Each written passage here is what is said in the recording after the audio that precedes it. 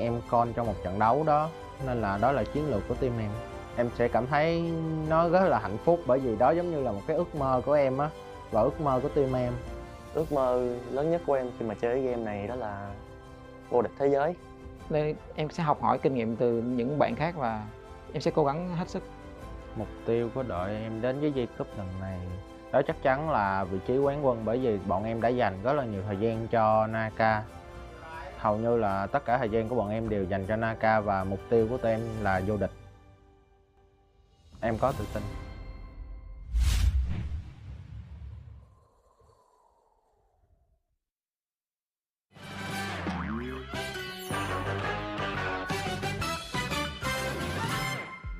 Sau khi giải trừ phong ấn thì có thể sử dụng full rank C4 5. Sao lại? có thể nâng cao tối đa tấn công của bản thân là bao nhiêu? 50%.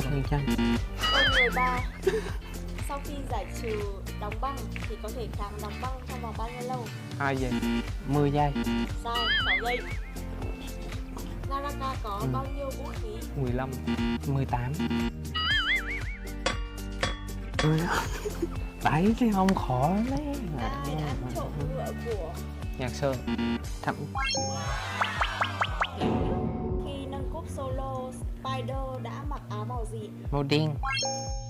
Màu tóc của thành viên APF của đội Weibo Gaming là màu gì? 8. Màu vàng à? Nấm độc của NARAKA là ở đâu? Xong là cốc. Sau khi Nhạc Sơn biến hình thì dùng tay nào cầm vũ khí? Tay phải. Đúng đáp án đúng là tay phải. Chưa biết thấy câu hỏi vậy. Sau khi cấp 2022 thì khi nâng cúp solo, Spider đã dùng tay nào để nâng? A tay trái, B tay phải. Theo tay phải. Tay trái. Thì ai đã chém đứt kiếm Takachi à? giành vô địch chốt đã mặc áo màu gì? Em ai màu hồng. Takaji và Zaiji có quan hệ như thế nào? Anh em. Kurumi và Takeda có quan hệ như thế nào? Thầy trò. Câu 5 trong World Cup 2022 thì đội Weibo Gaming giành giải quán quân với tổng số điểm là bao nhiêu? 75. 75.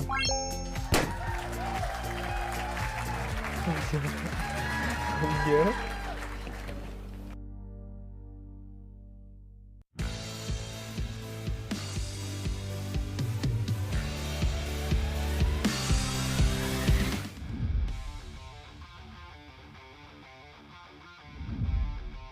Just yet. Pampy trying to find the grapple cancel, will be able to lock down one of those players.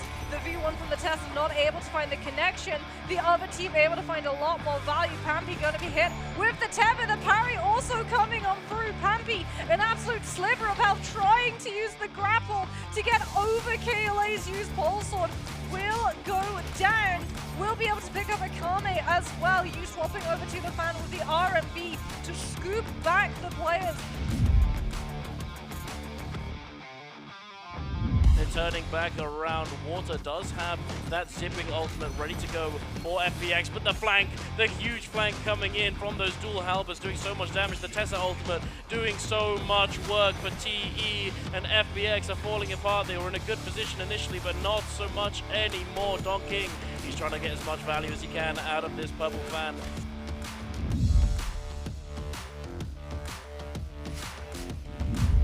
By Cuckoo, just trying to hold on and come back in. PPY trying to cover, but a huge fan LMB coming in, and that's going to be all they wrote for Cuckoo. The Viper is going to come in, but Han going to fall to the Tesla ultimate, canceling out the Viper ultimate. A little bit of a player mistake on the side of HLG. KLA finding the time to be able to do it as the Whoosh is going to be able to take them out, but it's not going to be too far as XCG is going to be able to close in this gap. Now, 9 HQ ends up getting caught and sent off the outskirts of the circle. KLA CXC has that dreadful whale, trying to see if they can close in the gap. Same thing as well with both of them as the Sand Cypher starts to come in. Now it's going to be XCG versus KLA, trying to figure out all the way towards the end here. This could be huge for him here. Nice hits coming through on each side. CXC is going to be able to get a huge parry off of 9HQ off the outside. Both of them trying to capture in there, but it's not going to be enough as XCG is going to come through all the the way at the top of the order. They both come through. They snag the elimination. Trying to follow up with this cavalry bloom. He's trying to mow the lawn. He's trying to do as much as he can, but oh, the king, he's ready with that parry. He gets the double parry with that pulsar shell, who's still extremely low. He's trying to stay away from OGSS, but he's not letting him go. The king managed to get that double jump, sets out the F1 for his teammates. The king on the beautiful parry coming out. He's ready for it. On the king, he's ready for it too. Parries back to back. He's going to try to see if he can find it as OUG. Double S does get eliminated, sadly, into this fight here by Dun Quinn. Dun Quinn keeping that same energy right towards him here. It looks like they're going to wait for the scale rush here, but it's not going to be enough. As those dual blades able to do a whole lot of damage here, and Dun Quinn's going to get absolutely decimated here. Zenyu going to try to see if he can find the next target. Jacob has always been a story in the making of a whole year of NARAKA. Honestly, I think if we're talking about the highlight of Jacob Grand Finals, we have to talk about the fact how it's not just CN leading the meta, but it's other regions that are having a huge impact. Just a bit, but it's not going to be enough.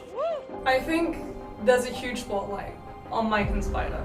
This is a storyline that's been going for an entire year. Spider lifted the trophy last year, but everyone said, well, would you really be able to do it if Mike was here? Mike came along, Mike's here. Oh my, there it is, and Mike with the grapple combo into Phoenix Blast takes the second game of the day. CN kind of had counted Hottie out as a hero for solos. Oh, nicely done. He catches him inside of the freeze. Oh no! But this is the opportunity to get the finish, and this could be the opportunity that he's been waiting for. But it was the NA players who came over and showed them just how dominant a force that Hottie can be. I'm definitely going to be keeping my eye on Wang Liang as well. I mean, the guy is an absolute demon. So does Wang Liang, and Wang Liang is going to actually eliminate Viper out of this game as well. Zell is another player who's absolutely inspired me as well. Zelding now on the test, are able to find a huge parry to convert into that repulse damage, catching Frosted. I think Frosted is the way forward, where you are able to earn the respect of all of these other regions. I want to say thank you to Frostivus for not only just continuing to follow in the stepping stones set by other players in the NA and SEA region, and continuing to lay that foundation and prove that it's not just CN who controls the meta. I'm a TE fangirl. This corner here, and just giving them so much of a barbecue. Hey, can I get my number 3 like always, baby? As now it's going to start to shift through. The sand siphon comes in. They're going to corner them off the outside. Roy Hehe trying to stay alive, but it's not going to be enough. STE is going to be victorious in your game number 2. This is a team that I've been following for a very long time. This is a team that I have a lot of respect for. This is a team that was playing something that wasn't entirely meta before it became the meta. In fact, they were the ones who sort of innovated. Having a Wu Chen teleport your entire team is an absolute touch of death. But TE played it perfectly. Every single region coming through, informing the meta, and all of these players having to adapt on the fly as they get here and realize that, hey, our region is not the only dominant region there is. I think that's super incredible and speaks a lot about how exciting this Jacob's going to be. What are you doing here? He's coming in. Mike wants to try and shock these kills. He's thrown the F2. He's coming in. The kill. The MVP! Let's go! Yes, Big Dog. That's what Let's I'm talking go. about. BBE come for the other regions, ladies and gentlemen. Let's do something interesting today, Poobie. Very interesting.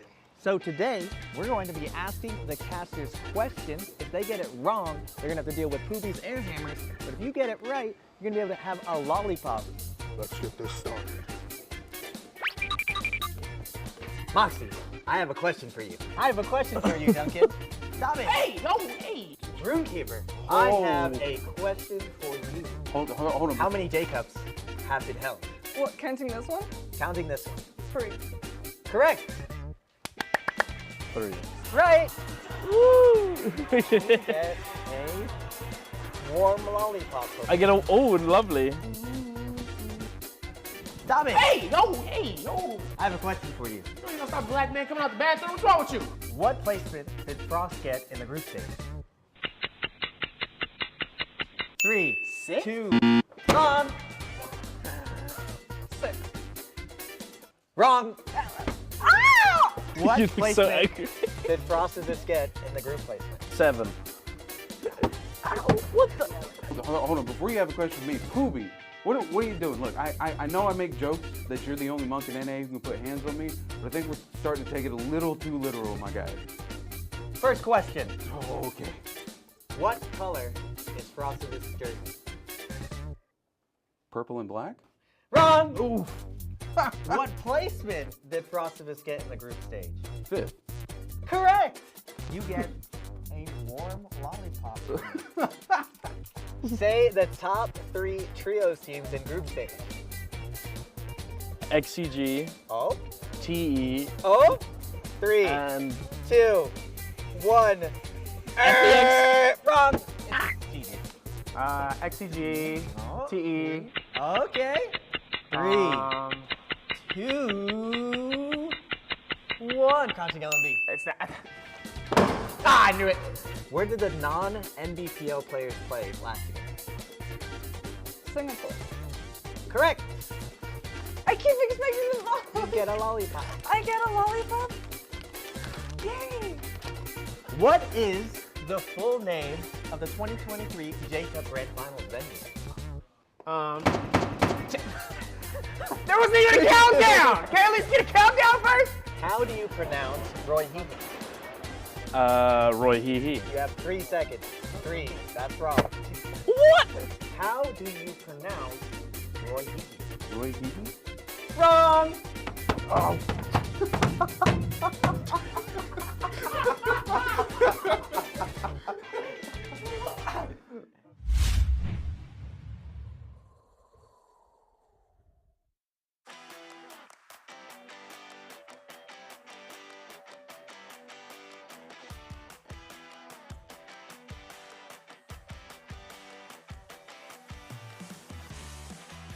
Hello everybody and welcome to the last day of the 2023 NARAKA BLADEPOINT J-Cup. I'm Got Moxie. I am joined by my wonderful friend the Runekeeper, but I mean, I'm gonna slowly just move a little bit to the side because we're also joined by another special guest. He's thrown hands on the lobbies, he's thrown hammers at us as we're all getting ready.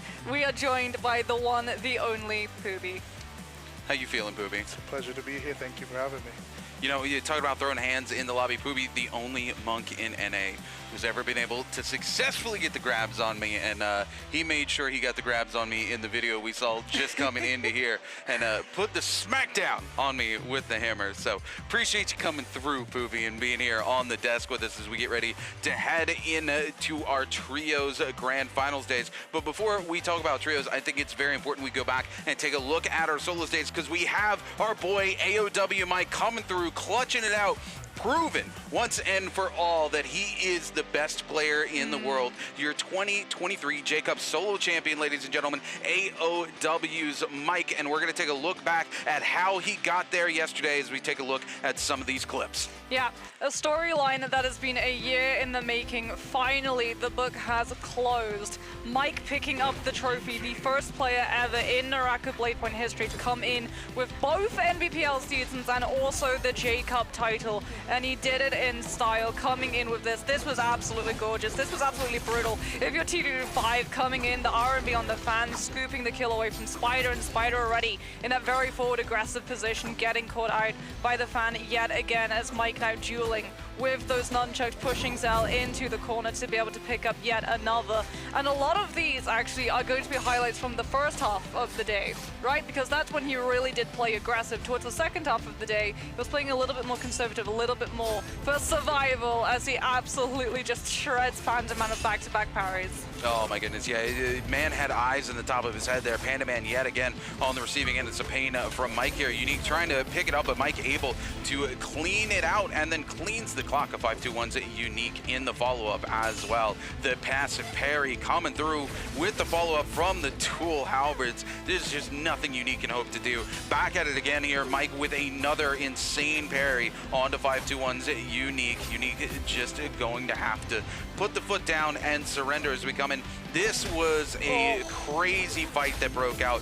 Mike in this particular game was able to pick up so many of these eliminations coming in here, locking down GG Shaw realistically no place for him to go, as Mike cleans it up, he cleans up the lobby, he cleans up the championship, and walks away with the three-piece NBPL Season 1, Season 2, and of course, J-Cup 2023. Yeah, that was heartbreak for T225, but honestly, it was really heartwarming to get to see the moment that came after this very moment here, when AOW's Mike walks away from the trophy, walks away from the center of that stage, and goes to hug his competitor. He knew how close T225 was to that title, and he's making sure that T225 knows what a strong player he is.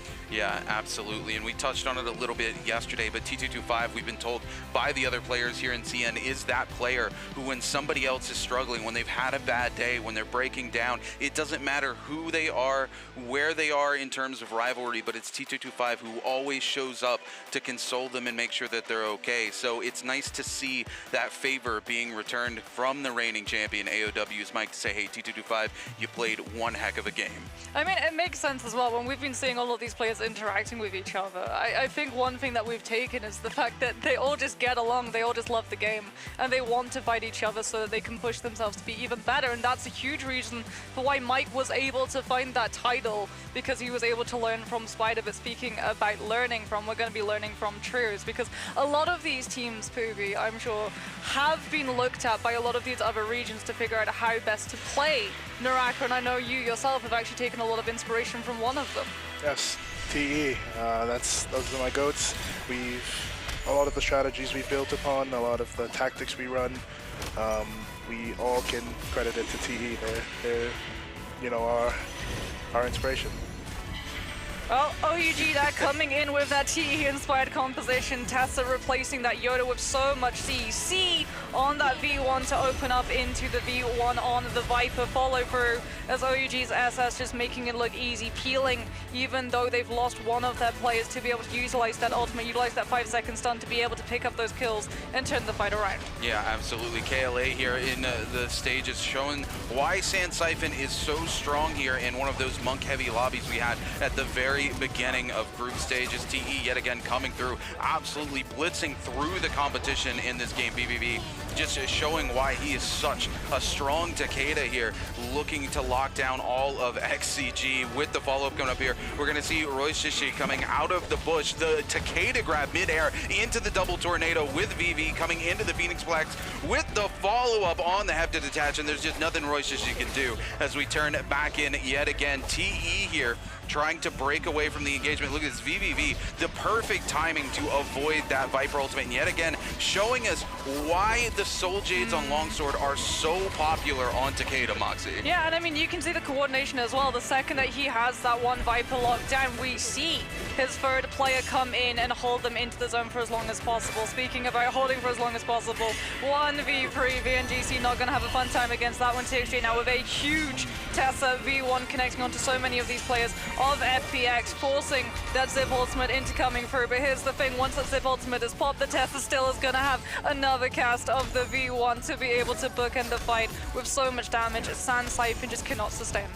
Yeah, taking a look here, XCG, one of those other teams right now. We talk about that level of consistency here. LXH able to just stay airborne in that clip. He was able to pick up multiple extra eliminations for his team and stay alive till second place, garnering them a huge amount of points in that game when everybody had counted them out. Back here to KLA going head-to-head here with a 5-2-1. Pampy really putting in work with this pole sword onto KLA's U. Catches him on the uppercut there as he's trying to activate the ultimate, and this is just nasty. This is something we've seen here in Trios, how important this particular Soul Jade coming off of the dagger has really been. Since it's been taken away from that purple state and gone into gold state, in Trios, this Jade has just become an absolute menace in endgame, Moxie. I mean, it's total lockdown, right? It's not just the amount of damage that it does, it's the fact that you have someone stuck right in the middle of it. Speaking about stuck right in the middle, HLG trying to catch on to these players, even through that Smulch Wind Wall. Han coming in with the focus strike on the Katana, back to back to be able to shred through all of that health. XG's Night HQ now losing that weapon to the parry, but still having those fear and shoves, able to push KLA's CXE into that corruption tick damage. And there it is, XCG running this composition, which I would say is their strongest composition, right? Sand Siphon for this team has been the absolute star of the show with players like XCG's Night HQ. But heading into today, we have 2 stars of the show, both TE and XCG. TE may be slightly ahead of the pack, but it's only ever so slight because XCG are a stone's throw behind them. Yeah, absolutely. TE definitely came into these pre-final stages looking to build a cushion heading into grand finals that they could fall back onto. Unfortunately, they have XCG in the league with them. This is one of the, if not the most consistent teams in the league, and for them, that little bit of cushion they have built is not even a stone's throw. It might as well be a 1-inch punch away as XCG is knocking right there. Yeah, I'm going to be really interested to see whether or not we see some of these other compositions come through. One composition we know we're definitely going to see, however, is going to be that Sand Siphon. It has been so popular, it's actually been picked 129 times in J-Cup so far for Trios, which is absolutely insane when you remember that we haven't even had a whole month of play. It's been about 2 weeks for that composition to be picked up, but no surprises, right? I'm sure Pubi, as a Trios player, you know how strong having an all-round composition where you have value both in the early game, but also still that insane level of value in the late game can be for some of these teams to have that comfort level. That's correct. Especially with just how dominant it's.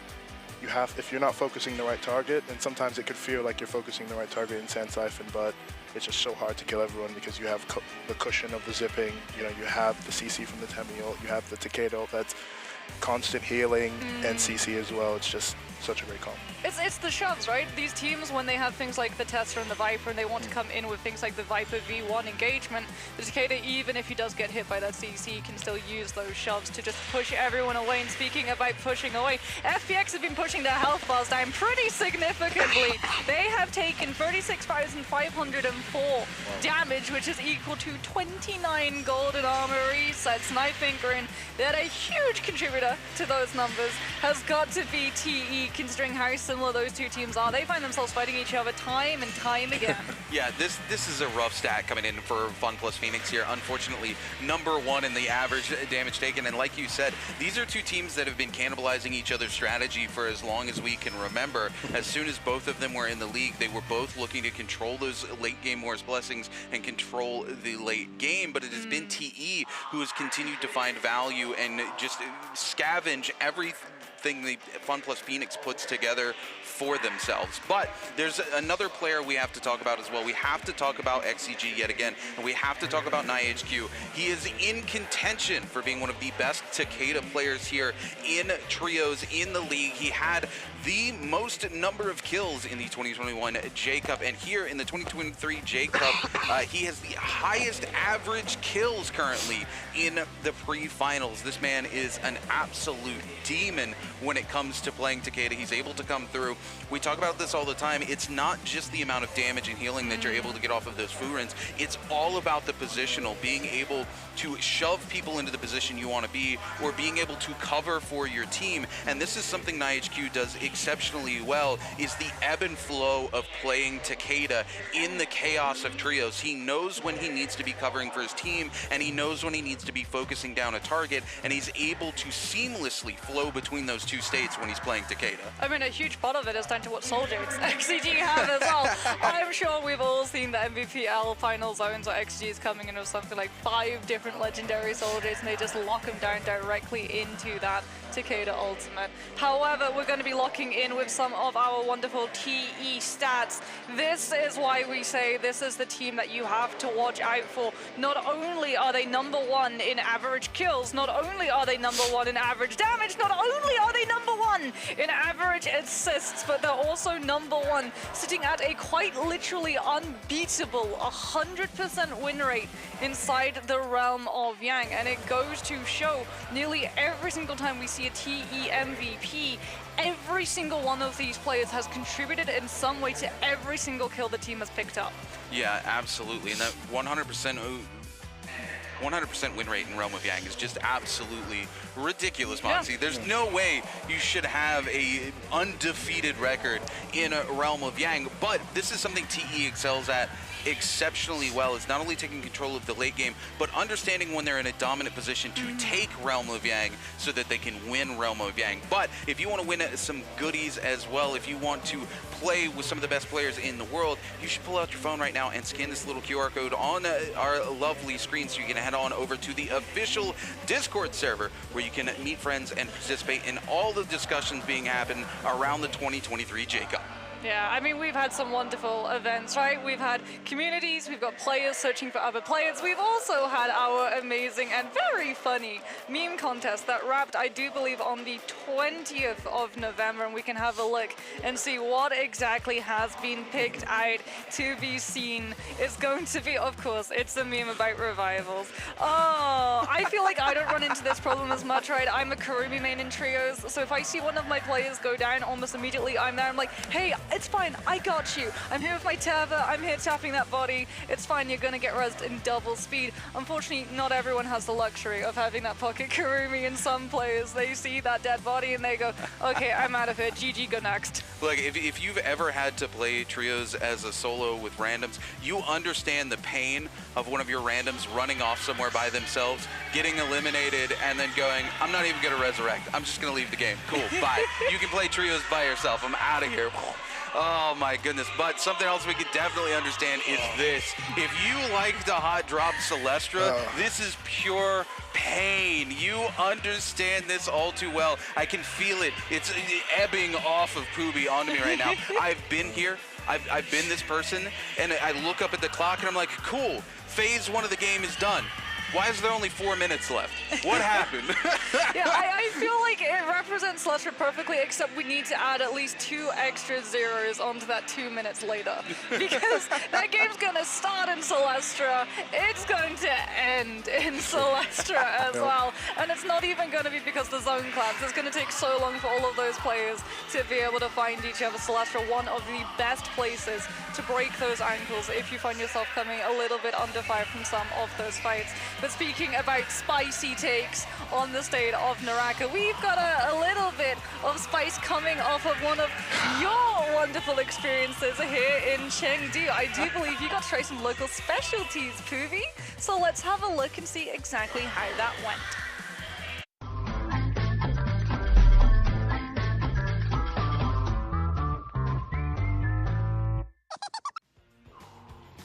You're kidding me. Eat it, bro. Oh, bro. I'm lost. It was great. You'll become more powerful from this. Like I do that. Hello and welcome to the Taste of J-Cup. I am your host, Dunky Donuts, and we're going to be trying some interesting stuff today. Some interesting things that are very common here in Chengdu, China. Without further ado, let's get straight into it. The first dish, ladies and gentlemen, is going to be some spicy skewers. Lots of different meats, some broccoli on there, some vegetables, chicken, beef, all that sort of stuff. Group stage, Shanghai. How was that? Wow, everyone knows how IDC did. If we were playing golf, we would have won. The only person I went out with was Lexi, involuntarily. What did you get up to? When you pair 2 introverts together, not much really gets done. Spider was just looking around and he was like, I'm lost.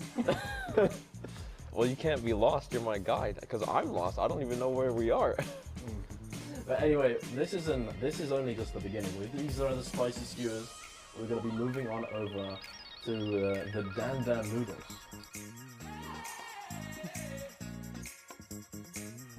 Poobie, how was it? Probably a mistake. So what do you guys think about this year's grand finals? Who do you think is going to take the dub? No bias. I think he's just the best looking, most handsome person here, Frostvus. Yeah, Frostvus is super chill. It was at the airport when from Shanghai to Chengdu. Said that he said he's an introvert. He's introverted, but he was sitting like this on the chair. Just like it just has this rizz around him. Well, we've had a bit of these noodles, definitely really tasty. But hey, you wanna know the next thing? We got some rabbit head. Oh, look, we got bringing it over to us as well. I've been waiting for this for a long time.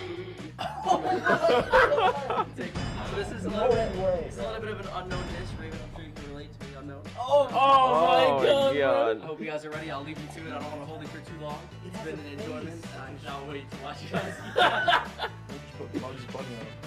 Oh my God. There we go. Right, you have to eat this. It's like I smiling. would assume so. We got told how you're supposed to eat this. So the idea here is take the jaw. Well, you use your hands? Well, I mean, I can't do this with chopsticks. So you gotta do it manually, bro. Wait, is this the eye? I'm like pushing something out. Bro, I don't want to break this and then have it fly everywhere. Listen, you guys, stop talking, man. Bro. Oh my God, Don's just in. Yeah. Look at him. Yeah, alright, let's go. Bro, this shit is good. See, this is the African specialty here. Use your hands. This is a very common thing that you'll find if you were to walk around on Chengdu. So this is the brain inside then? Yeah, you got the brain in there. You rather going for the brain? How many hours do you have in NARAKA? And then just put it in your mouth. How many hours? I can't even think right now. How many hours do I have in NARAKA? I have around 8,000 hours. How about you? I have like 7,000 hours on Steam now. My friends are right. This spicy rabbit head is really good, man. Oh, look at mine. This is all gone. I feel like I just kissed it.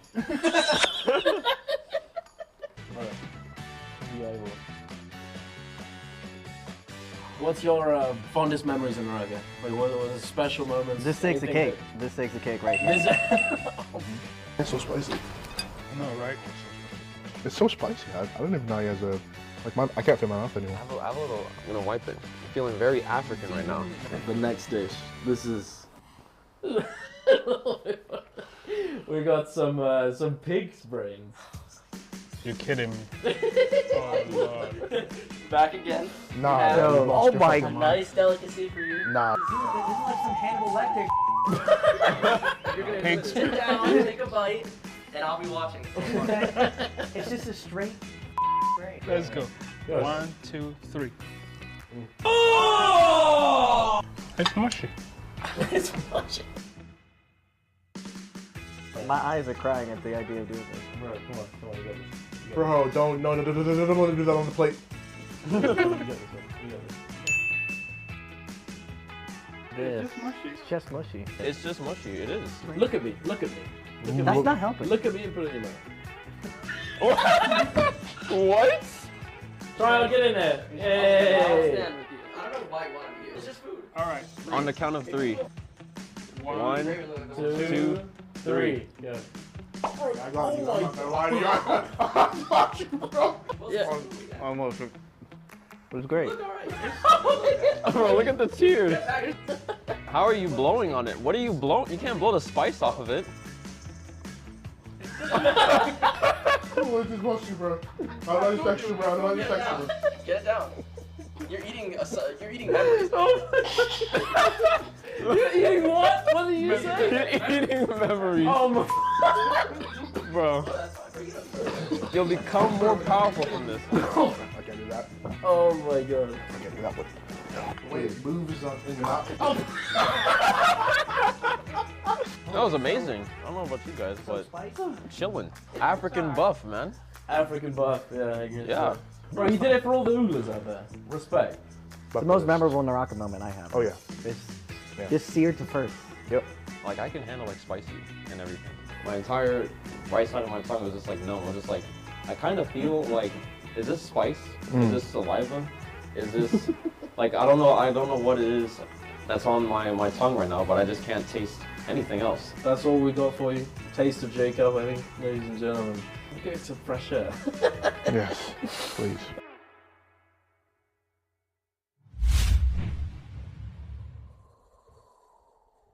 Oh my goodness, Pooby, you survived the taste of Jacob. How you feeling about it, buddy? I don't want to talk about my trauma. It makes me You makes me a want little to talk angry. about your trials and tribulations? No, it was too spicy. They put rabbit head and pig's brain. Like what? How am I supposed to eat that? Like what? You were making some incredible faces.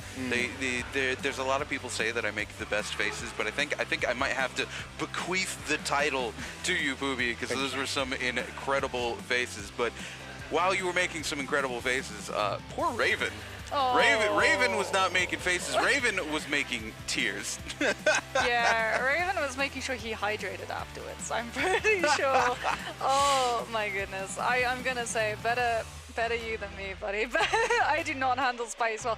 This guy, he would have been fine with it. He would be like napkin, just sitting there for about 3 hours, digging through all of those noodles and skewers. You like the spicy stuff. You've been having the time of your life here, trying stuff in Chengdu. Yeah, absolutely. I feel like every time we go out, a local looks at me and goes, "You should live here." I love the spicy food. I love Szechuan cooking. I love the whole idea of Ma and La when it comes to spices. You know, I'll reveal a little bit of myself. One of my hobbies when I'm not casting, when I'm not playing games and making content, I love to cook. And Asian cuisine is one of my specialties, so. I'm just counting it as a victory that when we went to Hot Pot that first night here, I didn't cry. Yes! Came close! Came close. Face turned entirely red. Had to get a whole bunch of water, but didn't cry. Absolutely a great time. I mean, in general, the food here for me is just top notch. You can't beat it. I love the level of spice. I love the locals. I love the beer, if you will. And just Chengdu, such a beautiful city. I wish we had more time, Moxie. All I want to do is go out and explore and eat more food. And see the pandas. Oh yeah, we have to go see the pandas. Yeah, but sadly, we're running out of time. In fact, everyone is running out of time. There's only 6 more matches, right, that are going to be played before 2023 J-Cup is over and done, as sad as that is, because like you, I really do wish we got to see a little bit more of it, but we can't unfortunately ask all of these players to play non-stop NARAKA as enjoyable as it would be. Our voices would absolutely break as we got a taste of what happens when there is an absolutely unstoppable fight that just goes on and on and on. And I'm talking about yesterday, Wang Liang, Xu Sheng. That was the fight that went on for over several minutes. And I'm very happy that my voice somehow survived the ordeal because, my goodness, reset after reset, 8 full resets of a Hardy versus a Tumult. Poobie, what is your feeling on the Tumult and Hardy matchup? Well, so a lot of people say it's Temmie favored because once the Temmie ult goes down, you know, Hardy, he can fly up and around, but the moment the Temmie, you know, lands his F, or, you know, if Hardy gets too greedy and goes for a punish on the Temmie, he's F'd and it's just Jover. As you saw at the end, right? Yeah. They got the F and it was Jover. I mean, I kind of wish he got the kill with the grapple juggle. Yeah. That was insanely flashy, but you know that your Hardy is just mashing that F button, being like F2, F2, F2, F2. Oh, that being said, we've had a little bit of light shed on our backstage forwards. We're going to shed a little bit more light on backstage itself, so we'll see you in a bit. Let's do something interesting today, Poobie. Very interesting. So today, we're going to be asking the casters questions. If they get it wrong, they're gonna have to deal with Poobie's air hammers. But if you get it right, you're gonna be able to have a lollipop. Let's get this started. Moxie, I have a question for you. I have a question for you, Duncan. Stop it. Hey, no, hey. Runekeeper, I have a question for you. Hold on. How many J-Cups have been held? What, counting this one? Counting this one. 3. Correct. 3. Right. Woo! You get a warm lollipop. I get a, oh, lovely. Stop it. Hey, no, hey, no. I have a question for you. You ain't gonna stop black man coming out the bathroom? What's wrong with you? What placement did Frost get in the group stage?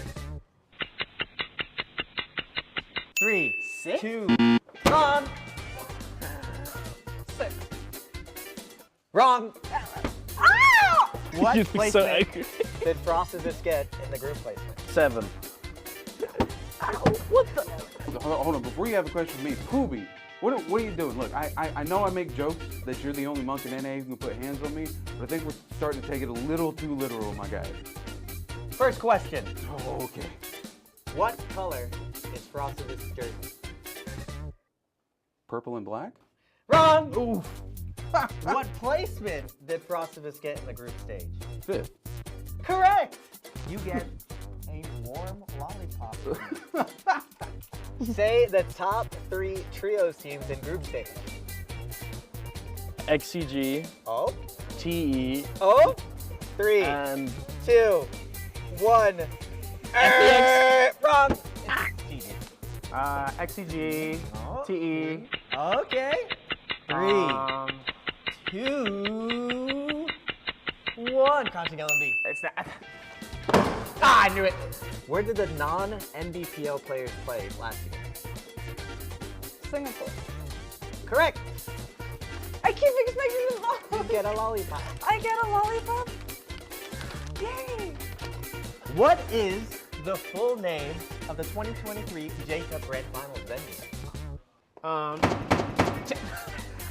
There wasn't even a countdown! Can I at least get a countdown first? How do you pronounce Roy Hehe?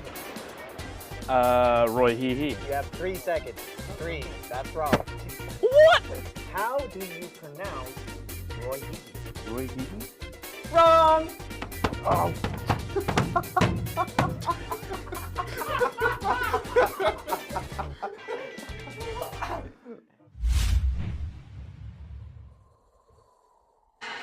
You know, we specifically got here early for rehearsal to try and stop this from happening. Poobie somehow found that hammer, and I'm just gonna pick this up because you wouldn't hit a defenseless talker, would you? This is my insurance. There you go, that's the answer. He won. He absolutely would.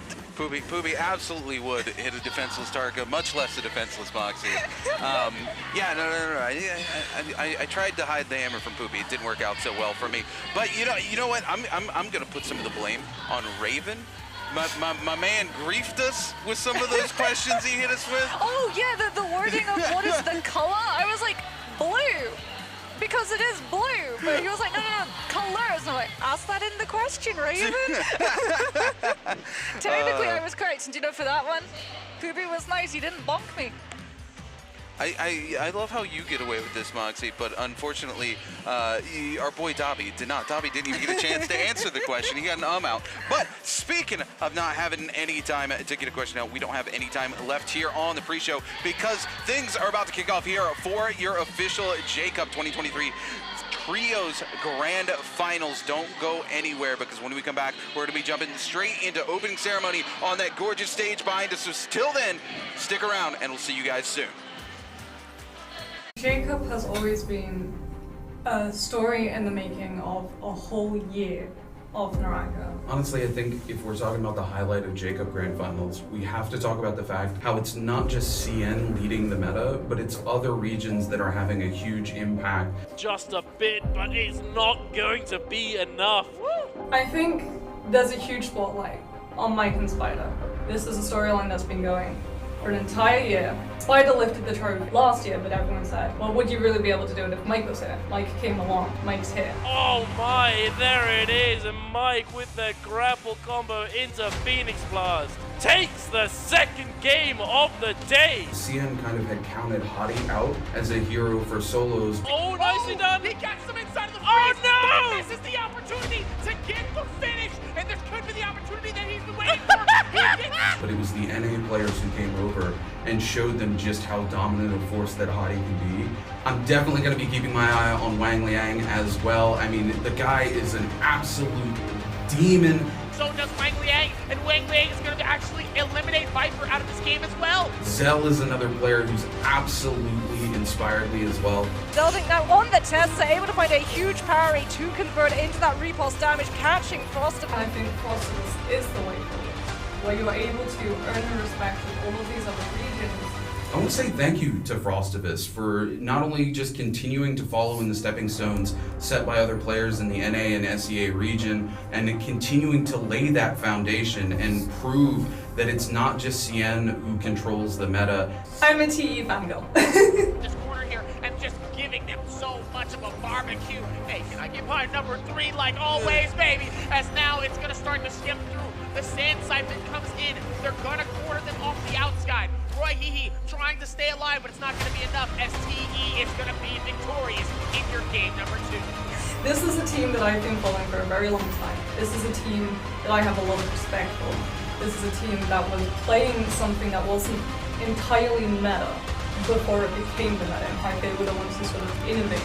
Having a Wu-Chen teleport your entire team is an absolute touch of death. But TE played it perfectly.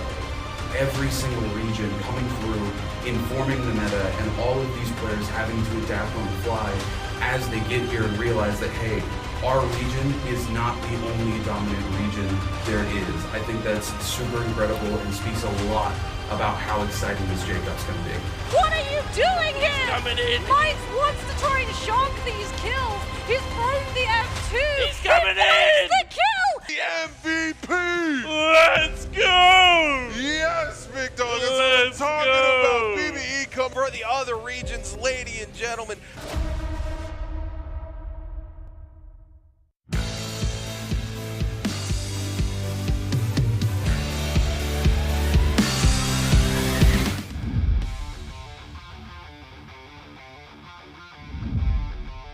Just yet. Campy trying to find the grapple cancel will be able to lock down one of those players. The V1 from the test is not able to find the connection. The other team able to find a lot more value. Pampy going to be hit with the tether. The parry also coming on through. Pampy, an absolute sliver of health, trying to use the grapple to get over KLA's used pole sword. Will go down. Will be able to pick up a Kame as well. You swapping over to the fan with the RMB to scoop back the players. They're turning back around. Water does have that zipping ultimate ready to go for FPX, but the flank, the huge flank coming in from those dual halberds doing so much damage. The Tessa ultimate doing so much work for TE, and FPX are falling apart. They were in a good position initially, but not so much anymore. Don King, he's trying to get as much value as he can out of this purple fan.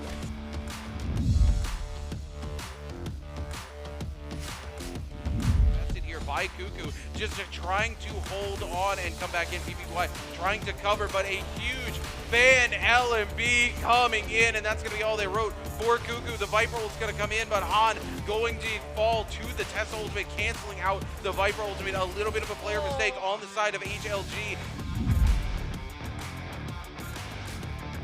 KLA finding the time to be able to do it as the Woosh is going to be able to take them out, but it's not going to be too far as XCG is going to be able to close in this gap. Now, Ignite HQ ends up getting caught and sent off the outskirts of the circle. KLA CXC has that dreadful whale, trying to see if they can close in the gap. Same thing as well with both of them as the Sand Cypher starts to come in. Now it's going to be XCG versus KLA, trying to figure out all the way towards the end here. This could be huge for him here. Nice hits coming through on each side. CXC is going to be able to get a huge parry off of Ignite HQ off the outside. Both of them trying to capture in there, but it's not going to be enough as XCG is going to come through all the way at the top of the order. They both come through. They snag the elimination. Trying to follow up with this Cavalry Bloom. He's trying to mow the lawn. He's trying to do as much as he can, but oh, the King, he's ready with that parry. He gets the double parry with that Pulsar. Xiao, who's still extremely low. He's trying to stay away from OUGSS, but he's not letting him go. The King managed to get that double jump, sets out the F1 for his teammates. Don King, oh, and the beautiful parry coming out. He's ready for it. Oh, and the King, he's ready for it too. Parries back to back. He's going to try to see if he can find it as OUG. Double S does get eliminated, sadly, into this fight here by Don Quinn. Don Quinn keeping that same energy right towards him here. It looks like they're going to wait for the scale rush here, but it's not going to be enough. As the Dual Blade's able to do a whole lot of damage here, and Don Quinn's going to get absolutely decimated here. Zenyu going to try to see if he can find the next target.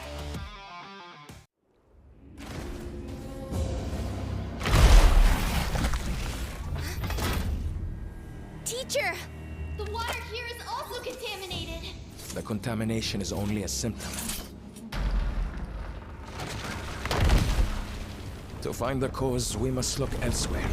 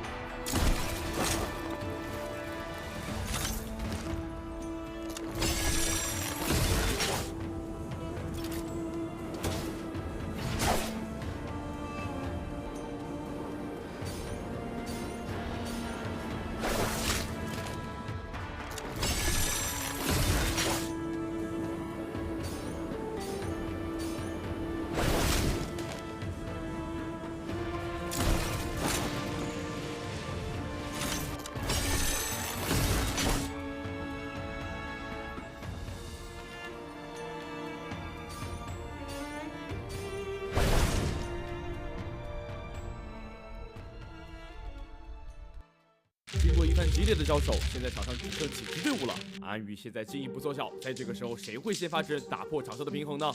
欧游记凭借着良好的装备率先发难，掏出鸟窗远程狙击叉 CG， 但是叉 CG 也不甘示弱，开始反击。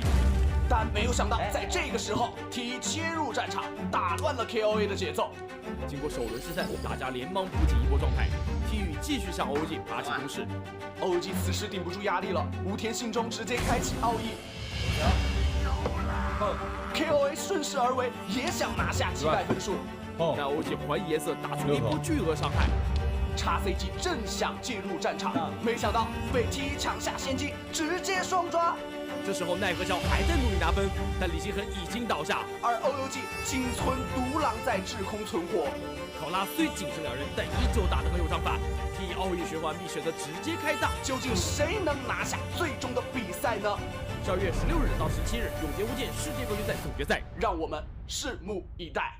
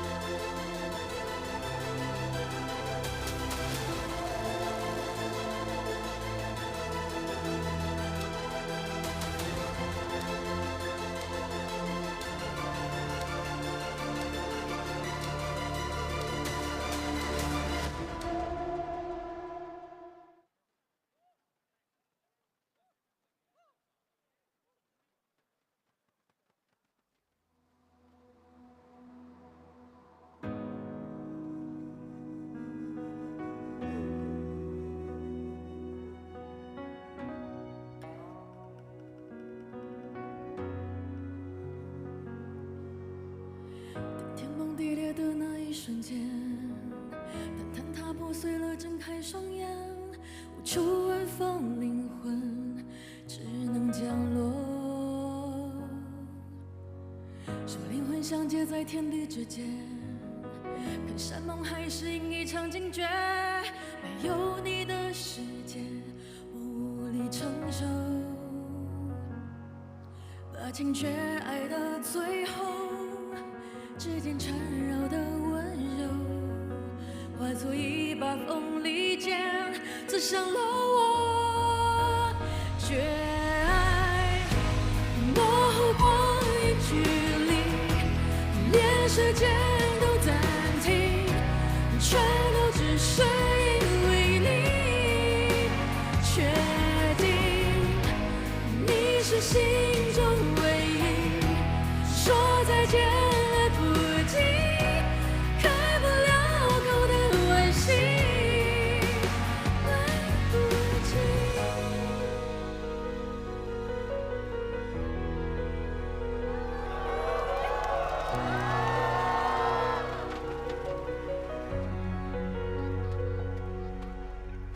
说灵魂相接在天地之间，看山盟海誓应一场惊觉，没有你的世界，我无力承受。把情却爱到最后，指尖缠绕的温柔，化作一把锋利剑，刺伤了我。绝爱模糊光影距离，连时间都暂停，全都只是因为你。确定你是心中唯一，说再见来不及，开不了口的惋惜，来不及。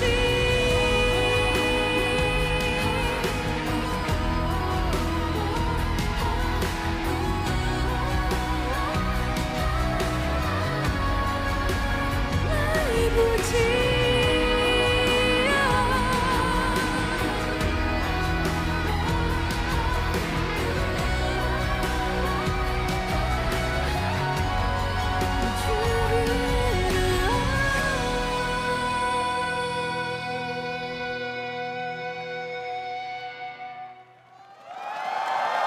谢谢。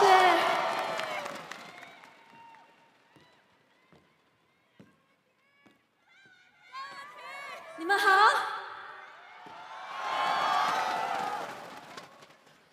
接下来带来新的一首歌，叫做《命运火焰》。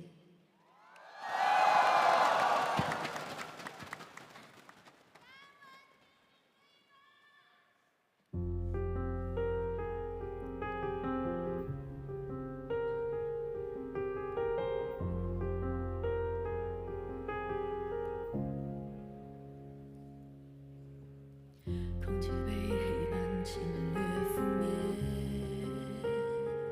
残缺的世界，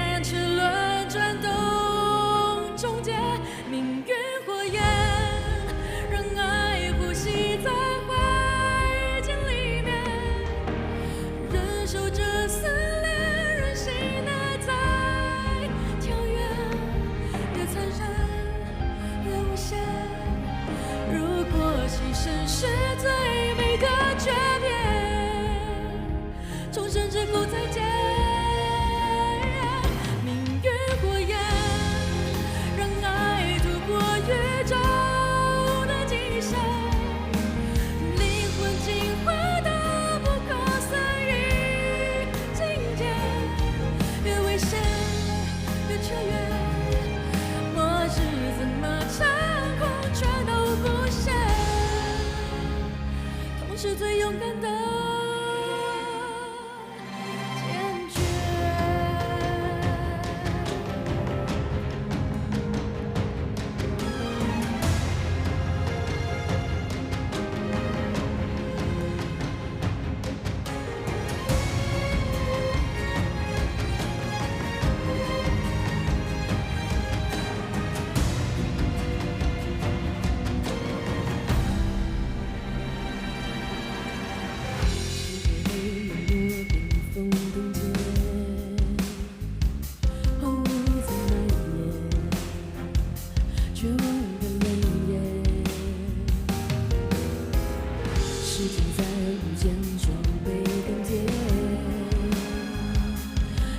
终结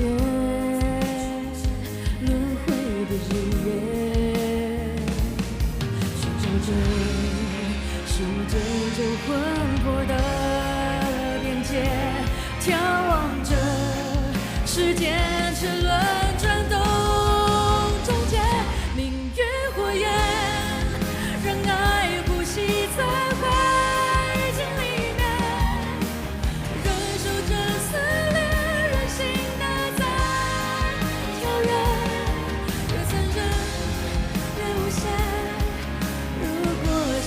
是最美的诀别，重生之后再见。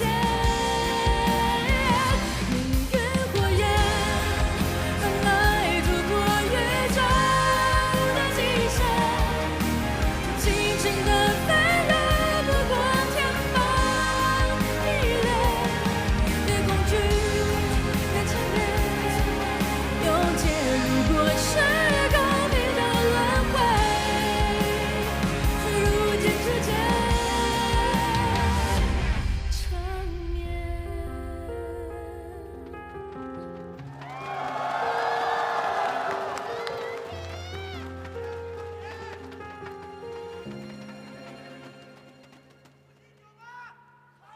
谢谢。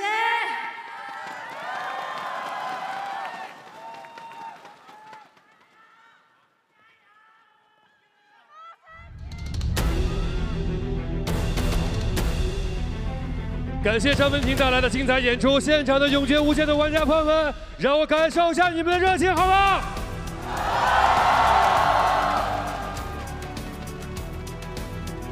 欢迎来到2023永劫无间世界冠军赛3排总决赛的现场，大家好，我是任栋。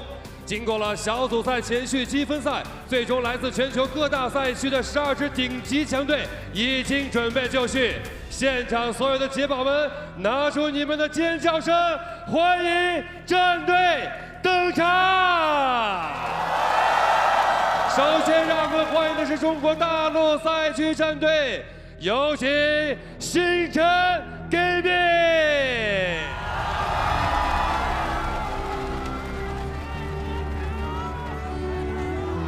星辰 Gaming， 小南、奈何桥、李星汉。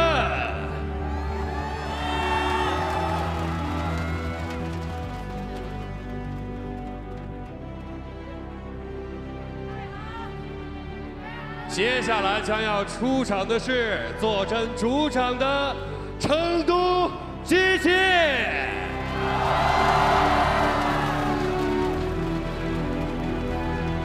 成都机器 Miss Kaya 330李希淼。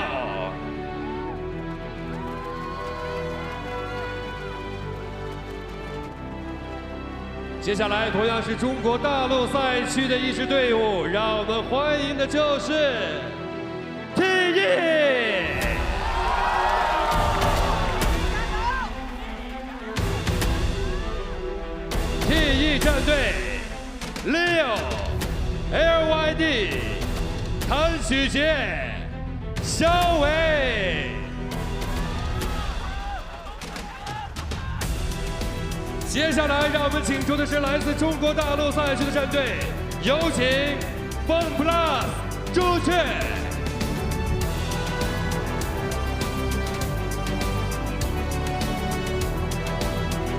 蹦 plus 朱雀，冬青、小虎、Water。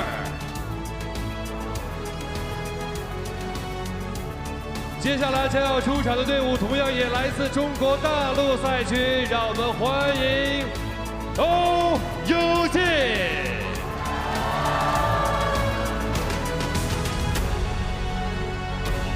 欧游记 ，The King， 苏苏新宇。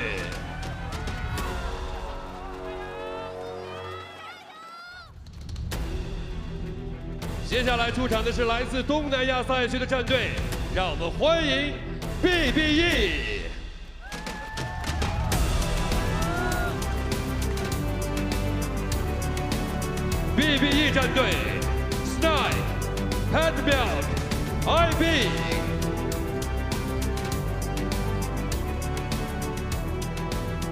接下来，让我们请出的同样来自中国大陆赛区，让我们欢迎 KLA。KLA 匹克、陈玄之、小玉。接下来请出的是中国大陆赛区战队，让我们欢迎 GL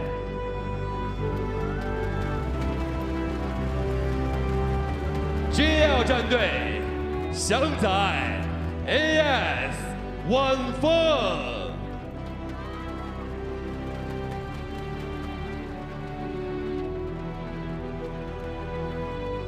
接下来将要出场的同样来自中国大陆赛区，让我们欢迎 DRT。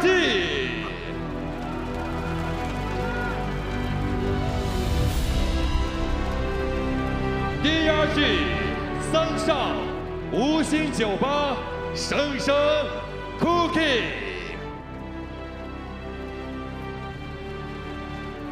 接下来请出的是东南亚赛区战队，欢迎521。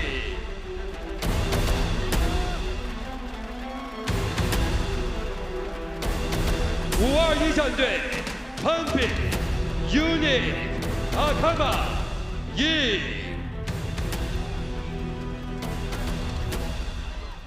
接下来目光回到中国大陆赛区战队，欢迎 HLT。HLT 韩、泡泡雨、酷酷、GG Bond。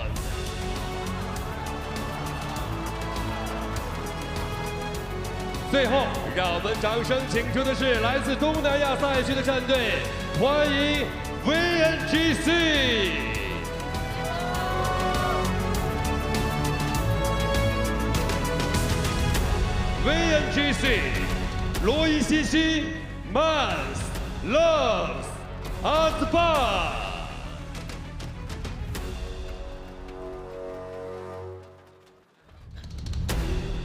传世锦绣，五节雄起，现场所有的3排战队已经准备就绪。Bring the heat, fight for J Cup。在成都，我们一起见证今夜的冠军。现场所有的解宝们，让我们共同一起拿出你们的呐喊声。3排决战正式开始！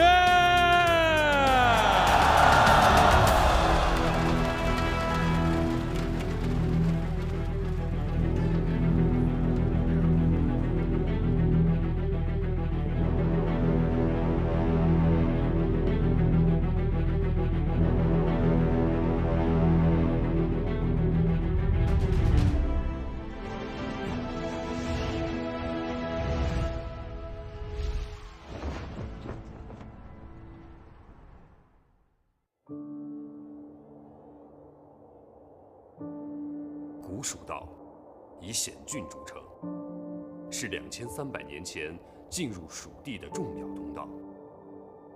而攀登蜀道需要无比强大的勇气与毅力。2023年末，对于前往蜀地争夺节杯冠军荣誉的他们而言，又何尝不是在攀登另一条蜀道？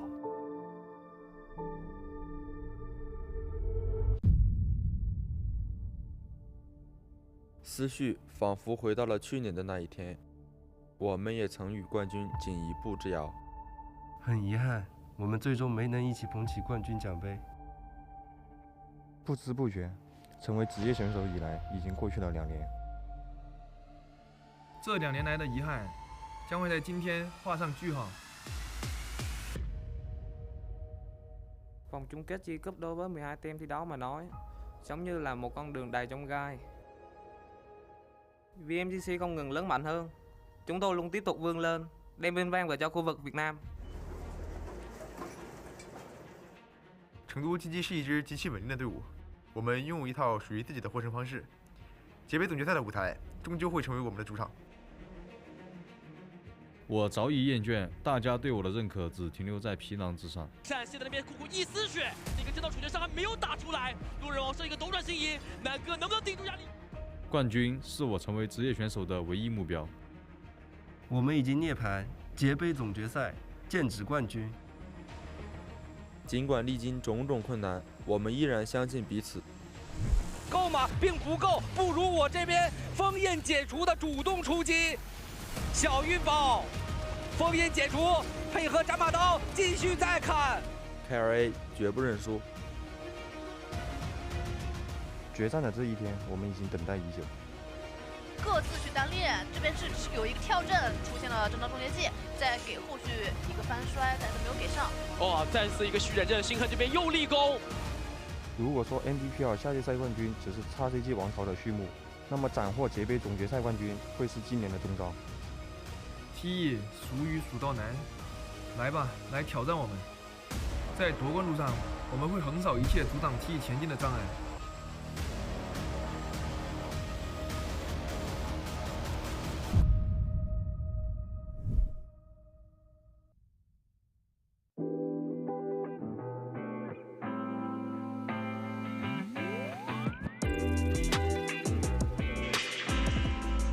Testing, testing. Hello everybody and welcome back to the official NARAKA BLADEPOINT J Cup 2023. What an opening ceremony. In fact, Phoebe, I think we just teleported. That was us! Yeah. In the merch line, there we are, so we can have a look at all of our wonderful cosplayers, some of whom are still around to go grab some photos with. I mean, I saw on ACOS, I was like, yeah, you and me, buddy, we're getting a picture right here, right now. As I think a lot of these players are going to be dialed in and ready to get going with the last 6 matches of NARAKA BLADEPOINT J Cup 2023. Yeah, absolutely, Moxie. Things are getting ready to get heated very quickly here.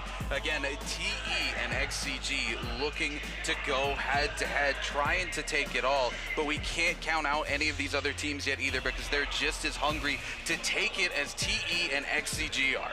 Yeah, I mean, we keep talking about these two teams, but there's so many others that we have to remember as well. VNGC managing to just make it all the way down to the wire was their qualification. They knew coming into that last game of the day that they needed to be aggressive, they needed to be proactive, they needed to pick up as many kills as possible, and that's exactly what they did, Rune. They went out and they farmed that lobby, and I think some of these teams that are a little bit below in terms of those points that they picked up for pre-finals are going to be thinking the exact same heading into the first half of this day. Yeah, absolutely. VNGC, like you said, they identified what their win condition was, what their qualify condition was. They go in, they make it happen, and this speaks to a quality of VNGC. There's a lot of these teams that don't understand how to play from behind. They don't understand how to go into a game when there's a little bit of that RNG on the table. It's the last game of the day and make something happen. VNGC identifies what it is they have to do and they are able to make it happen. But speaking of teams that are able to make it happen, I think we need to talk about what teams we think are going to make it happen here today, Moxie. And I think I'm going to let you and Pubi take it away here just to start. I mean, I said that we need to talk about other teams, TE and XCG, and you know what, that's exactly where we're being heading right back into, because my prediction for who's going to be lifting that champion trophy is going to be TE. This is a very dominant team, this is a team who are incredibly smart, this is a team who have pioneered pioneered and innovated entire compositions. They've shown throughout the entirety of the year the camaraderie, companionship, and coordination necessary to be able to pull off off-meta picks. I think when we're in a meta about that MVP, it has to as well go to TXJ, because this is the player that has sort of been the glue holding TE together. He's the one coming in, playing that Tessa, coming in with those absolutely massive Tessa V1s to be able to push into VVVs, Viper V1s, and everything works perfectly when all of these players are on the same page. Poobie, what about you? I know where you're going to go with it, but you might as well tell me your prediction. You know, because you already know where I'm going to go with it, I'm going to let you take it away. It was add some variety to you're going to let me cast. take it away? Well, Yeah. there's no surprise here for me. I've been talking about them all year, their journey to becoming the most consistent team in the league. This is a team that kind of flies under the radar and then comes out of nowhere to bite these other teams in the backside and come out on top. And of course, I'm talking about XCG. This team is an absolutely dominating force here in the NBPL, here in the J-Cup as well. And they are nipping at the heels of TE, and leading the charge has got to be their MVP, NARAKA. Yeah, but I mean, Poobie, you know where you stand, right? Of course. Like, come over here, Yep. buddy. Friend, pal. This is in. the TE corner. We've got little Taku in the UAsian, so you know, 4 of us here are all voting for TE. I think, Rune, you're being overruled in this instance. I see how it is. But Poobie, you gotta tell us who your MVP is for TE. I think I'm going to go with LYD. That's my GOAT. It's going to be my GOAT for this. Well, you heard it here, ladies and gentlemen. We have 2 votes for TE, 1 for TXJ as the MVP. Poobie's going to say LYD, and I'm going to stick with my prediction that I made earlier this year. It's going to be XCG, and I think NARAKA is going to lead the charge. Time will tell, though, because we've got 6 games to go, ladies and gentlemen. That is it before we crown a champion. And speaking of crowning a champion, if you walk away the champion, you're going to be walking away with $530,000. That is a whole lot of cheddar on the table for the team that takes the championship. As we take a look at today's schedule, no surprises coming in here. It's going to be Morris Isle into Hollow into Morris Isle, but game 1 is going to kick things off hard and heavy as we're coming in on a nighttime map. That means the Fireflies are coming in, and a lot of these comps will be rolling through strong. A lot of questions about what's going to get played here, because in the group stages and the pre-final stages, we saw teams opting on that game 1, even though it's a Firefly map, to take Transformer comps, which are comps that typically do not do well into those Firefly heavy maps because they have to scale into the late game, so they don't get as much value out of their ultimates early into the game. Heading into this, it's time to see if these teams in the last week, since we flew from Shanghai here to Chengdu, have been able to make an adaptation, or if they're just going to go back to their old ways. Well, I mean, we saw one lobby of all Transformers, and then the next day, no Transformers, and then the day after that, suddenly all Transformers again. And it was actually a lot of these teams, or the ones that walked away with the MVP, were the ones that were able to predict whether or not it would be a Transformers team and whether or not it was worth running something that directly countered that Transformers team.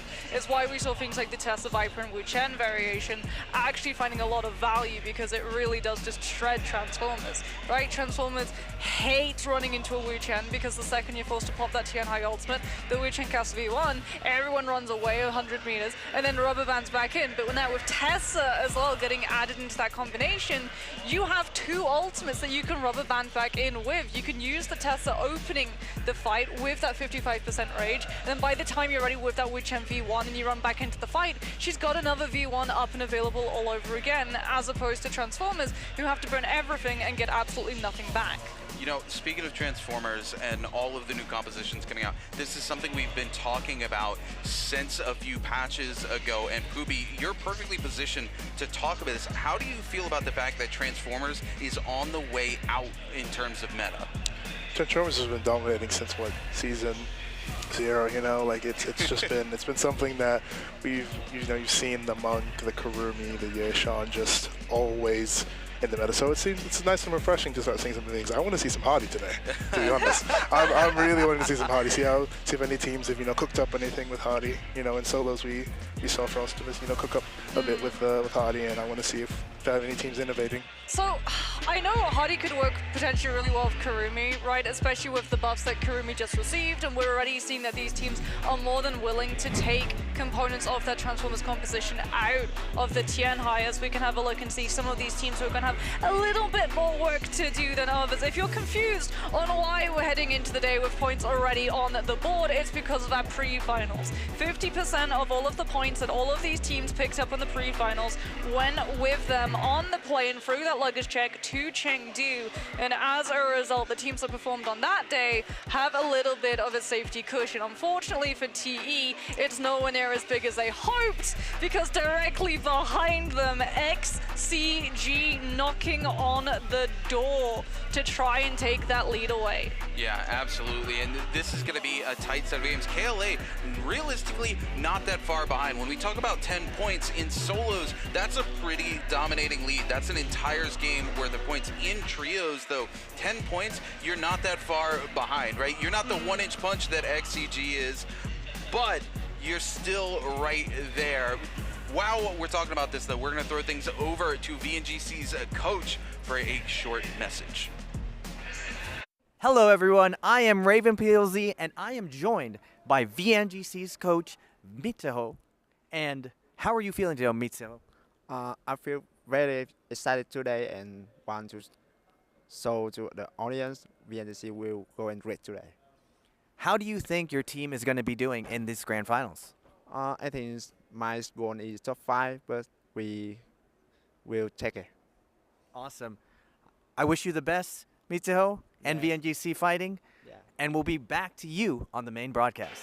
You know, VNGC not as high up in those standings coming in from the pre-finals as they would like to be, but we talked about this a little bit at the start of the day here. This is a team that is very capable of understanding and identifying their win condition and playing that way and making that happen, but unfortunately, they do have a lot of work to do. And speaking of having a lot of work to do, we can't have Pooby behind the desk forever. This is a busy man. He's got things to do. Pooby, I want to thank you for coming and being on the desk with us, and I look forward to seeing you again, brother. Thanks for having me. No, come on, give it. See, I'm wearing heels. I'm actually unhuggable height at the moment.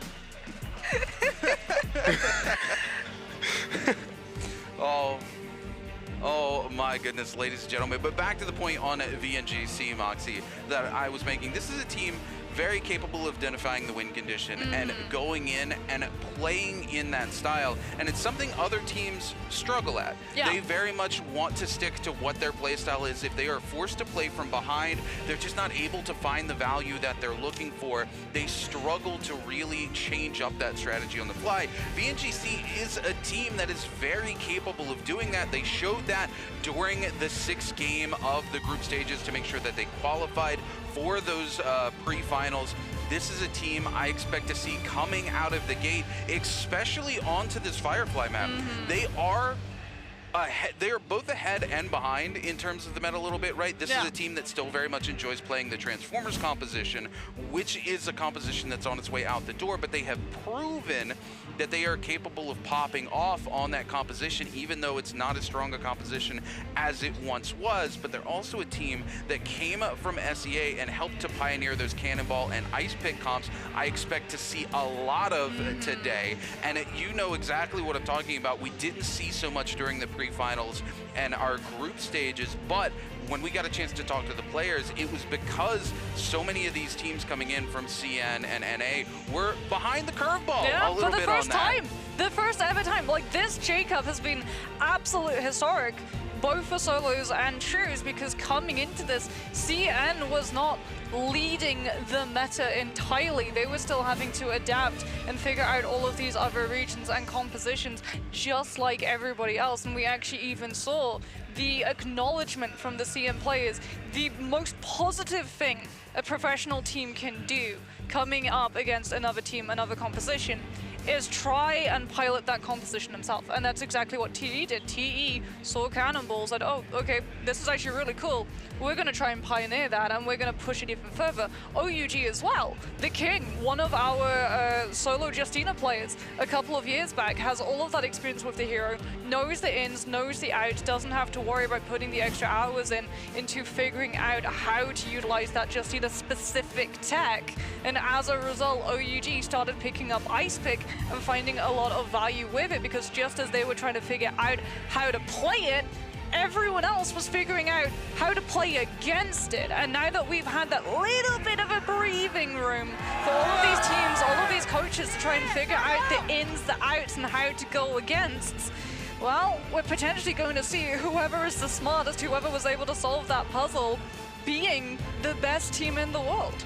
Yeah, I mean, absolutely. There's no question in my mind that how these teams come in and pilot these new comps today, whether it's Cannonball or Ice Pick or potentially even a new comp we haven't seen yet that these teams have been holding on to.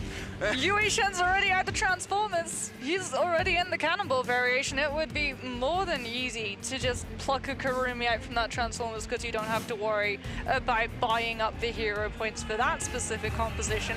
This is something that we should very briefly mention. All of these teams are still under the 12 hero point rule. The first time they play one of these compositions is absolutely free. However, afterwards, the more they pick a hero, the more expensive they're going to become, which is why we've actually seen such a diverse variety of compositions and meta, because you can't play the same composition. You can't play Sand Siphon 6 times in a row, and it's forcing a lot of these teams into figuring out what pieces of compositions are required to make it work and what are replaceable. Yeah, absolutely. And again, I expect in the last week from our flight here from Shanghai to Chengdu, so many of these teams not only to have been practicing heavily this Cannonball and Ice Pick compositions, but also trying out some new things as well. Because we've seen time and time again, the team that is able to come into J-Cup in terms of trios and is able to innovate on those competitive compositions is usually the team that walks away with the title, Moxie. But we're getting ready. Ladies and gentlemen, it's time to kick things off here for your 2023 J-Cup Trios Grand Finals as we get ready to head into game number 1. Let's see. We've got Fireflies.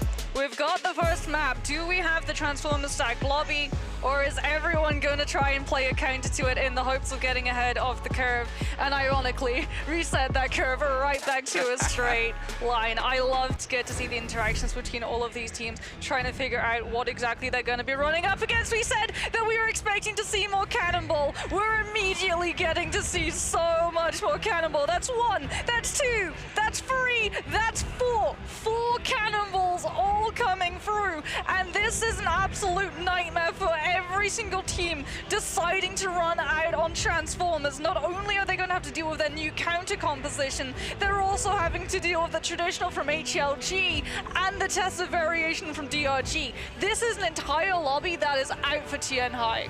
You know, this is kind of funny, right? This Cannonball composition has been designed to deal with Sand Siphon. There will be no Sand Siphon in this lobby, and I'm actually looking to VNGC to potentially lead this lobby here. Not only is this one of their strongest compositions, but they come from the region where Cannonball was developed into the meta, meaning they have the most experience running this Transformer comp into Cannonball. True, but Cannonball denies a lot of potential for double grabs, right? Yoda can stagger the TN high, Yuation can go for the transformation.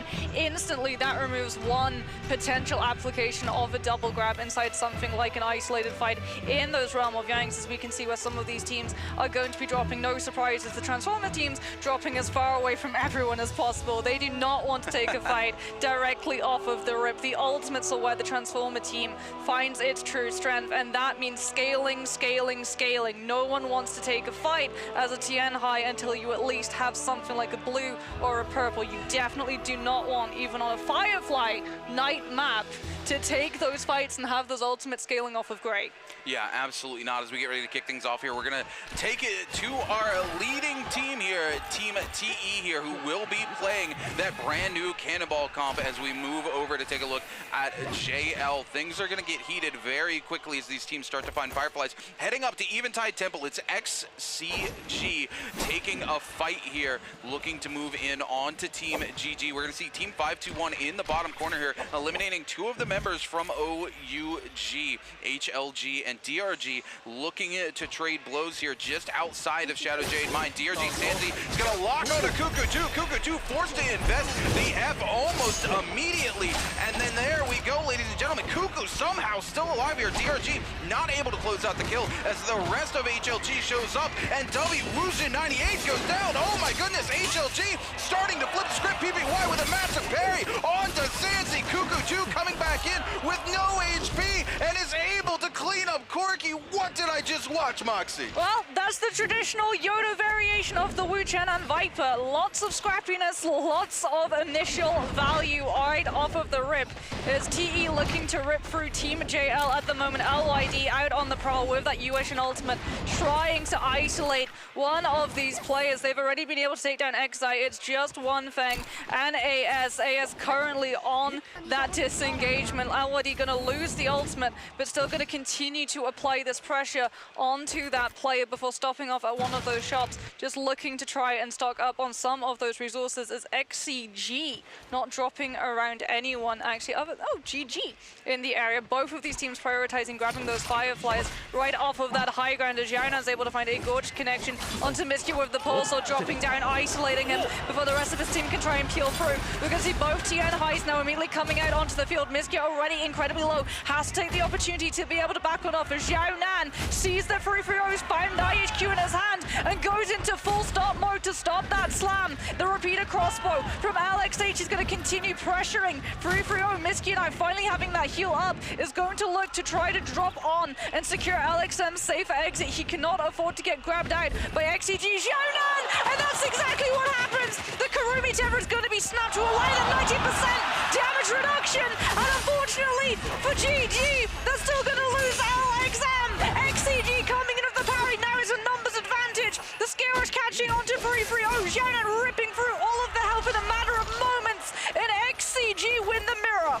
Oh my goodness, XCG coming here, taking a strong position off of the rip, picking up 3 eliminations out of the gate to tie things up for the kill lead here in game number 1 of VNGC on that Transformers combo, utilizing a little bit of that early game money that they've been able to put together to do some shopping and get into the game as we cut back to Fun plus Phoenix, another one of these teams looking to run that Transformers comp, but everybody needs to be careful because TE has just rolled up into Celeste and they are on the prowl, looking for these Transformers team and a way to find a third party. VNGC starts their engagement here with Fun plus Phoenix. A huge parry coming in from Roy He, but the Bell going to be able to stop the Neges. Might be coming in. Roy going extremely low. Roy's going to have no choice but to hold. I don't know if he can survive it, ladies and gentlemen. No, he does not. We will see Roy He go down before that comes in. The ultimate does not activate, but the Bane's Breath coming down from VNGC.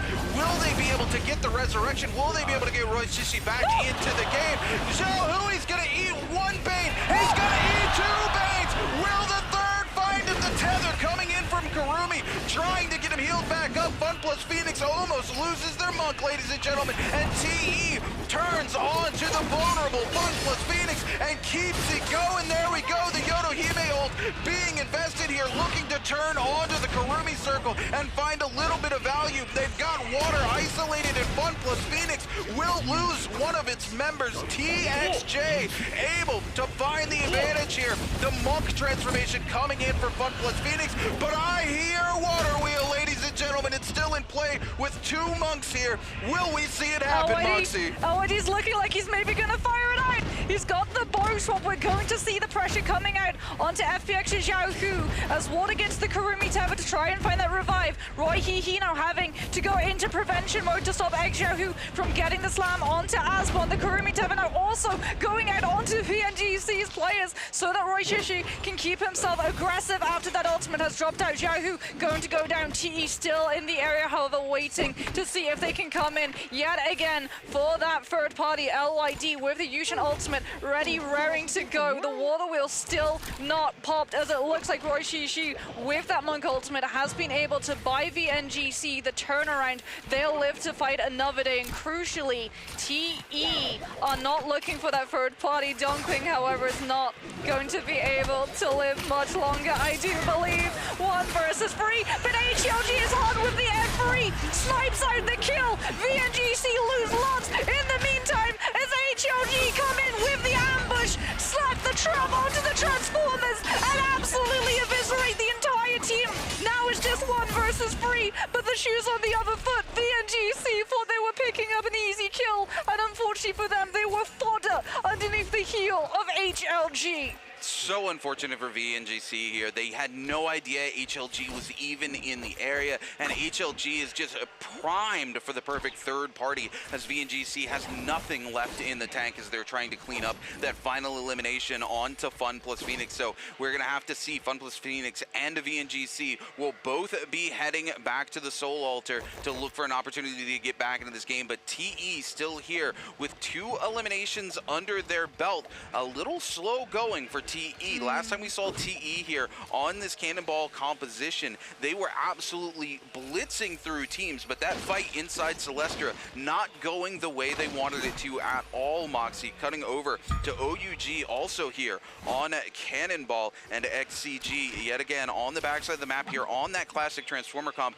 Crucially, you're going to see that Xiaonan here has both double purple weapons in the backpack as well as that purple armor, meaning these fights heading into the realm of Yang are going to be much more favored into XCG in terms of that scaling. But here's the thing, these players are going to know that this is a Transformers lobby. They're going to know that those Transformers are trying to scale into that realm of Yang to be able to pick up that legendary weapon to enable the Tianhai ultimate. And we have Cannonball. We could potentially see Cannonball come in and grief some of those entrances, just like Team 521 has griefed an entire entrance. One of the portals of the realm of Yang has currently been enveloped by the Bane's Breath being dropped. The Bane's Breath being one of the reasons why TE was dissuaded from being able to find that perfect third party into Celestra. And unfortunately for them, like you said, it ate up so much of their time, so much of their concentration, that they're a little bit behind in terms of overall kills currently. Granted, it's not all of that important for them because this is a composition that's always going to find a lot of value all around the clock.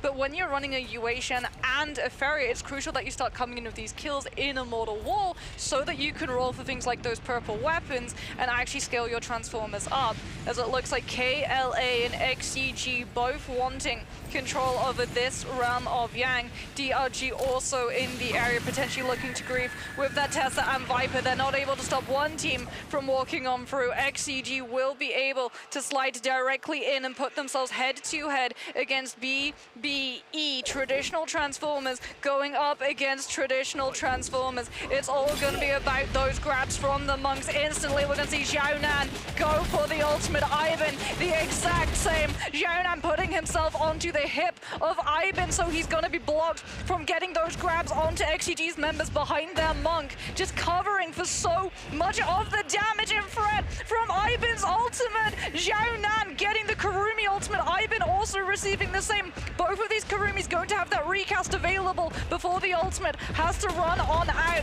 Xiaonan about to drop out of that monk ultimate, goes behind the pillar to be able to get the reset, and now we're going to see the mechanical start to come on in. Fatmel closing up the distance with the fan, finds the power to XCG's NIHQ, who's looking to come in behind him. The R&B so fast, catches on to Alex H. The stone bomb coming on through. NIHQ having no choice but to commit. Fatmel now with the Yushan going to go for those staggers. You get your ultimate back no matter what happens inside the realm of Yang. Why hold on to it? And BBE are going to walk away on top.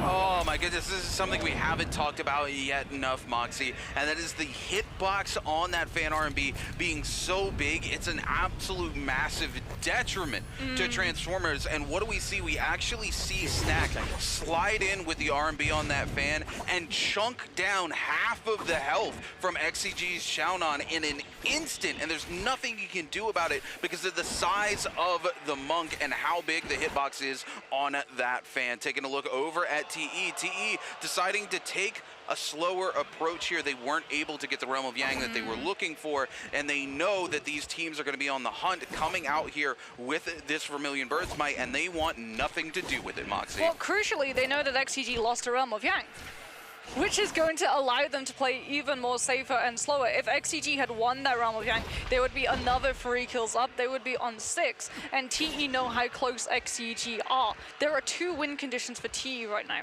Find a pop-off game and deny XCG theirs. But because XCG didn't win that Realm of Yang, didn't manage to find themselves that Vermilion Bird's Might, they're actually having to go to the Soul Altar, and this is exactly where they left those blooms coming on off from that fight against GG. Heading over to Celestra, we're going to now see JL's One Feng going head-to-head against OUG. The Ferry Mech coming on through to be able to buy JL so much zoning as OUG are forced away, waiting the duration of the mech out before coming back on in with their ultimate still in the pocket. JL are going to have to look to try and disengage this or manage to push OUG into so much pressure that they have to force a reset and can utilize that as a getaway. SS feeling pressured, utilizing the Yodo V3, going to use the teleport to drop down onto the players of JL. XI has been isolated by the Yodo slashes and subsequently goes down.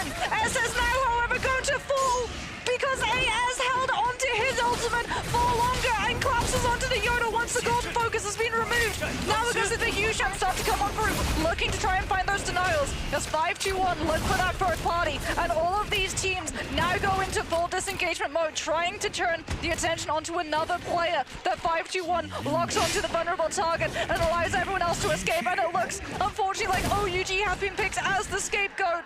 The King having to just live for as long as he possibly can, losing that Vermilion Bird's Might, will be able to regroup with the rest of his team, as it does seem like Jinyu has been spotted out by JL as well. The Yodo F2 coming on through, the combo breaker now in play. Jinyu not able to find the parry. AS as a result goes into the Dragon Slayers, into Nezha's lockdown, and OUG are very rapidly going to be burned off of those wings. Oh my goodness, JL coming in here, able to find that final elimination on to OUG as we cut back to Team DRG here, moving crossways across the map. XCG, unfortunately, only having the 2 blooms. Their Karumi is currently out. They are down to 2 members, and it looks like, as I say that, they find the rebirth charm that they needed here to get them back into the game. So LXH will be coming back, but XCG needs to play these next few moments carefully with KLA just over the hill here. XCG with a white armored Karumi cannot afford to take an engagement here with the members of KLA, who are much more scaled than the members of XCG right now. Cutting over to Fun Plus Phoenix here in the edge of Celestra as Zone 2 collapses onto Zone 3. We are going to see them trailing the members of Team JL, looking to stop and do just a little bit of shopping here. Not a lot of Dark-Tide coins in the back pocket for this team, so mostly going to be looking to buy some of those resources that they are missing. 3-3 here on Xiaonan, not exactly where they want to be heading into the next few moments. We will take a look back here into the Realm of Yang. OUG versus 5-2-1 here. Akame on the Yuashan, trying to cover for the team as much as possible. OUG's SS just getting absolutely obliterated here, but has the pillar to be able to take. And here we go. This is where we're going to see the strength of Cannonball being able to cover for the team. Looks to lock on to that transformed Monk here. They will get a grab, but OUG's SS able to cover here for the King, able to keep the dream alive.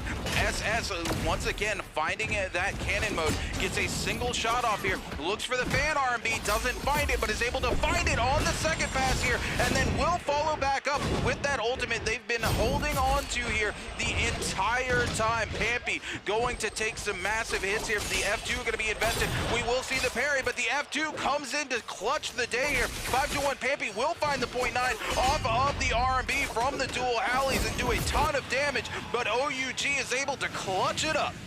This is why I say Cannibal, yes, it's built to try and counter things like Sand Siphon, but it's just as equipped to make that Transformer match a little bit more problematic for the Monk, right? He's able to find the grab. You would be able normally to find the slam, but really good usage from SS of utilizing the King's V3 to be able to come in with those cannon shots and stop the slam long enough for his player to be able to wriggle out by mashing E of that Monk's hand. Unfortunately for XCG, second Realm of Yang has spawned up, but this team just is not scaled enough to have the confidence of trying to put themselves into that situation, especially since they've been burned out of that insurance policy. They had free kills, they picked up free soul points. Those have now been denied, and they do not want to risk going out of this lobby early because they know that TE are still here, and TE, when they come alive and start adding to their kills, a lot of the time it is towards that end game. It is when the zones properly start to collapse, and when you have things like Yodo, Uation, and Feria, one thing you have other than a whole lot of sustain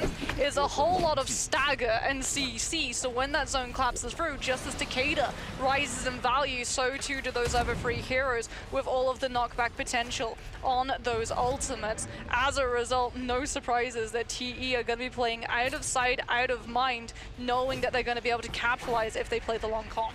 Yeah, OUG here coming out of that second Realm of Yang, taking it for free with the Mystic Might, looking to start hunting down some of these other teams and utilize that 25% damage reduction to find a couple of extra eliminations here. They have won that first Realm of Yang, but they are currently only sitting on 4 eliminations. As we take a look at HLG, currently down to 2 members, but with 7 eliminations, and Team 5-1 on the traditional Transformer holding on to that second place with 6 eliminations currently. Team GG here not able to find the scaling that they're looking for at all on this traditional Transformers comp. Will 330 be able to clutch it out for them in the final zone? Once again, taking a look back at OUG with the double legendary weapons, the back-to-back Realm of Yangs, one of those wins completely uncontested here, still allowing them to have that Mystic Might. They have not been able to find out HLG? Another team. HLG, Cuckoo 2 here, going to be caught out by the members of Team TE, and immediately is obliterated from the face of the planet. Unfortunately, that leaves HLG with a single player left remaining alive. TE going to come back up by the box where they were able to get this Draco Storm and going to hold on to a little bit of that extra loot that they were able to just pick up from Cuckoo. Cuckoo was looking for the Rebirth Charm 100% off of that Morris to try and buy one of his players back. And unfortunately, TE, they'd already been able to control that box. They know that some of those teams are going to be uneven and missing members. They sit, they camp that Morris, figuring that someone's probably going to try and take that Rebirth Charm, and that someone's going to be incredibly vulnerable. So you pick yourself up a kill for very little commitment, which means any other teams in the area drawn by the promise of all of the loot scaling potential inside that box do not have an opportunity, do not see a weakness of vulnerability to be able to prompt them into action and aggression, which can very quickly turn against TE. This is what I'm saying. This is a very smart team when it comes to controlling those Morris Blessings, when they know how the teams around them are going to play into them, because so much of TE's strategy has revolved for the entire duration of this year. And speaking about that, I wonder whether or not FPX are going to try and control a Morris Blessing, because Transformers is not the greatest composition to try and take control of a Morris Blessing, right? What you can do is use something like the Kurumi Umbrella to block a little bit of a range poke, maybe throw in the Tien Hai ultimate over as well to be able to body block, but that's still going to leave you incredibly vulnerable. Once those ultimates are gone, you're going to take a lot of pressure. It's not like the Tumultuous ultimate where you drop it and call it a day. Yeah, absolutely not.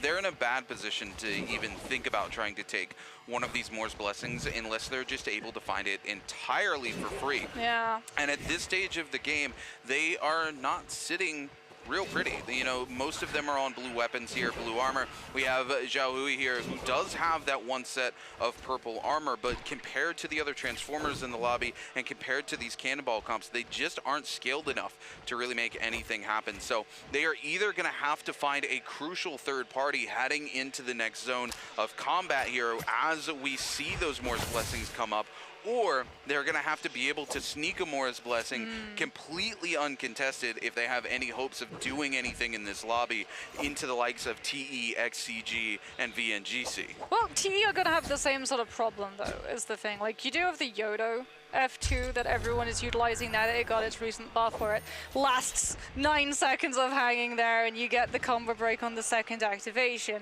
But it's also not something like a Tumultuous Ultimate where it has all of the time to be able to buy yourself those Mora's Blessings with the low timers that you need to be able to complete in a Mortal War to actually unlock the box and walk away with any of the lovely loot towards your side. There's the utilization of that Yodo F2 to block any poke pressure coming on through as TE are going to spend a little bit of money and do something that you get to see in a Mortal War so often. These teams in the top tiers spending those coins, rolling for those Soul Jates because they are guaranteed base minimum to be purple, and as a result it did look like TE were able to walk away with another legendary Soul Jade in the back pocket, and this has been something that TE have prioritized.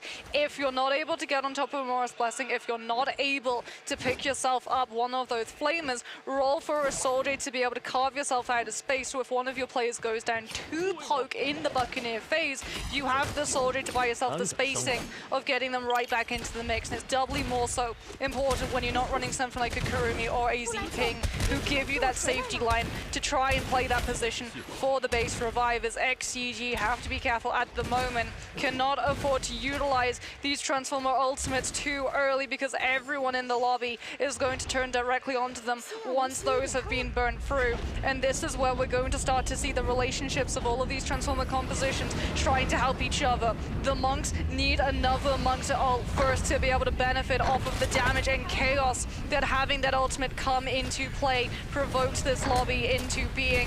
5-1 trying to open up this Mora's Blessing. Pampy desperately wanting that upgrade of the armor, taking so much pressure coming on through. Has to get the Kurumi tether. We're going to see the repeater crossbow with a Venom Tip absolutely chunked down, but Pampy is able to complete the lockout.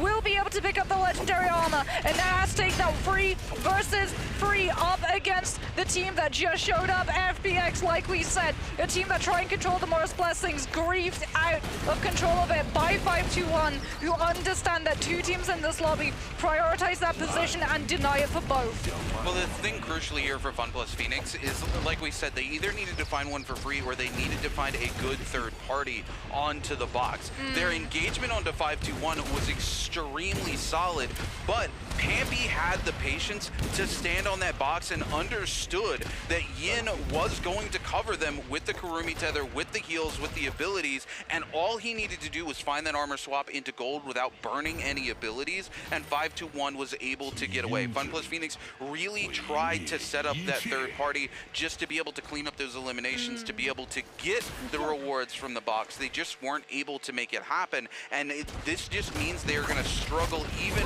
more the further we go into the game. TE coming in here looking to get their hands on to some of the goodies here from the shop as well, wanting to spend those Darktide coins and not hold on to them in the back pocket. Yeah, it looks like they picked themselves up Stormstride from one of those visits to that dealer's XCG. Yeah, this is not a position that they want to be in. Look at how far away from everyone else they're currently playing. They know if they get spotted out as having 2 players, one of which is a Kurumi with blue armor this late into the game, every single team is going to turn on to them, as we're going to see VNGC in the exact same position. Roy-Shisha there with the monk in case he needs to be able to cover the rotation for the rest of his team. The zone starting to close in and push these players out of position. It's why the likes of XCG managed to make sure that they rotated before everyone else was put into a very small space, because that's when these players get low and they have to put the pressure onto other teams around them to turn that attention off of themselves. TE utilizing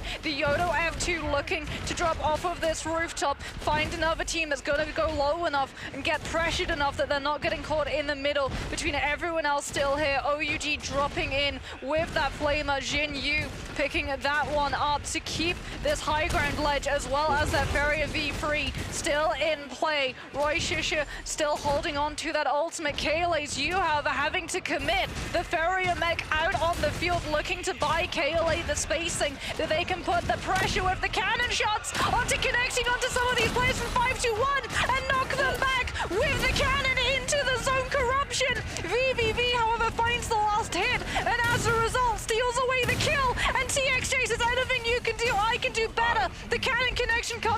from his Fairy of V3 will be able to knock another player, and Bambi unfortunately has to go for the ultimate in the Tianhai as Yin looks to use that Kurumi Tether to connect onto a Kame and bring him back, and we're going to see the player brought back to life. Bambi now having to back on off, dropping out of the ultimate, knows about the Kurumi Tether, he's going to be vulnerable, and they've been spotted out. TE closing up the distance, wanting to put the pressure on this team because they can play them and push them into the zone. Yeah, TE here doing an excellent job of controlling this endgame so far. This is exactly what TE does, able to lock down that cannon here onto BBE's Ivan and keep the pressure from that Monk from pressuring them into a bad position. TXJ continuing to cover for the team here as much as possible as HLG tries to find a clean engagement onto the other two members of TE, but TXJ keeps the pressure up. The members of BBE, though, looking to come in and start to put the pressure onto TE's TXJ. TXJ will find that V3 coming to an end. LYD coming in with the staff to find some cover here for TXJ and maintain their position on top of this hut. OUG's SS feeling pressured here into the mech, looking to find a little bit of value, getting a lot of damage out onto VNGC's Roy Shishi, but Shishi here trying to find a grab, will be able to connect onto one, will not get the slam though as OUG's SS continues to keep the pressure up. This is what we talk about with Cannonball, the pressure just so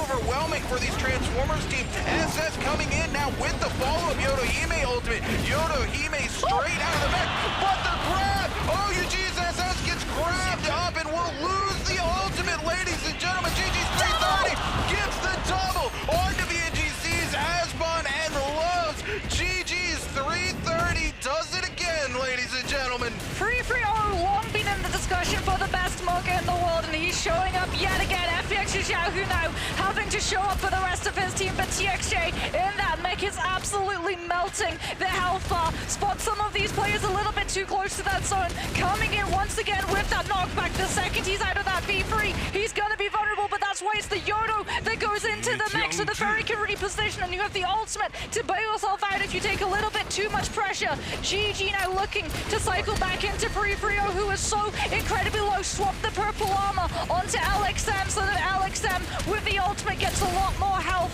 for that Yushan transformation. We're going to see the V3 getting dropped by TE. FPX looking to heal on up below in the hopes that they don't get grabbed out by BBE's Ivan, who's looking to buy his team the pressure to get the full reset as they're absolutely bombarded. 25 players still left alive in the lobby, and unfortunately for the Monks, a lot of these players are the direct counters. Ivan goes down to the cannon shots coming through from TXJ, who now puts himself into the position to pressure XCG away from picking up a kill onto LYD. TXJ coming in with that spear, trying to take advantage of the chaos. Dragon Slay's potentially setting up into Nezha, still holding on to the Yodo ultimate, going to turn onto XCG, sees them incredibly low, throws in the Yodo F2, still has the combo break if he feels pressure enough to use it, as that blade is blocking so much line of sight for XCG. Zhonali finds a grab, however, onto BBE's Snack. They're going to be able to find a kill onto DRG's Zanzi. Viper ultimate now coming on through. V1, is it going to stun anyone? Looks like it catches almost the entire lobby, and things pause for 5 seconds, but immediately after that, there's no follow through, and it's TE to take advantage of the chaos. HLG's arm goes down to the fan. Oh my goodness, XCG shout on here, still in the lobby, able to make some things happen. TE's TXJ yet again in that very ultimate, looking to make some noise here, looking to cover for the team here. GG's LXM coming in, but is incredibly low. BBE's Ivan finding XCG shout on and GG's Miskia. LYD will find the conversion onto GG's 330 as well. TXJ yet again going into the cannon mode, but LYD goes down to BBE's neck. TE trying to clean up this lobby with everything that they've got. TXJ finding a lot of value here out of that Varia mech, but needs to hold on a little bit longer. VVV coming through with the fan R&B. TXJ looking to cover as much as possible here. They're able to get into that cannon mode one last time. They've got 2 shots. They will grief out. Fun plus Phoenix is Zhao Hui with those shots. BBE is going to go out of the lobby here to Fun plus Phoenix. TE's VVV will find another elimination with the fan onto JL's One Fang. Zhao Hui here really trying to make this transformation work for him. Then they pick up the freshly respawned Xiaonan and immediately find the elimination, and Fun plus Phoenix starts to take control, ladies and gentlemen. TE, unfortunately, down to 2 members, but TXJ, every time we cut back, this Feria has rebuilt the ultimate for TXJ. These teams have learned how to pilot Cannonball, ladies and gentlemen, and this is it. TXJ continues to create the spacing that their team needs as they now go head-to-head with 5-2-1 and the remaining members of Fun Plus Phoenix to try to clutch the entire lobby out. TXJ able to find one onto Fun Plus Phoenix and Don Quing. 5-2-1's gonna go down as well. TE takes it all in game 1. 16 kills! 16 kills picked up for Team TE with the Cannonball. We said when we saw them the first time on this composition, this is a comp that is going to benefit TE's coordination.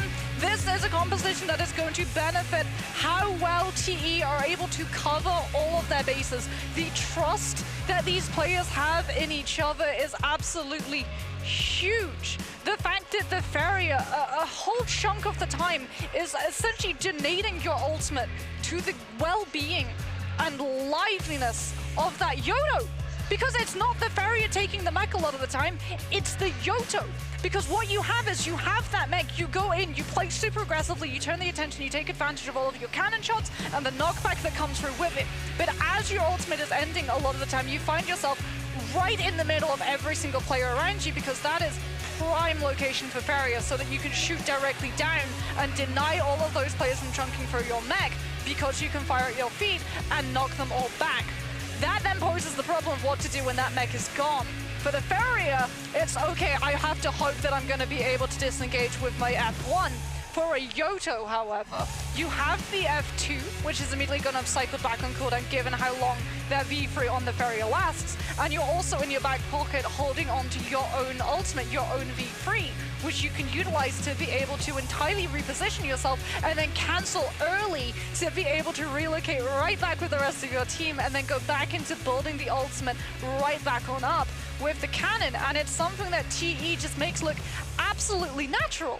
Well, the huge thing to remember here as well is since the Feria is not taking that mech, VVV is constantly out there. TXJ is able to cover VVV with the cannon the entire time. No. VVV is able to then abuse, if you will, the fan R&B Yeah. to constantly be rebuilding rage. It's why every single time we cut back to TXJ for Team TE, they are in mech.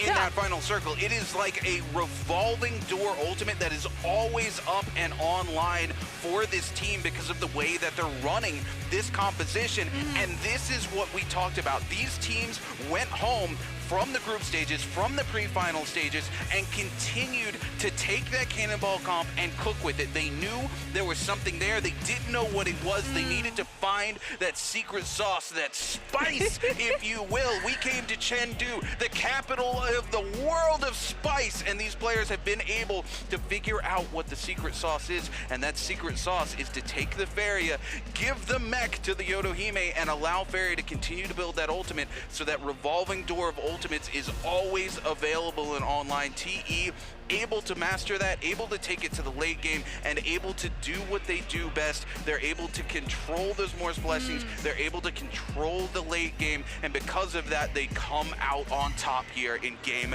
number 1. And it's all late game as well. Like, this is something that actually is pretty new for TE, right? A lot of the time, like you said, right off of spawn, they're an incredibly aggressive team. They look for those kills, especially when they're running TXJ on the Yoto. He's really good at the isolation. He's really good at just shutting a lot of these players down and spooking them into disengaging the wrong way for TE and all of their players to just jump directly on top of. But this time around, when we cut to them as things like those Realm of Yanks are spawning, they're off the books. They're gone. They're absolutely nowhere in sight. They show up at 1 being like, okay, maybe we can grieve this. We have a decent composition to be able to stop someone from going through. But they see just too many compositions. They see too many teams around them and they go, do you know what? XCG is really close behind us. XCG are a team that consistently make top 5. Even if they don't come in with MVP, they're still putting up an admirable amount of points on the board. And TE have sort of identified if they play aggressive 24/7, they put themselves into a really problematic position position, because it's feast or famine, right? You either absolutely stomp everybody or you go out of the lobby incredibly early. And I love the fact that they're prioritizing surviving to the late game, which is where this team has always found its strength. And it means even though before we head into Zone 5, TE are only coming in with something like 2 kills, at the end of the day, they walk away with 17. And not only that, because they play for survival, they walk away with a much larger game score because of the kill multiplier. Yeah, absolutely. This is... We knew Cannonball coming into the day was going to be something we were going to talk a lot about. We knew that these teams, they were in the kitchen, so to speak, cooking. They were trying to figure out how to make this comp work. They knew there was something there. They didn't know how to get there. Oh my goodness, look at the damage across the board here. TXJ 34,000 and VVV 31,000, and this is crucial. They are able to do this because of the revolving door strategy that this team has put together. Well, look at the assists. Yeah, the assists are absolutely insane as well, coming in from TXJ. And again, this all comes back to that revolving door ult strategy where they put TXJ on the Yodohime inside the mech so that VVV is free to roam and rebuild that ult charge. While VVV is roaming, looking to rebuild that ult charge, it is TXJ who is covering VVV. So many of these teams look at VVV and go, oh, that's a helpless Faria without their mech. Let me go in on that. And because of that, TXJ is just able to capitalize on it. They're able to find free damage consistently onto these players and put VVV in a position to clean up eliminations for the team. They just continue to revolve that strategy back and forth. And like you said, coming out of the mech, if the Yodohime of TXJ finds themselves in a bad position, what are they able to do? They're able to utilize that F2. They are able to hold on to their ultimate into the back pocket, ult, and find a ton of value for themselves. And speaking of finding value, we're going to take a look at the standings here and see where these teams were able to put some points on the board. JL with a game score of 10.6, BBE with a game score of 13 coming through, and 521 with a game score of 11.1. Absolutely massive gains for these teams as they start to climb their way out of the bottom of the leaderboard here in game number 1, Moxie. One team that didn't really make the climb, however, was XCG. They came 7th in that lobby, and as a result, TE finding one of that pop-off games, and XCG struggling to get off of the starting lineup is massive for this team, because we were coming into this with TE being 3 points minimum ahead of XCG. Now that distance has widened even further, and returning to the point that you were talking about, right, where you can see it's so clear that TXJ is sort of the set piece that a lot of this TE strategy is revolving around. Look at the loadout coming through from VVV on the ferry. He's running F3. He's not running the F1 where you take it in case, you know, you're on the front line fight and things go a little bit south and you need the combo breaker. He's running the F3, which benefits from being able to take fights at a range and also has that silence applied to the players that hit as well. So it can be really strong in terms of stopping Transformers, say, if a Monk has a player grabbed, because if you get silenced as a TN high, you lose the ability to use your skills. And those skills include those slams, as we can have a look and see exactly how some of these Monks in the lobby did get taken down. XCG Xiaonan coming in, that double grab, unfortunately not able to come through as the ultimate drops on out, but they're still able to find the Scarish connection onto GG's 330, who off of that pulse will just take so much damage. They're not able to turn the fight around. HLG's Han now coming in with that Viper V2, using the silence, stopping any potential counterplay from coming on out. You can't use your iframe on your Monk ult activation if you can't activate your Monk ult, and that's something that HLG know incredibly well. Yeah, as you take a look here, GG's 330 here, finding his way back into the conversation like he always does, is one of the best Monk players in the world with the double grab. One of the few Monks in this lobby who are able to find double grabs, much less 2 back-to-back during the same ultimate here. BBE's Ivan here, able to find a little bit of value out of this particular ultimate, able to get that double grab to come through, but unfortunately for BBE, they just weren't positioned as well as they were hoping to be. They do find another elimination here, however, but this is it. TXJ is able to crucially, on the back of this strategy as well, for Final Circle, hold his own ultimate for the optimal time, because he always has the Faria mech online, and that makes Yodohime even more effective because one of the reasons Yodo fell out of favor in that classic Viper composition is Yodo being forced to use the ultimate before you go to the final zone collapse. As we take a look here at your first MVP of the day, and it's going to be TE's VVV. No surprises here, 8 eliminations, 31,000 damage, and they continue to enable time and time again TXJ. I mean, best support player in the world, no matter what he plays. Like, look at the Sorte stack up, look at the healing! He's not on a zipping, and he breaks 18,000 healing because of that group heal and advanced heal, and this is something that TE are so incredibly good at. They identify that TXJ is the one who's going forward and bringing the kills in, so VVV, not only is he going to be able to support from the sidelines, he's quite literally going to be able to support the entire rest of his team to keep being able to play that aggressive. But speaking about keep being able to play, you guys are going to be able to play in to this next question. All you have to do is answer in chat which team earned the highest score in that last match. Was it A, TE? Was it B, HLG? Was it C, XCG? Or was it D, B, B, E? And I mean, I'll give you a couple of moments before we probably go back over that analysis, because if we tell you that, you're immediately going to know the answer. But no, very interesting to see.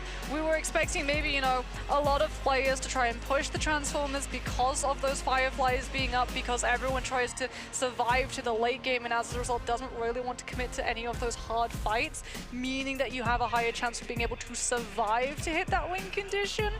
But it looks like a lot of these teams have also identified that if these teams try and utilize that sort of strategy, they can just run some of these other newer compositions. Because even though, and I'm going to be really smug here, even though Cannonball has been designed to go up against Sand Siphon, it has so many tools to be able to combat things like this Transformers composition, and it's something that TE know incredibly well, because, I mean, I think we're both in agreement, right? TXJ, best Yoda in the world. You know what, I will not fight you on that one, Moxie. And this is the thing. This is why we constantly talk about everything going on here. But before we jump back into that point, we do have a quick word from TE's LYD. 我觉得我们队伍的优势应该是现在比较稳定吧，但是这样看来赛季也是如此。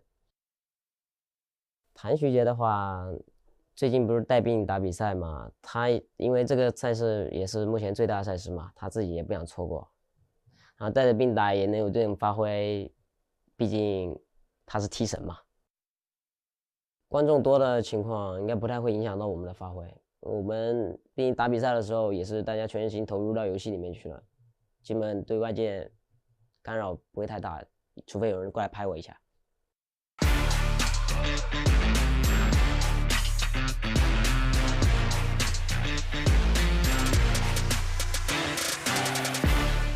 LYD here giving us just a little bit of insight to how they view the audience, and how they view the audience is not at all Moxie. When they're in game, they are locked and loaded. There is nothing else but the NARAKA in front of them, so they don't have any jitters about all of these people watching them live here from Chengdu, because for them it is just another day of NARAKA. Speaking of being another day of NARAKA, you know, we talk about the Cannonball comp, how it's really built to deal with Sand Siphon, but when we talk about how it's also able to counteract that Transformers comp, I think it's very important for us to address the fact that Transformers is on the way out the door, and it's not because counter comps are coming through, it's just because these comps that are really strong also happen to have the tools to be able to deal with the Transformers. But speaking about out the door, you can be out into our Discord.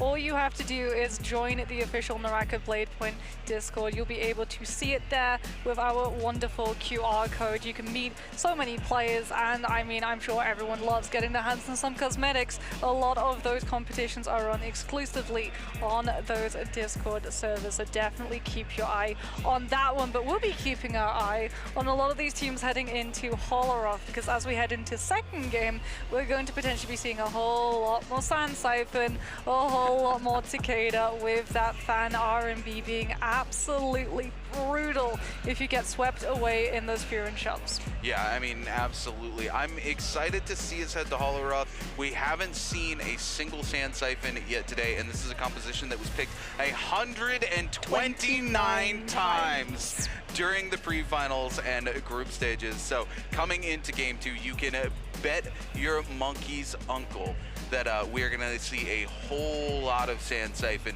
which means I also expect to see a whole lot more Cannonball coming through, especially given the performance that TE just had in this game number 1. And I'm very curious to see if any other teams have been able to identify this sort of revolving door strategy that TE has. I think we got a glimpse of it from the other Cannonball team, but they were just so outshadowed by TE. They didn't have the opportunity to show off what it can really do. So if TE's been able to figure it out, another team has as well. The way tech has been shared recently between all of these regions, you can bet so many people have been able to lock down on that similar strategy. If you take a look here, if you were watching yesterday, you got to see the lovely AOW Mike take his championship jersey home and put it on. You saw the 3 white ones just there. The team that walks away your world champion for J-Cup 2023 will be taking those lovely white jerseys home as proof that they are the best players in the world. Yeah, speaking about teams that are most likely running that Cannonball, surely VNGC are going to have that one up their sleeve, right? Either they're saving it for game number 5 of Holoroth and then game number 6 when we head back into Morris, or they're going to run it now, because this is one of those maps where they've been finding a lot of value with this composition. And I think a lot of the time the reason why we did see some of these teams pick up Cannonball and not necessarily do as good is because you sort of have to give ground on how that Farrier plays. You can't have the Farrier playing aggressive. You can't sort of hold on to the V3 pillar. When the Yoda is getting ready to take engagements, that V3 has to come out first, as opposed to the Yoda ulting with the Yushan and then having the Farrier V3 to back them up, purely because how well trained and mechanically sort of muscle memory a lot of these players are to denying anyone from being able to get a Farrier V3 mech reset, whether it's been solos, whether it's been trios. Farrier, when she first released all the way back in January of last year, my goodness, I mean this year, technically it's 19 days or less, it's gonna be next year.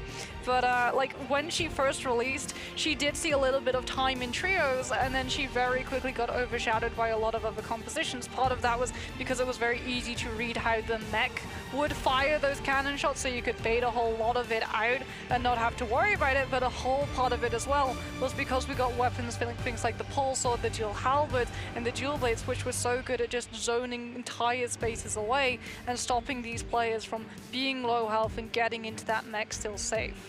Yeah, absolutely. And, you know, like you said, we did see a little bit of her coming in to trios for a while. We had that kaiju comp, if you will, coming through.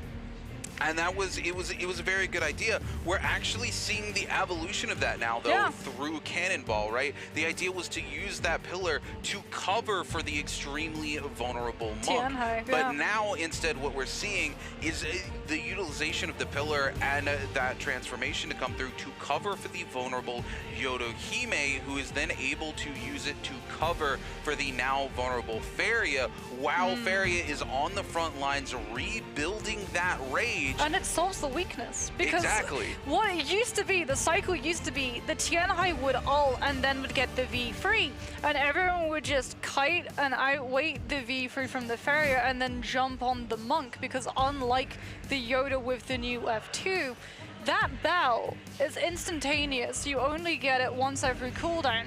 The Yoda, if you're taking that pressure, you're going to be able to throw out the first iteration of that F2, buy yourself that spacing, but you also have the second recast of it, which is a combo breaker. But not only is it a combo breaker, it is one of the biggest zoning abilities in the game currently, because of how much distance and damage and space that sword actually ends up cleaving through, to the point that a lot of the time TXJ would utilize F2 at the start of a fight and and then use the second recast of it to catch any potential disengagement from a player who went low enough and panicked and tried to get out. Well, crucially as well on the F2 as well, you have to remember that Yodo F2 and Monk Tian Haibel actually have the same cooldown. They're 25 seconds, but like you said, not only are you getting 2 casts out of that F2 coming in from the Yodo Hime, but you can hold on to it for 9 seconds, really cutting down the effective cooldown on that ability by 9 seconds, which the Monk is instantaneous. He only gets a single cast, and then he has 25 seconds of vulnerability. That is the longest single cooldown on any ability in the game, and it has the shortest uptime duration as well. It is one of the Monk's crucial failings, and one of the reasons why Transformers is on the way out of the building, because the only thing that Tianhai has in the back pocket is that ultimate transformation, and nobody is able to continue to cover for the Monk.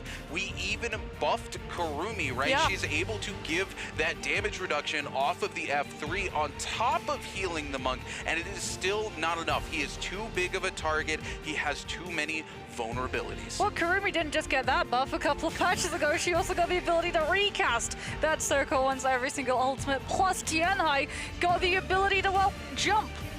He can now skip rope and reposition himself because he was just a little bit too vulnerable lumbering around that open field, especially when we went through the meta of everyone having something like a repeating crossbow with Venom Tip in the back pocket. Then we saw the introduction of Pole Sword, which meant everyone ran around with the charge right click and just mashed that poor Monk's feet until he was forced to drop the ultimate or die with it still up. And as a Tianhai, if you die in that Vajra form, you still die overall in the lobby, and it then goes on to your Kurumi to be able to come in with that tether, but you've just utilized the ultimate, so when you get revived, you're still going to be incredibly low, as opposed to a Yushan, who, if he goes down with his ultimate up, is able to receive that tether, instantly pop back up, instantly hit the ultimate, and get that health replenish, which is something that we see actually a lot of these teams prioritize. If they see that Monk taking a little bit too much damage, they'll throw their Yushan to the wolves, understanding that Kurumi tab is going to be able to cover for the revive, and that he can pop right back on up with the ultimate, as we're going to be popping right back in to the next game. This time we're not going to be on Morris, it's game number 2. We've still got Fireflies in place since it is a dusk map, but we're going to be headed over to Holoroth, which means keep your eyes out for 4 new rollers, sand cognacs and snowstorms, because they definitely can make a huge impact on how these teams play. Absolutely, as we get ready to take a look here. No surprises, I think. I think we are going to see that Sand Siphon comp coming back through, but I expect to see more of that cannonball, and let's see what these teams are going to lock in. No surprises here. A lot of Sand Siphon coming through. No cannonball. No cannonball. HLG with a little bit of an interesting pick here, coming in with the solo Transformers here. A lot of the Tessa variation of this Viper composition, this being basically the new composition. You almost see no one running Yodo Hime anymore in this composition because of how well this version of the comp is able to skirmish. But I actually don't disagree with HLG's pick here on the Transformer comp. If they are able to make it to late game and survive the ensuing chaos, we have seen before that solo Transformers comp, specifically on Holoroth, can absolutely dominate lobbies. It is getting survival to that point, though, because being a lone Transformers comp in the mid game of a Holoroth map is absolutely a nightmare to survive. It paints a huge target on your back, plus the Transformers composition. It was so strong because when you had those ultimates up, you had the burst potential to instantly just tread through 3 players in one team.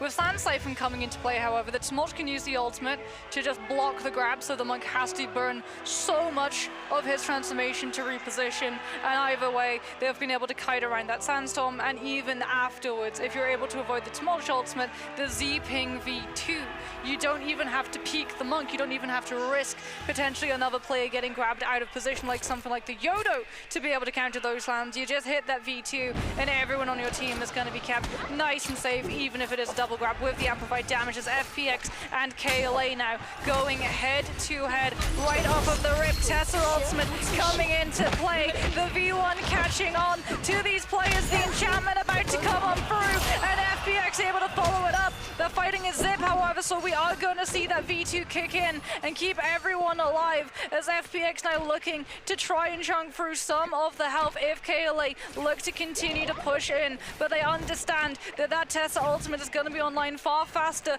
than the Zip is once again, and KLA look to disengage, not wanting to try and take a fight against a composition that has a far bigger advantage on the rubber band, and there it is, the second iteration of the V1 comes out and keeps KLA CXZ stuffed into one position, and FPX are going to be able to get the kill. They have to worry, however, as even though they lose CXZ, they're still tearing apart FPX. Dong Quing, unfortunately, having to utilize the Tesla F1, going to still lose the rest of his life because KLA, even though the enchantment came through, still have all of the sustain necessary with the peel from the Takeda to make sure that they live through everything FPX have to throw at them.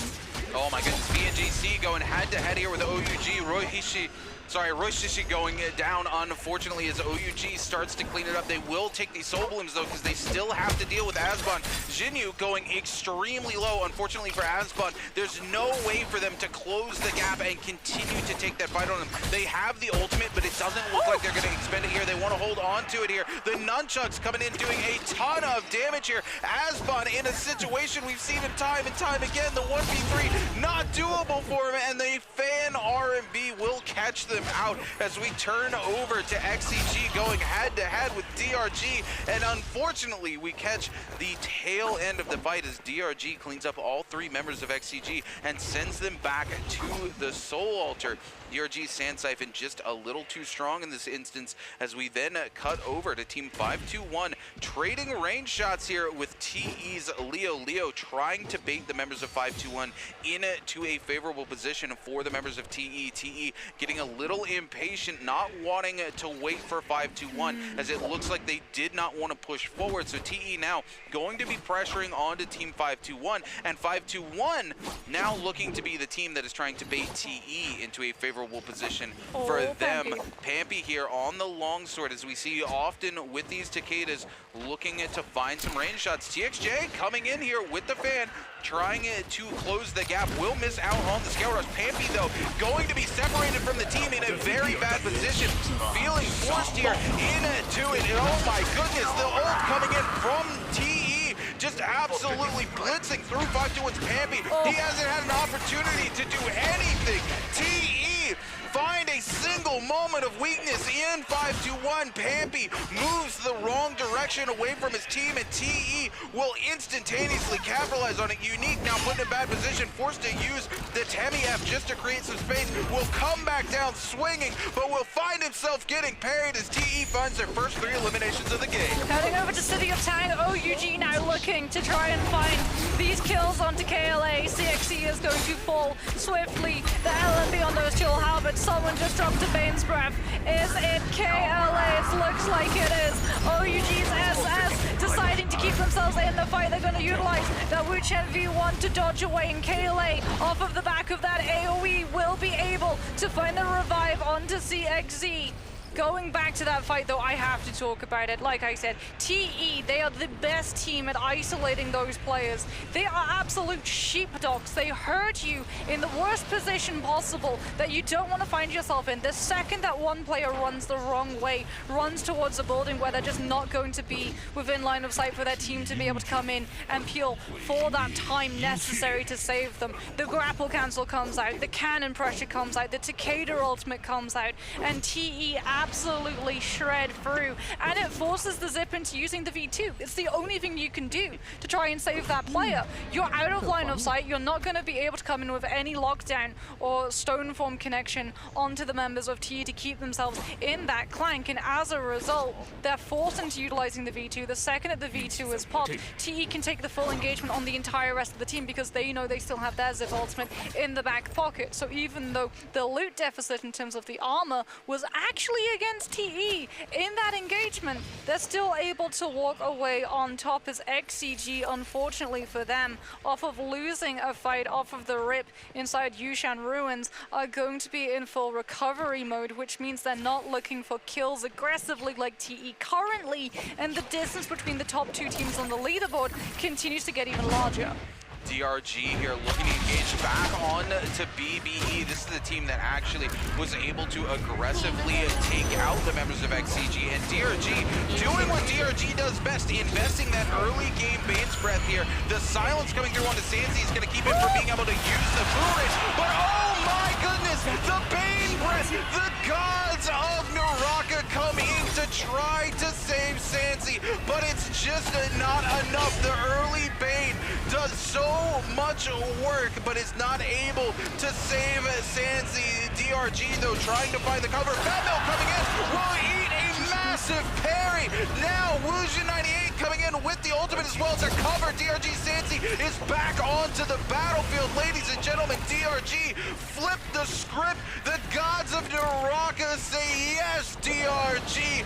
Find your victory, and now we'll look to hunt down the remaining members of BBE. Sansi taking that forward position, trying to bait out Snack, and the rest of BBE coming through here, looking to lock down onto Ivan. We will see the Seductress find a connection onto DRG. Sansi, though, coming through and helping their team lock down Snack. Ivan gonna get parried out here by DRG's Corki as DRG clean up all three members of BBE. It's very ironic that they're running into a Viper composition, because in that instance, Moonbeam definitely favored DRG with that Sand Siphon rather than the Viper. Lauren, absolute shambles as DRG. That Bane's Breath was absolutely clutch for this team. They were able to utilize it, like you said, to act as a springboard into that revive.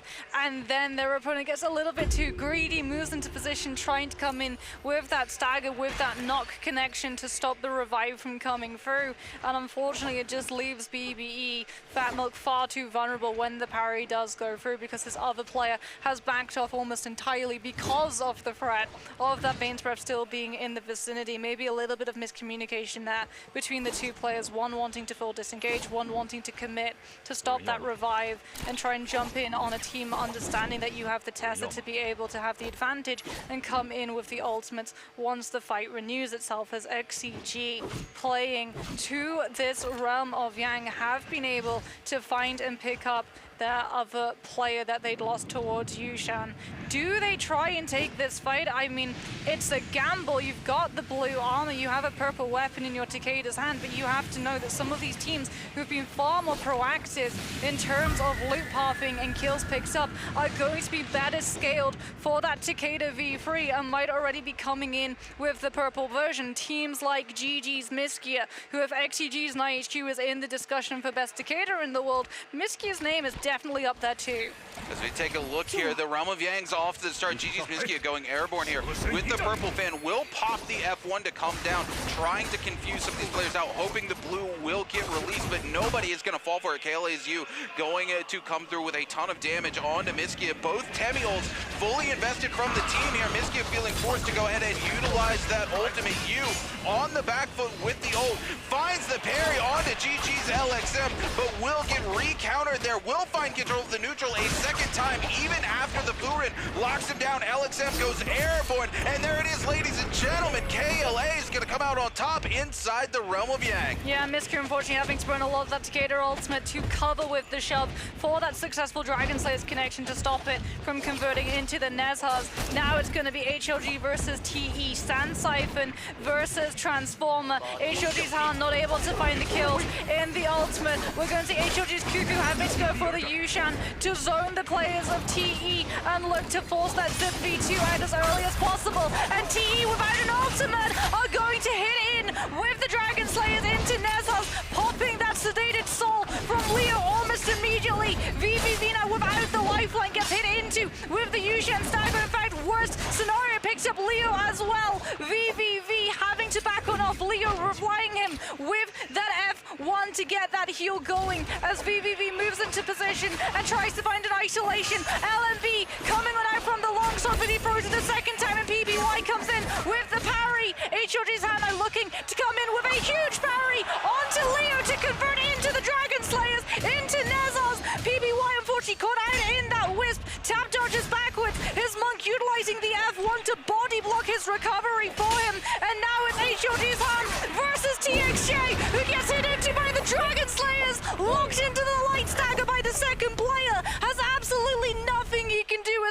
important in Netas. Oh my goodness, HLG able to come out on top against the odds into Sand Siphon there against TE of all teams. We'll be walking away with that Vermilion Bird's Might as we head in to Zone 2, getting ready to collapse onto Zone 3 in the next 60 seconds. You can bet HLG and KLA are going to be on the hunt as they exit that realm of Yang there. They take it to the wire, Moxie, as we cut over to KLA on the hunt, as we said here, looking for the members of DRG. Unfortunately, DRG, who had been off to a tear at the start of this game, finds themselves heading back to the lobby as KLA comes out of the realm of Yang and is off to an absolute blitz with 8 eliminations under their belt. This is one of those teams that is in range. We said there's plenty of teams that we can't count out yet, and KLA is one of them. Team GG's Miskia coming up top here onto VNGC, and it does look like Roy Shishi, who's going to go down. They're going to feel forced to use that Wu-Chen ult to get out and look for the reset.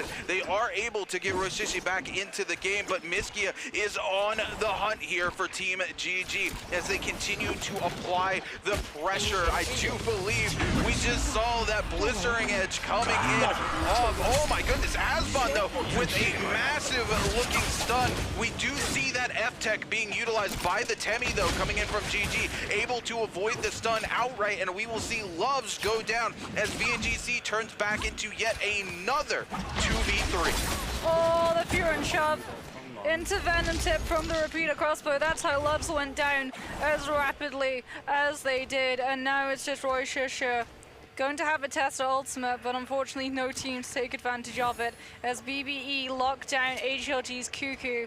TE coming into the area that's still under Yang depletion, even though they had 4 kills in the back pocket. Looks like they didn't have any of those soul blooms stored on up, and as a result they're having to play incredibly aggressive, incredibly quickly to collapse onto these players from BBE. They cannot afford to disengage and back on off. They have to full commit. They've got all 3 of their ultimates, however, including that Tumult to be able to lock these players down into position. The grapple cancel, isolating BBE. Snack is going to try and cover and buy his team the time to come into position to help him out with the Tester ultimate and the Fat R&B. The Wu Chen going to actually utilize that downtime to set the V1 up, and BBE are out of here. TE unfortunately having absolutely no choice but to continue the chase, as in the meantime HLG in ghost form just try and get a little bit of information on which team is going to be low, on which team is going to utilize these ultimates and is going to be the best to be able to third party,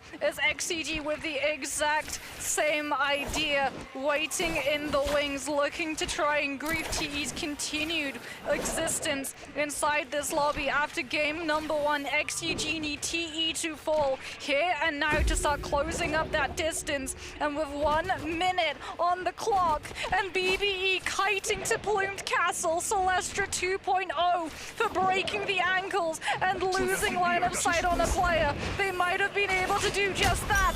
TE feeling desperate, having to utilize the Tumult ultimate just to pick up 1 soul bloom and lock BBE's Snack down, but the Tessa is going to get peeled for the Viper V1. BBB gets concussed, gets the zip heal, but the rubber band and third quality now from FPX as water drops from the high ground. A huge V1 connecting onto the players from TE, who cannot look to disengage, just have to fight it out, otherwise they go down to Yang depletion, but they go down to the long-term rivals. FPX sink TE's chances of clearing up that Yang depletion, and it's just TXJ who was able to find a bloom, but unfortunately won't be able to find his 2 teammates until he picks up 2 Rebirth Charms. Oh my goodness, Fun plus Phoenix coming in and absolutely griefing the members of Team TE, still caught in it, but we are getting ready to head into that second realm of Yang, and it's going to be a rematch, it looks like, between the members of KLA and Team GG. GG coming up top, Miskia looking to try to fool them yet again, popping the F1 mid-air, hoping somebody is going to come in and commit with the blue. There it is, he sees you do it. This time he's able to get the flip. Both Temi ults are out, and so are the Takeda ultimates as Miskia looks to find some value out of that Fan R&B. He's not there just yet. He's going to shove KLA's You going to get returned back onto by the other team. Oh my goodness, the Hesta detach coming in. You with a double parry. They're going to have to be covered for there by the Furu, and You able to get so much value out of that double parry. It looks like he does indeed have the Shade so he can get the healing as well as the ultimate shove, going to keep Yu topped up, followed by his team here. Yu just coming in with the jumping R&B onto Miskia. Miskia looking to lock down KLA's peak, trying to get the healer out of this lobby, but CXC is not having any of it as he comes back in. GG's 330. We're going clank to clank here. 45 seconds before the Realm of Yang ends. Will a team be able to come out on top? KLA's Yu continuing to keep the pressure up with his legendary. Oh my goodness. He's able to find a connection onto Miskia. The heal's coming through from GG's 330. Alex M goes down. Miskia goes down. Alex M goes down. And KLA finds a second victory inside the Realm of Yang. Please pick up your sap soldiers. They are so important in those fights. Getting that parry, getting the double parry, and like you said, getting the heal off of it. 75% of the damage done on that parry converted into both health and armor. For the players of KLA, it meant that they had a little bit more sustain. And so when things like that zip ability cycled back into play, GG had to use theirs far sooner. And as a result, burned through a lot of those resources and just didn't have anything left in the pocket for when things started going south. Yet again, Miskia doing a very good job trying to come through with a lot of those shoves, but unfortunately having to utilize one huge one to cover up the huge mistake of both of the players throwing in the blue, and that goes to show how pressured GG felt a lot of the time in trios. We have one player looking to lock you into light stagger so that their second teammate can come in with that focus strike. Because you're locked into light stagger, you're not able to find the opportunity to parry, but GG were pressured to the point that both of those players threw out that blue, and as a result, both of them ate the red, and now all three of them have to eat the sour lumps that is having Yang depletion. GG. They have 4 kills currently. Holoroff tends to be their pop-off matches. This is where we see their Sand Siphon at the strongest, but unfortunately for them, Rune, it relies on them making it into endgame. And to make it into endgame, they have to be able to clear this debuff. Have they got blooms stored on up? Will they be able to cleanse? No, they're ringing the bell. It looks like LXM is just trying to find any information on when any player is, and they find absolutely nothing. And unfortunately for them, they have no choice now but to head to the most contested part of the map, which is going to be Plumed, which is known for being so difficult to knock down any hero because of the scenery. Even more so though, Sand Siphon, that zip, that Takeda, that Tumult, this is a composition that can kite forever.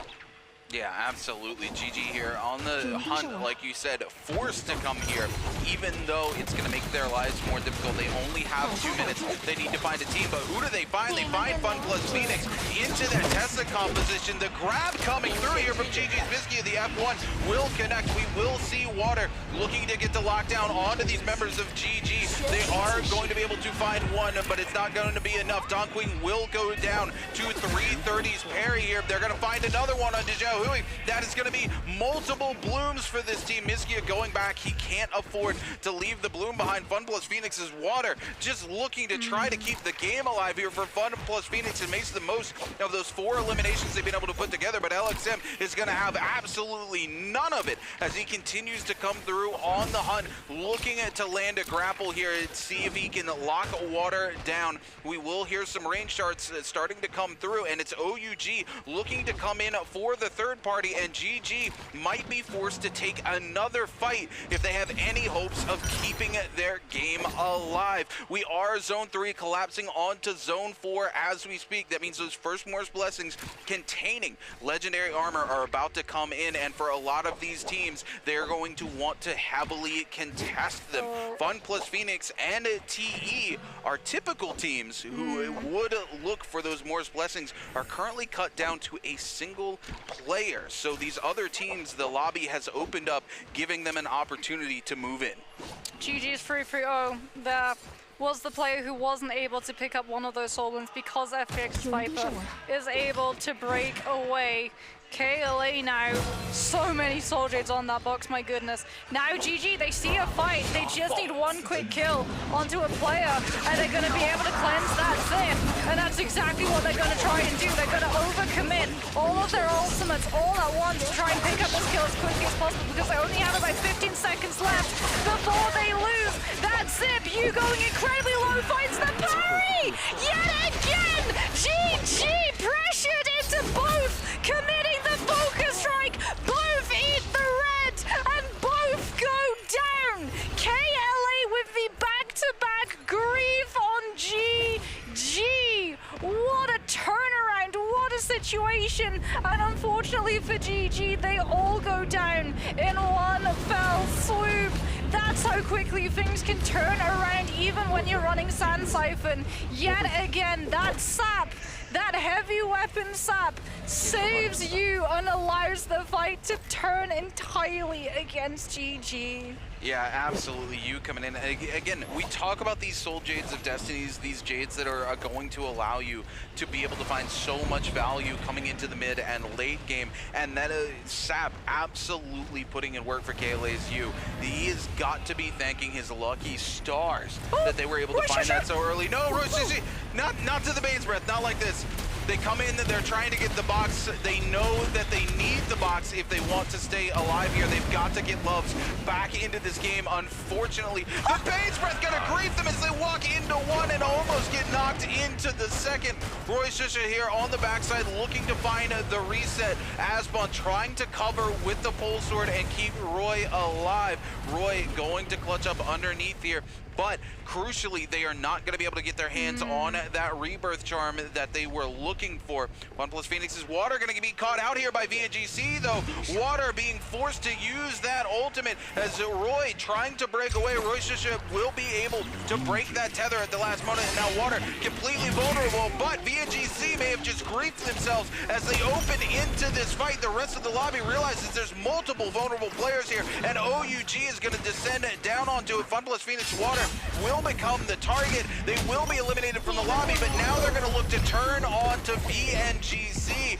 They're going to back away here as we see the Tessa V1 come in, but Roy Shisha locked down into that Dragon's Roar coming in from those nunchucks. That meter dump putting in absolute work.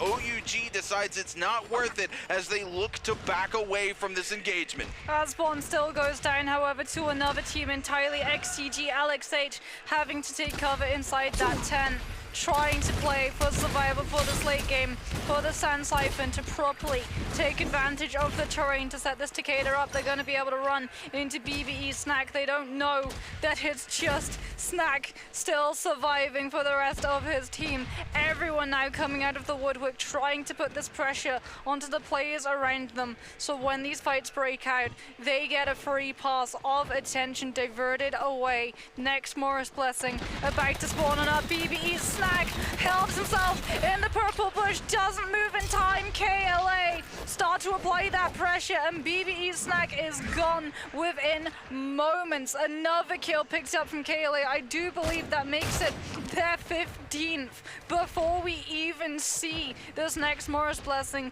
spawn on through. KLA online to come in with an absolute stun and might even be able to break the 20 bomb as HLG drop the Merciless Havoc to be able to cover all of the ranged poke that could have come through, stopping them from opening themselves up with that Morris Blessing. The Karumi Umbrella also being utilized in the same fashion. There it is, the overlaying.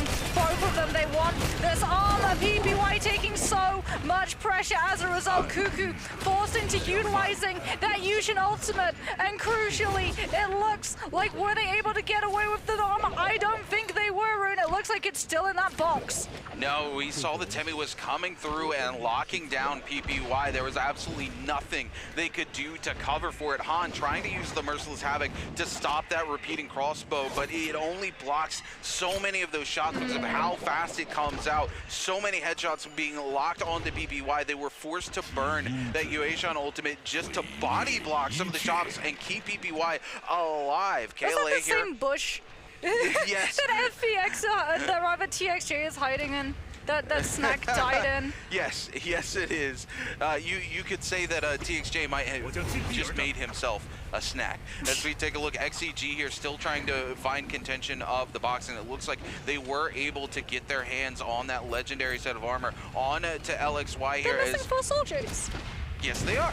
But NiHQ also crucially able to get a set of purple armor, really setting XCG up for a strong late game here as we cut over to OUG, who has found TE's TXJ. Oh, no. And KLA wants a piece of the action, but they're not going to be able to find it. They will, however, force OUG to go airborne. TXJ caught out in the middle here, does not see the player in the bush next to them, but Roy Shishi does not want to show themselves to the rest of the lobby here, so is going to keep quiet as OUG and KLA continue to trade blows. KLA on 15 eliminations as we are zone 6. They are looking to make the 20 bomb and game win happen, Moxie. KLA's utilizing that cannon to build rage up, to pressure these players away, but it's XCG who's moving across the zone here, looking to set themselves up in the optimal position to utilize all of their ultimates as zone 6 starts to collapse onto zone 7. They've got Merciless Havoc, they've got the Flamer. This is the setup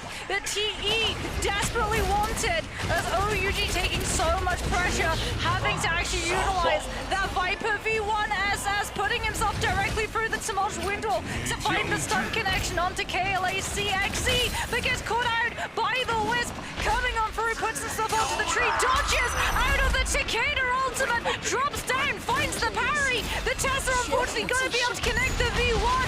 JL knocking out SS, and now we're going to see the Dragon-like catching onto the members of XCG to push them outside of that zone. Wins back from XI, capitalizing onto NiHQ, who has to use the scale rush to be able to get himself out of the second double cast of it. KLA's getting the enchantment, gonna immediately get pushed into taking so much damage. The zip heal kicking on in, trying to keep himself topped up, but he gets caught out.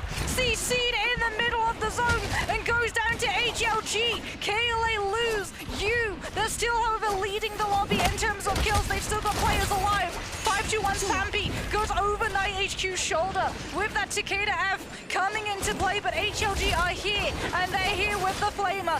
Immediately, everyone has to kite away from that cone. Otherwise, they're going to take so much damage, and also the 66% heal reduction that comes with the fire ticket as a zip composition. That is not something that you can afford to take. The legendary soldier from the Katana finds the connection onto JL's One Fang. He's not going to be able to find the reset in the middle of this zone to utilize the V1. Instead, he's going to have to use it right now, right here. This connection is going to land and stun every single one of these players, but HLG's hand look to try to iframe through it, doesn't manage to get the cast of the Tien Hai in time to get the block. Will be able, though, to keep himself alive with the ultimate in the middle of the Karumi, and he's able to find one grab. He's looking for the second. He has to go for the base slam. AS coming on in with the F1, trying to buy himself as much time as possible. Goes in to the R&B from PPY. HLG starting to run this lobby. 11 kills and counting. The Flamer connecting onto 521's Pampy, who doesn't get slammed but takes so much damage. HLG's hand finds another slam onto 521's Unique. Goes into the R&B from the fan as he falls out of the ultimate. And HLG having to use Cuckoo now to try and take the 1v1. Will be able to walk away the winner of the lobby. What did I tell you, Moxie, at the beginning of this when we saw the hero selection coming in? If HLG is able to survive and scale into the end game, we have seen it time and time again. This one-shot Transformer composition can find so much value, and here they are with, I do believe, 14 eliminations in the first place finish. It might be just enough to walk away the MVP. And there it is, ladies and gentlemen, on the big stage, Team HLG. This is a team I am so proud of. This is a team that came into their first season of NBPL an entire season behind. This was a brand new org. This was all brand new players who had never played in the NBPL, and here they are on the world stage, grand finals, J-Cup 2023, taking an MVP, making the strategy work for him. HLG, you did it. I'm proud of you. I mean, HLG as an organization have always impressed, right? Whether it's solos with them picking up Paste, and Paste trying to come in and push the meta in terms of having things like target lock on the bow to counteract the RMB when those dual halberds first released, whether or not it's their trios team coming in with those transformers. Like you said, it is a huge ask for a team to be coming in in current meta on Transformers, in a Transformer heavy lobby, it's an even larger ask to get an MVP in this current climate of meta where Transformers is on the out and you're the only Transformers team. You have to play it perfectly.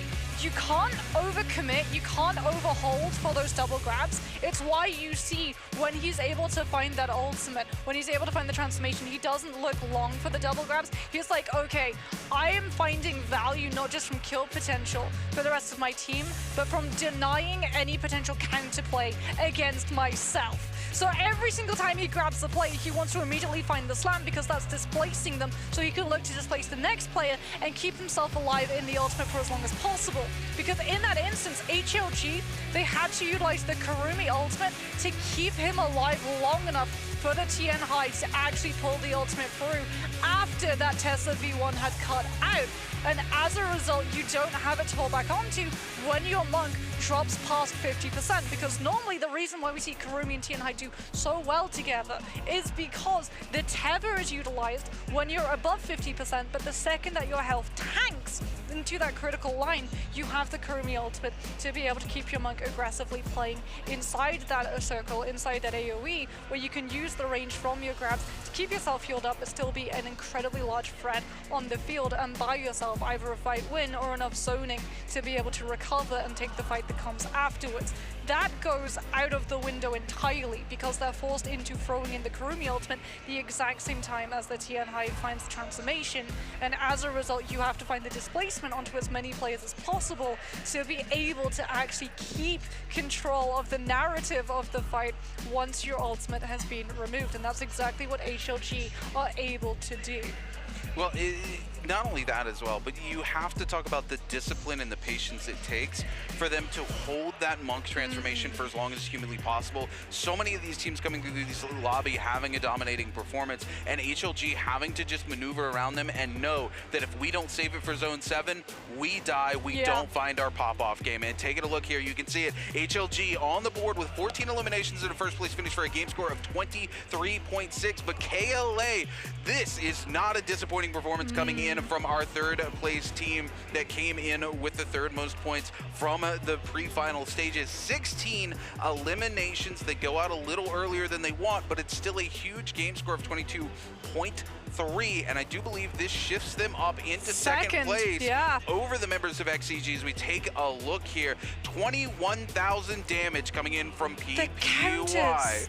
The counters! Oh absolutely my goodness, insane. 6! PPY, 6 counters coming on through from the Kurumi. Also, 21,000 healing. I apologize. I mean, yes. I got a little excited.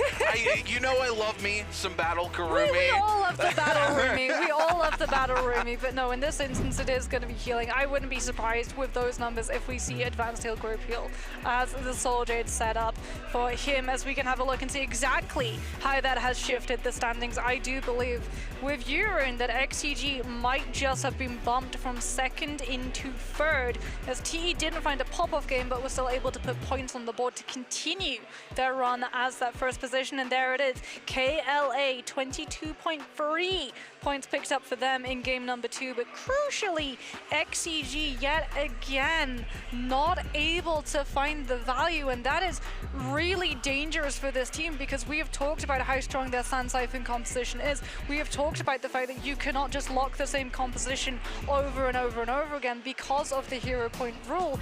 Every single time you run your strongest composition, you want it to be one of your strongest matches, you want it to be one of your strongest amount of points that you're able to pick up, but that has not happened for XCG currently. In fact, for the first time ever, we're going to have to see this team pop off, and pop off more than once. They're not just going to be able to play for one pop-off game, they now have to play for multiple. Yeah, this is the thing, right? XCG, what they've always excelled at is finding those games that average about 10 points and then finding that one pop-off game to take them all the way to the end here. Their first game, 7.5, not bad. It's, you know, it's a good average score game to keep things moving. This last game with a single point on the board, they are going to have to come in and they are going to have to put in some work. XCG has done it before, so I have faith that they're capable of doing it, but it does shift up their game plan moving forward into the next 4 games. You can see here OUG cutting through multiple teams. This is where XCG actually loses out early on here to the members of DRG, who are able to clean up all of their members and force them onto the back foot here in game number 2. DRG yet again cleaning up the members here of BBE, and this was off the back of that early Bane spread that they bought, which is a strategy that DRG really started to implement, that we're constantly looking for. You here with the double parry for the second time cleaning this up, and 330 here unfortunately just dies outright to the Yang depletion. That was how pressed for time GG was in this particular moment. HLG's Han here cleaning up in the end, finding the double grab, the instant re-grab onto Pampy, and like you said, he doesn't spend a lot of time looking for those double grabs. He sends one hand out, he finds the grab. He sends the second one out. If he doesn't immediately find a grab, it's immediately into the slam, saying, get off my feet, I don't want to deal with you. The crucial thing is it's not just get off his feet, right? It is literally him opening up space for his team to be able to control that space. And there it is, ladies and gentlemen, the no hesitation. I know I've been looking forward to this song for a hot minute, Moxie, just like I've been looking forward to this MVP for HLG's Han with 14,000 damage, 6 eliminations, and 5 assists coming through.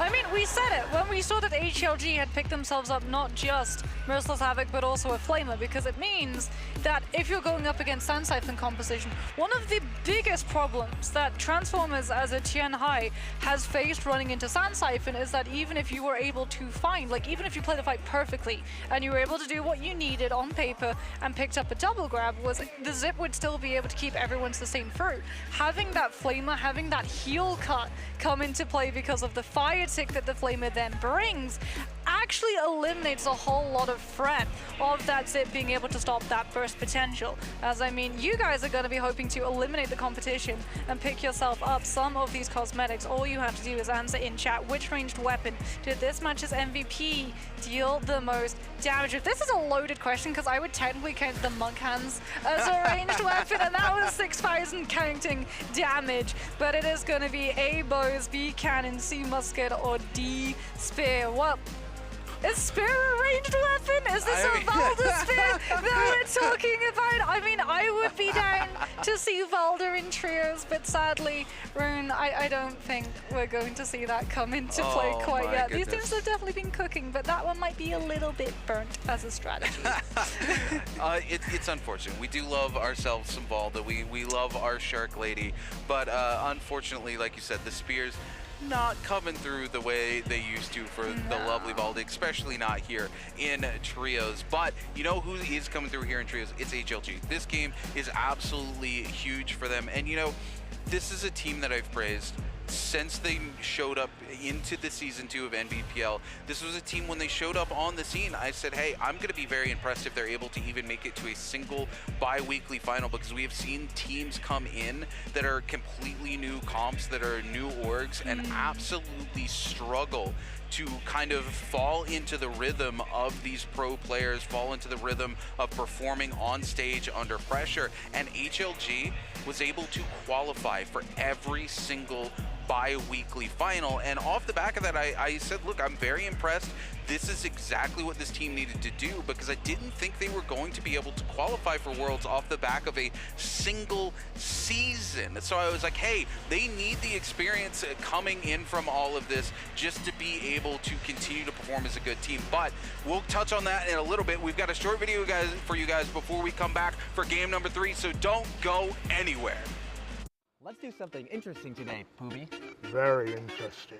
So today, we're going to be asking the casters questions. If they get it wrong, they're gonna have to deal with Poobie's air hammers. But if you get it right, you're gonna be able to have a lollipop. Let's get this started. Moxie, I have a question for you. I have a question for you, Duncan. Stop it. Hey, no, hey. Runekeeper, I have a question for you. Hold on. How many J-Cups have been held? What, counting this one? Counting this one. 3. Correct. 3. Right. Woo! Get a warm lollipop. I get a, oh, lovely. Stop it. Hey, no, hey, no. I have a question for you. You ain't gonna stop black man coming out the bathroom? What's wrong with you? What placement did Frost get in the group stage? 3, 6, 2, on. 6. Wrong. What You'd be so placement angry. did Frosted This get in the group placement? 7. What the? Hold on, before you have a question for me, Poobie, what are you doing? Look, I know I make jokes that you're the only monk in NA who can put hands on me, but I think we're starting to take it a little too literal, my guy. First question. Oh, okay. What color is Frosted This jersey? Purple and black? Wrong! Oof. What placement did Frosted This get in the group stage? 5th. Correct! You get a warm lollipop. Say the top 3 trios teams in group stage. XCG. Oh. TE. Oh. 3, And 2, 1. FPX. Wrong. XCG. Oh. TE. Okay. 3, 2, 1. Counting LMB. It's that. Ah, I knew it. Where did the non-NBPL players play last year? Singapore. Correct. I keep expecting the ball. You get a lollipop. I get a lollipop? Yay! What is the full name of the 2023 J-Cup Grand Finals venue?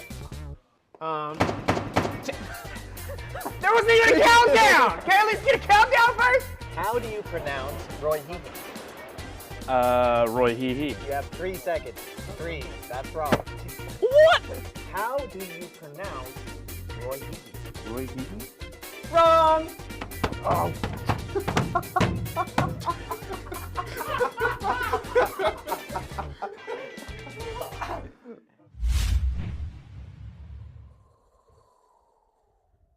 经过一番激烈的交手，现在场上主客紧急队伍了。安宇现在进一步缩小，在这个时候谁会先发制人打破场上的平衡呢？欧游记凭借着良好的装备率先发难，掏出鸟冲远程狙击叉 CG， 但是叉 CG 也不甘示弱，开始反击。但没有想到在这个时候 T 切入战场，打乱了 KOA 的节奏。经过首轮失散，大家连忙补给一波状态。T 宇继续向 OG 发起攻势，欧游记此时顶不住压力了，武田信中直接开启奥义。KOA 顺势而为，也想拿下击败分数。但 OG 还以颜色打出一波巨额伤害。叉 CG 正想进入战场，没想到被 T 抢下先机，直接双抓。这时候奈何桥还在努力拿分，但李星恒已经倒下，而欧游记仅存独狼在制空存活。考拉虽仅剩2人，但依旧打得很有章法。T 奥义循环必选择直接开大，究竟谁能拿下最终的比赛呢？12月16日到17日，永劫无间世界冠军赛总决赛，让我们拭目以待。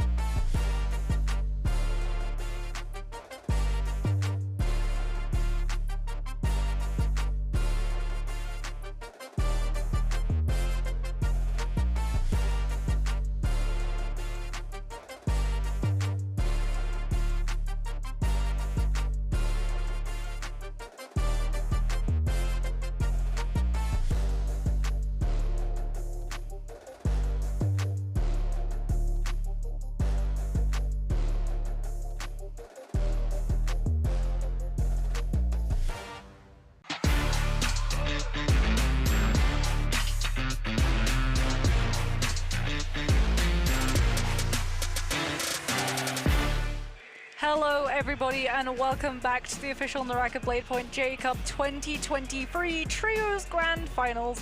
I'm Moxie, this is Rune, and we're almost halfway through the entire day. That is absolutely crazy, but you know what's crazy?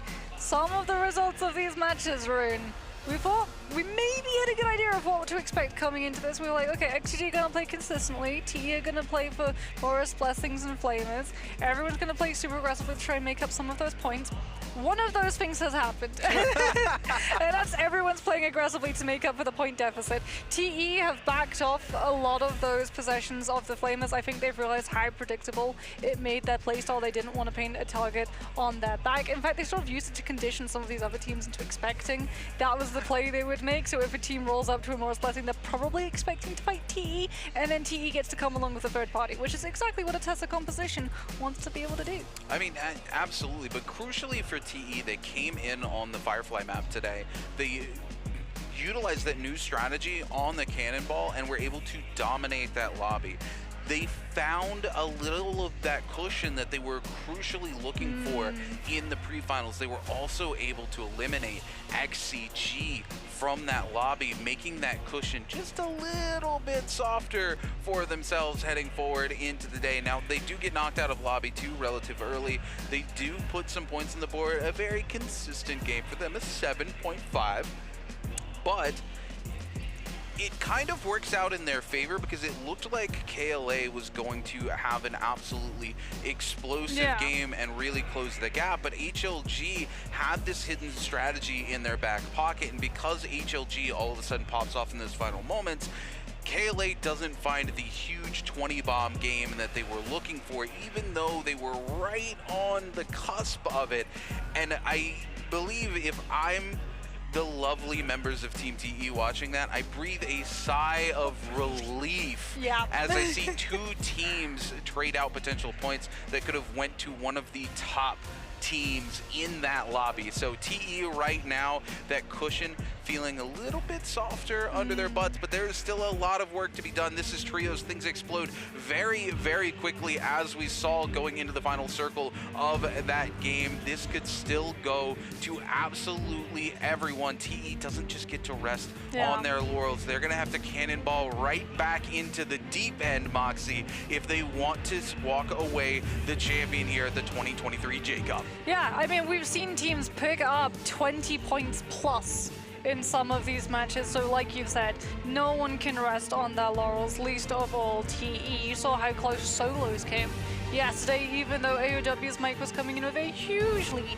in terms of those pre-final points. And TE, they're a team that understand very quickly how that tide can change with those points against them. This is a team that have struggled. They were so good, so consistent at performing, breaking records, picking up the most amount of kills, the most amount of points we'd ever seen in certain days of play all the way back when they first debuted. But the second we headed into that bi-weekly finals, things seemed to fall apart for this team. This is a team that understand they need to be able to keep consistent momentum throughout the entire day, because very quickly, if they don't, they can get swept away in the tide and narrative of some of these other teams looking to overshadow. Yeah, absolutely. And the thing is as well is there's a couple of teams who are underperforming right now, and typically when you're in this environment, those teams are going to be looking to come into these next 4 games and make up for that. Yeah, like VNGC. Yeah, VNGC being one of those teams.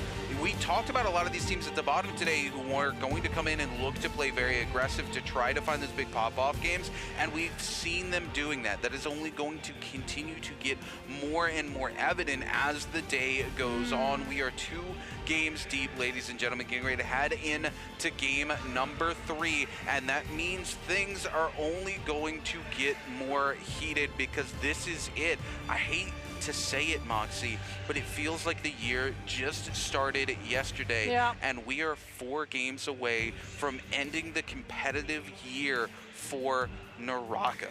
And I mean, that's huge for these players, right? Because you want that statement.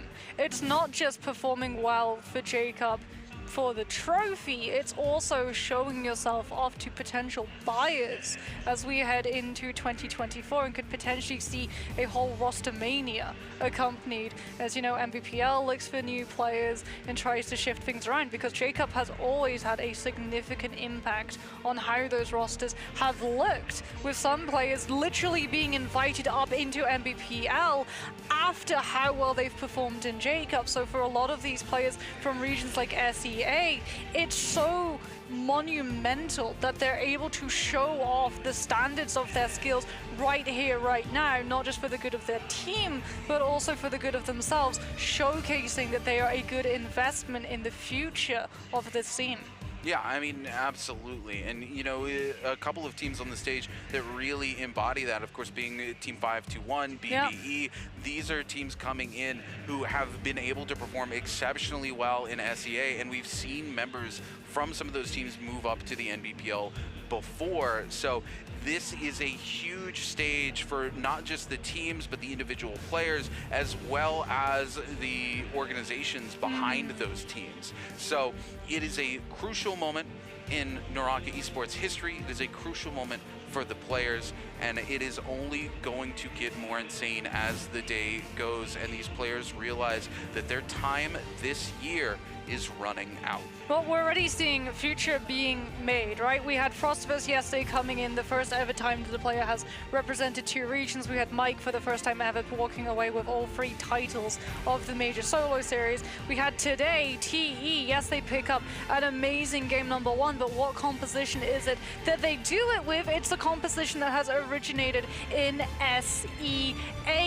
The meta is already being built into 2024. All of these teams already trying to figure out how exactly to pioneer and pilot all of these new identities and playstyles coming on through. Because what's so interesting about the new meta that we're currently seeing emerge is that it counters a lot has actually previously come before. All of that muscle memory of things like, I am going to utilize my Yodo ultimate to play off of a Viper V1, that goes entirely out of the door. Suddenly, if you're a Yushan, it's not, I'm going to use my ultimate to zone away all of the potential threats for my Tien High once he's vulnerable. It's, I'm going to open up the fight with my Yushan ultimate, because once the zip pops that V2 and Sedated Soul is gone, you still have a Terracotta Warrior out and terrorizing the rest of the field.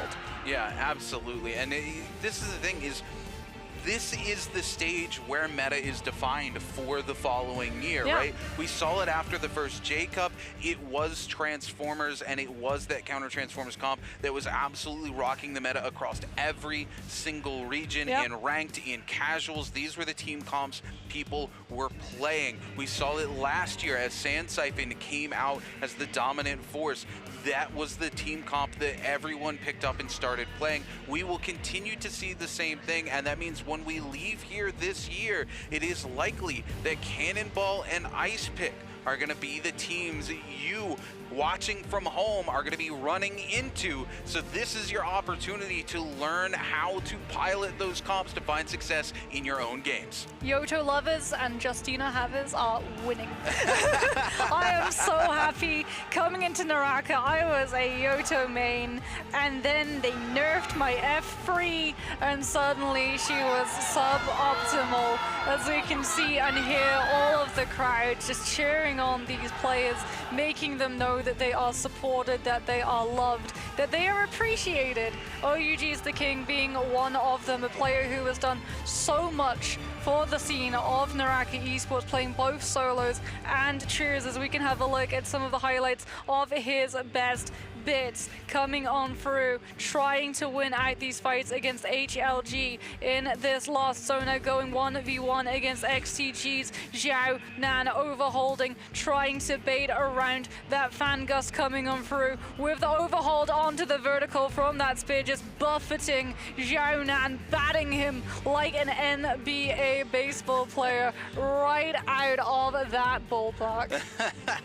And I just realized NBA is basketball. Well, you know, I wasn't going to say anything, Moxie. I was going to let you have your moment, but I'm glad you mentioned that. I'm a stick in my lane. I'm a swear of sports metaphors. I know football and badminton, and the only thing I know about football is that I shouldn't talk about it because I know nothing about the sports. Look, Moxie, we love sports, but crucially, we love esports. That's why we're here. Esports. There we go.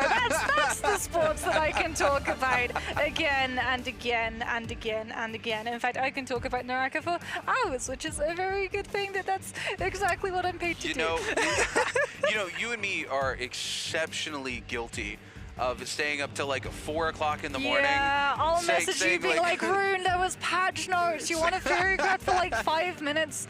And then we'll look at the clock and be like, oh. It's sort of like yesterday's meme, right? With the last game. We're like, yeah, this is the last fairy craft. This is the last fairy craft. Last fairy craft, last fairy craft, last fairy craft, last fairy craft. Me and Moxie do love us some NARAKA, and you know what? There's no place in the world we would rather be than right here in front of this incredible stage, in front of these incredible players that you're taking a look at right now. And you know, throughout the day, we're talking about who's going to walk away victorious, who is going to be able to climb that leaderboard.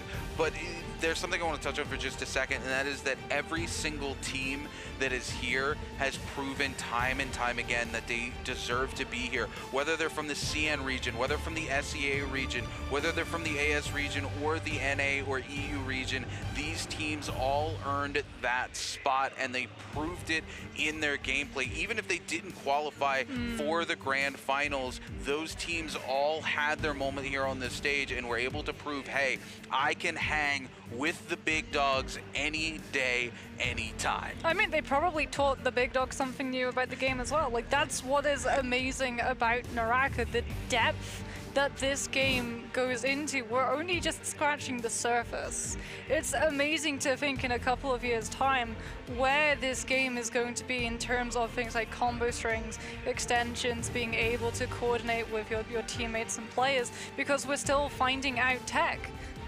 I mean, some of these heroes, they released, what, 2 years ago, and we're still finding out new ways to utilize them. We're still getting things like new weapons and heroes to be able to find entire different openings. We got to see yesterday the whole just almost infinite grapple juggle coming on through, which was only broken by the Hardy F2. That's something that you don't get to see a whole lot of on the MVPL or J-Cup stage because of how easy it is to grief out of those if you get third party. But in those isolated 1v1s, it is absolutely something you want to be able to utilize to try and find that touch of death and chunk your opponent down before they're able to disengage. But even in things like the player room, when we're seeing these players interact with each other, I think my most favorite thing to see was when they would zero ban with each other, because you would have all of these players fighting each other. One player would lose, everyone else would be watching them, and instead of going, okay, I'm done, I'm tilted, I'm just gonna leave, you would have another player come along and say, hey,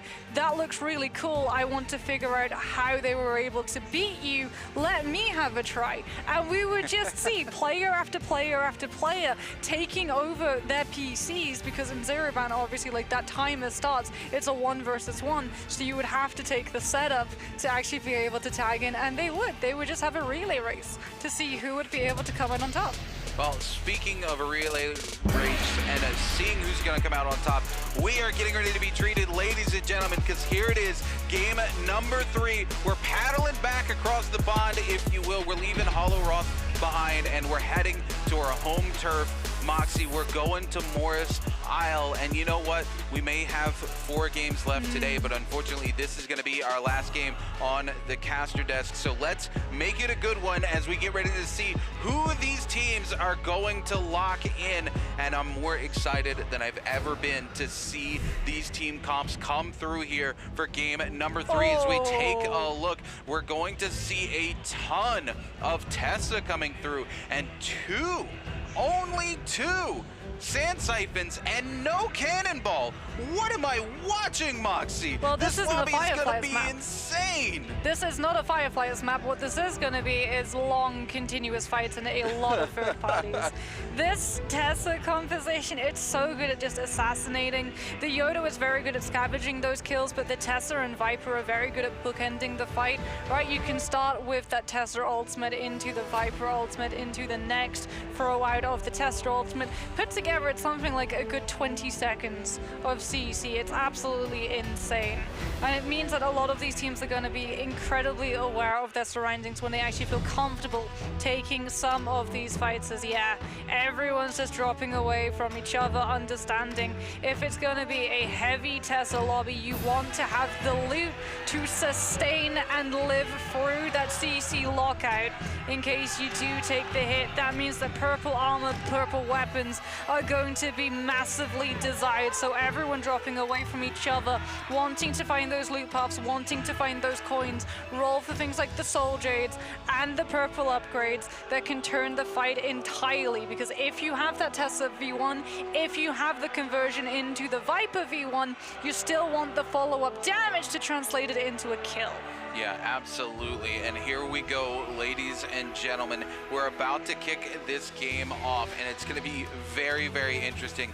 Like you said, Moxie, it is going to be fights and non-stop action as we kick things off here. HLG's Han, oh my goodness, already with the purple armor under their belt. All of the loot from that team, of course, contributing towards the ultimate. KLA gonna lose a member here to OUG. The King U going to go down. CXC gonna follow suit. Peak going extremely low. We're gonna see the Dragons rush into the Nejas, but there's not gonna be enough follow-up as Peak will go down to OUG. And I do believe OUG left those Soul Blooms behind. HLG's Han getting caught out next year inside the Tesla ultimate, but crucially he had the F1 up, so when the blue comes through, Han is actually covered. This is extremely smart of HLG's Han, looking to come in onto DRG's Corki, will find that elimination, and now they find another one onto Sansi, and it's a 2v1 here, ladies and gentlemen. Wujin98 trying to cover for the team. The V1 being invested, but we're gonna see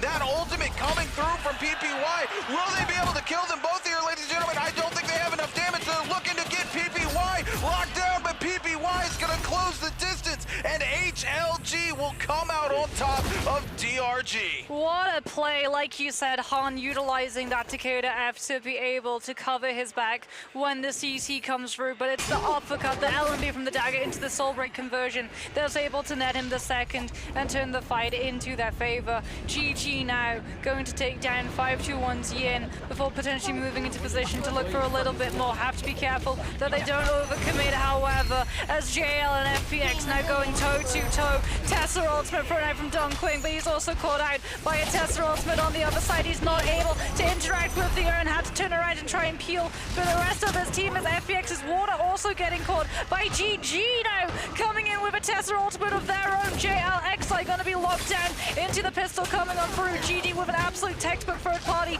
able to take down one, able to take a second. FPX's water also falling beneath their might. Tesla ultimate coming through from Dongqing, catching both players on GG's side. LXM overholding, trying to find the connection onto Zhao, who will get parried, lose the staff, lose the weapon. Tap dodges forward to be able to create the space necessary for the V1, and GG force FPX into utilizing the Wu Chen ultimate to get away from the stagger. We're going to see them try and find the revive onto water, and so the disengagement as Dongqing with the meter dump locks LXM down, secures the kill, and FPX suddenly 2 versus 1, having to deal with GG's Furi coming in with those dual blades. Another Tesla ultimate from Dongqing, catching Furi into position. Zhao looking to come in and lock him down with the staff for Dongqing to build up a little bit more of the nunchuck damage. Furi catching with the dual blades, but it's not enough. FPX win the fight. What a huge Wu Chen teleport to dodge away from that stun. Oh my goodness, that looked like an absolute disaster for Funblows Phoenix, but they're able to clutch it back out in the end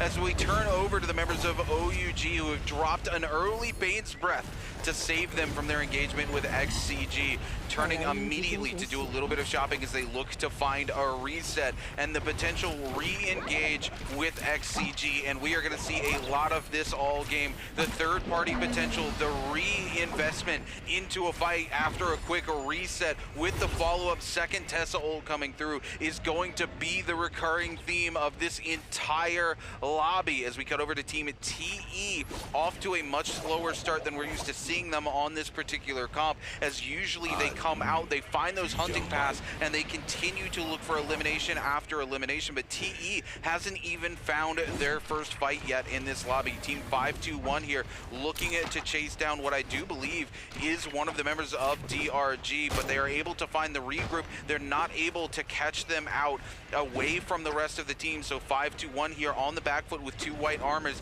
is going to back away before they give too much information to the members of DRG, who are looking to play that range game, poke them out, and if they notice that that team has white armors, they would have very quickly turned onto them. Xiaonan here, XEG trying to get an engagement here onto the members of OUG. He He will get the stun before it comes through, but the coverage is going to happen, and OUG's SS is coming in with the V1, is going to be able to find a huge stun, but Xiaonan coming in from behind with a massive blink is not going to be able to capitalize quite just yet. OUG's SS on the receiving end of that Tesla coming back through. They do get the Wu Chen ult out. They will be locked down, but they are going to be able to get that revival onto Jin Yu, and they want to immediately find a reset and pressure back into this fight on XCG. XCG on 5 eliminations already, looking to continue to keep skirmishing here with this comp.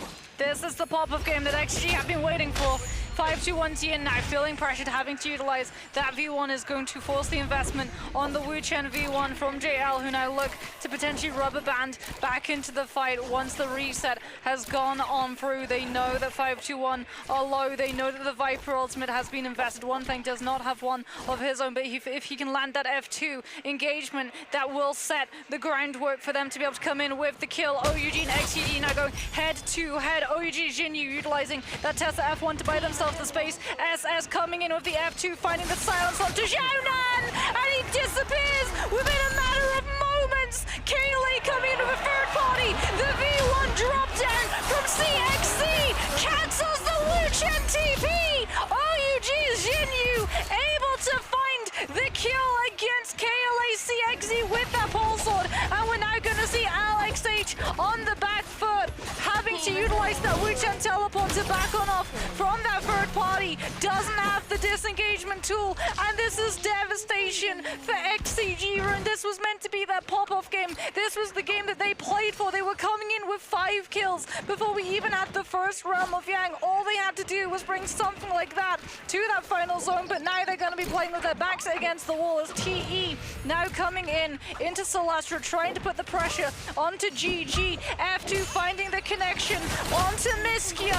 It runs out, however, and he's able to peel in. VVV going incredibly low, having to back on up behind his Wu Chen. Going to have a soul and coming on through, finding the enchantment onto the players. As a result, LXM swept up into the staff, having to utilize that V1 to force the players into using the Wu Chen V1 to back on off as TXJ find a revive onto VVV. Back off the fight, look for the reset as DRG, having dropped in, seen the two teams over-investing in those ultimates, thinking that they had a good enough chance to play aggressively forward, forced both of the teams to back on off before they're picked apart. Yeah, super, super unfortunate for everyone involved in the fight, but this is what we expect out of this lobby, right? Yeah.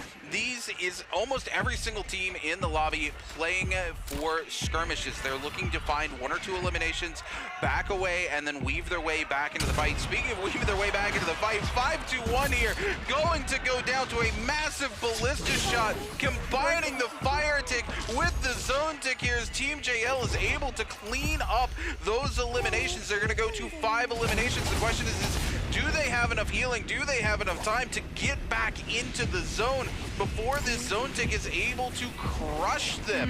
And it looks like they are going to make one heck of an effort to get there. One Fang, though, however, 1 to 3 grapples left remaining as we see those Realm of Yang come through. Oh, there we go. They're going to do a little bit of shopping. And here we go, ladies and gentlemen. HLG versus VNGC inside your Realm of Yang. VNGC, Roy coming on in with those grapples. VNGC's mind trying to open up with the LMB to cleave through some of these players from HLG's side. Takeda F coming into play. No one able to throw the blue, but the Gusto fan is still considered a light, and Mines loses so much of his armor. Has to utilize the ultimate to knock the players of HLG back and look to pick up the zoning. Both Tumultuous going to utilize those wind walls as Mines has 2 shoves left. He uses one to push Han away with that fan. We're going to see the loss now being invested, and he doesn't have it to back Cuckoo on off of him. The zip heal coming on absolutely clutch, but both of the players from VNGC stacking too close. The pulse of cleave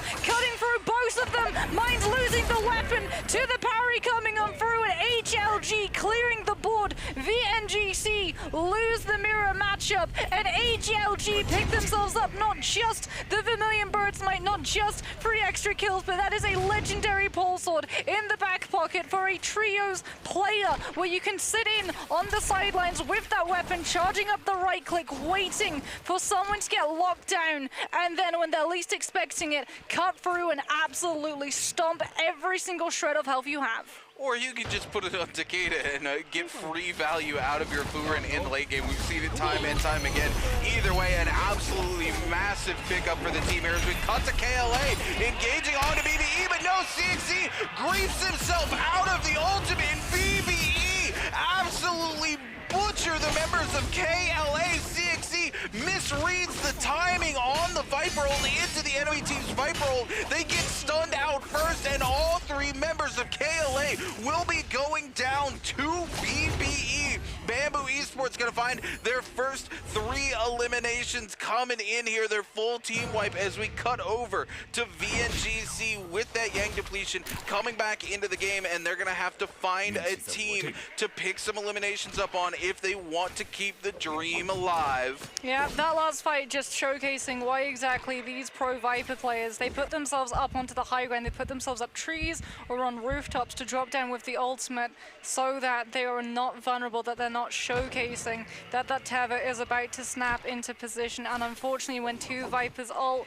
and 1 Viper ults first, it's always going to be able to snap the secondary Viper ultimate out of the ult, and you lose all of that rage. It's not like something like a Tessa V3 where you retain 50% on a failure. Is HLG's hand getting swept up into the RMB of that fan, as well as the Tessa ultimate does manage to interact with the Soul Urn before FPX's Don Quing is able to pull him away, but he's still gonna go down. The amount of pressure that Takeda took immediately forced the Zip into utilizing that V2 as XCG with a huge drop down, stunning every single player in the area. Do they have the follow-up damage? No! They turn on to HLG, the team that still had the Zip V2, and as a result, Cuckoo remains standing, throwing the Wisp behind him, but Xiao Nan swapping to the bow. LXH, the pistol, will be able to clear him regardless, and XCG with a successful third party back on off, waiting to see what FPX and KLA respond with.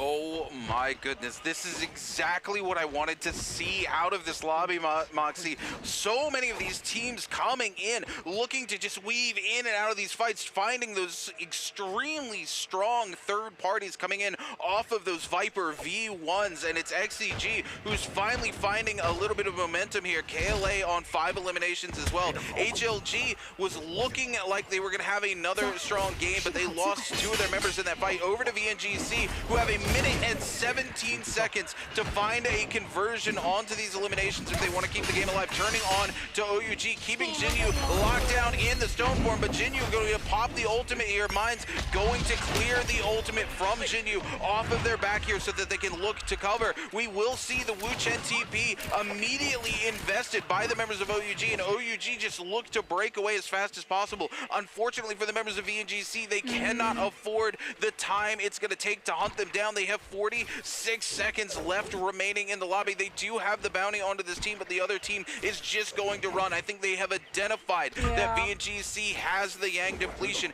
The aggression coming through. The no ult zone going to be activated. VNGC Mines pops the F1. He's not going to be able to find the value. He gets silenced. There it is. It will come through. Zinyu tries to get a little greedy. Mines knows they have to do something. 22 seconds left remaining. The uppercut. He's trying to find a single soul bloom for himself, but the ultimate coming from out the zone. There's no time left. 14 seconds. They have to find an elimination. The Clank coming in. The third party. There's nothing VNGC can do. They're going to go down as Zinyu picks up Mines. And ladies and gentlemen, VNGC will be sent back to the lobby as JL comes in for the third party and looks to do the same to OUG. Well, VNGC may be sent out of the lobby, but they still pick up an elimination as OUG got hard griefed by that no ult zone popping into play, showcasing that there's a fight going on, and it is indeed only SS who's able to survive the fray on OUG's side. That is the danger when you kite that no ult zone. It is very obvious. You see it from very far away. You know that a fight's going on, and for a team that has a composition with things like the Tesla that relies so much on the CC, you can use it outside of the no ult zone, and it's still going to be able to connect onto the players therein. and you can utilize that CC to push in with the engagement, knowing that things like that Sand Siphon do not have the Zip V2 in the back pocket for them to activate to be able to sustain through all of those stagger frames. As GG playing for control of the Morris Blessing, not putting themselves, well, they've got the Wu Chan, so they really don't want to put themselves inside one of those Realm of Yangs. Instead, they're looking to try and find that upgrade into the purple armor off of picking up this Morris Blessing. DRG also in the area looking to grief that potential opening, having that high ground, having that potential drop down coming on through. GG using the Wu Chen wind wall to be able to block that range poke pressure coming through. LXM will be able to pick himself up that purple armor, and TE now have got to try and figure out whether or not it's worth trying to take a fight, but playing a little bit slower. They are currently on an absolute 0 kill game. This is incredibly uncharacteristic for this team, but yet again we see, just like in game number 1, they have identified that there's going to be teams that are far more aggressive and just pushed in terms of loot with those Soul Jade setups into having far more firepower in this current stage of the game. TE back on off entirely. They don't want the Morris Blessing, they don't want any heat on their name. They're going to play for all 3 of their players to survive until that final zone. Taking a look here, Fun plus Phoenix pressuring on to Team GG. GG here with the Draco Storm. Absolutely just cutting through all of these teams. It's BBE's Fat Milk who is caught out, however, and GG is going to pick up their 6th elimination of the game as they look to come in. They take a little bit of Toxi-Shroom damage here, but they're going to get healed up real quick and want to turn back into the direction of where Fun plus Phoenix ran off to, because they want to make the most of this buff as humanly possible. We're going to see Fun plus Phoenix is just absolutely gone. They want nothing to do with that engagement anymore. If we take a look at the overall leaderboard right now, it's OUG and JL leading with 9 eliminations each, but HLG 6 eliminations, XCG 6 eliminations, GG 6 eliminations. This is a very, very tight lobby. BBE, who went out with 6 eliminations. HLG, though, crucially, they have a very strong game so far. Now they're coming in, they've got legendary loot under their belt as well. They lost 2 members to an extremely bad third party, and had now been able to get those 2 members back in and immediately geared back up because of how many skirmishes were going on. It was very likely that they just walked back to their bodies and looted straight up. We are going to see Ballista Watch coming into play, Moxie. Yeah, XCG taking advantage of the position that TE had actually abandoned. TE identifying that there's pressure, sending one of their players to the base of Ballista to deny XCG the control of it for the rest of their players to be able to kite around. As GG taking a little bit of pressure from their right flank from JL. Definitely, however, the team that is going to be applying a lot of pressure on this lobby is potentially going to be HLG. Having that Mystic Might, having that wherewithal and understanding of players' positions around them, as well as that 25% damage reduction and 2 legendary weapons, one of which being that dagger that they turned into the fan to benefit their Takeda ultimate. The Fury Shove, just like Longsword, finds so much value with the follow-up from the fan with the range that the RMB has and how fast it can connect. In fact, there's an entire Touch of Death combo with Takeda on that fan, as we can have a look in here from one of your favorite players, XCG Xiaonan. 遇到过的失误啦、失误点什么的，给自己再复述一遍。我感觉以 TE 的打法，想击败他不容易，因为他比较找不到他的人在哪里，所以说我们想击败他，必须得回旋镜碰到，完了看我们自己发挥嘛。如果说我们的回旋镜能拿下他，他的胜率这一场的话就会比较低了。我对我们夺冠的概率一半一半吧，反正看总决赛当天的状态，反正我们也会奔着这个冠军去使劲嘛。That's really interesting to hear that Xiaonan was saying TE are really hard to locate, so you have to try and find them inside the realm of Yang. And that sort of plays into why TE are avoiding it, right? This is a team that's coming in with a tag of an 100% win rate on the realm of Yang. They have to know that these teams are expecting them to take that portal, to take that gateway. And if you've practiced a strategy specifically against TE, the realm of Yang is where you're going to be most likely putting it into play. So by TE actually avoiding that almost entirely, it kind of means that all of these teams who thought about how to counter TE have been reset all the way back to square zero. Yeah, I mean, absolutely, Moxie. TE is one of those teams.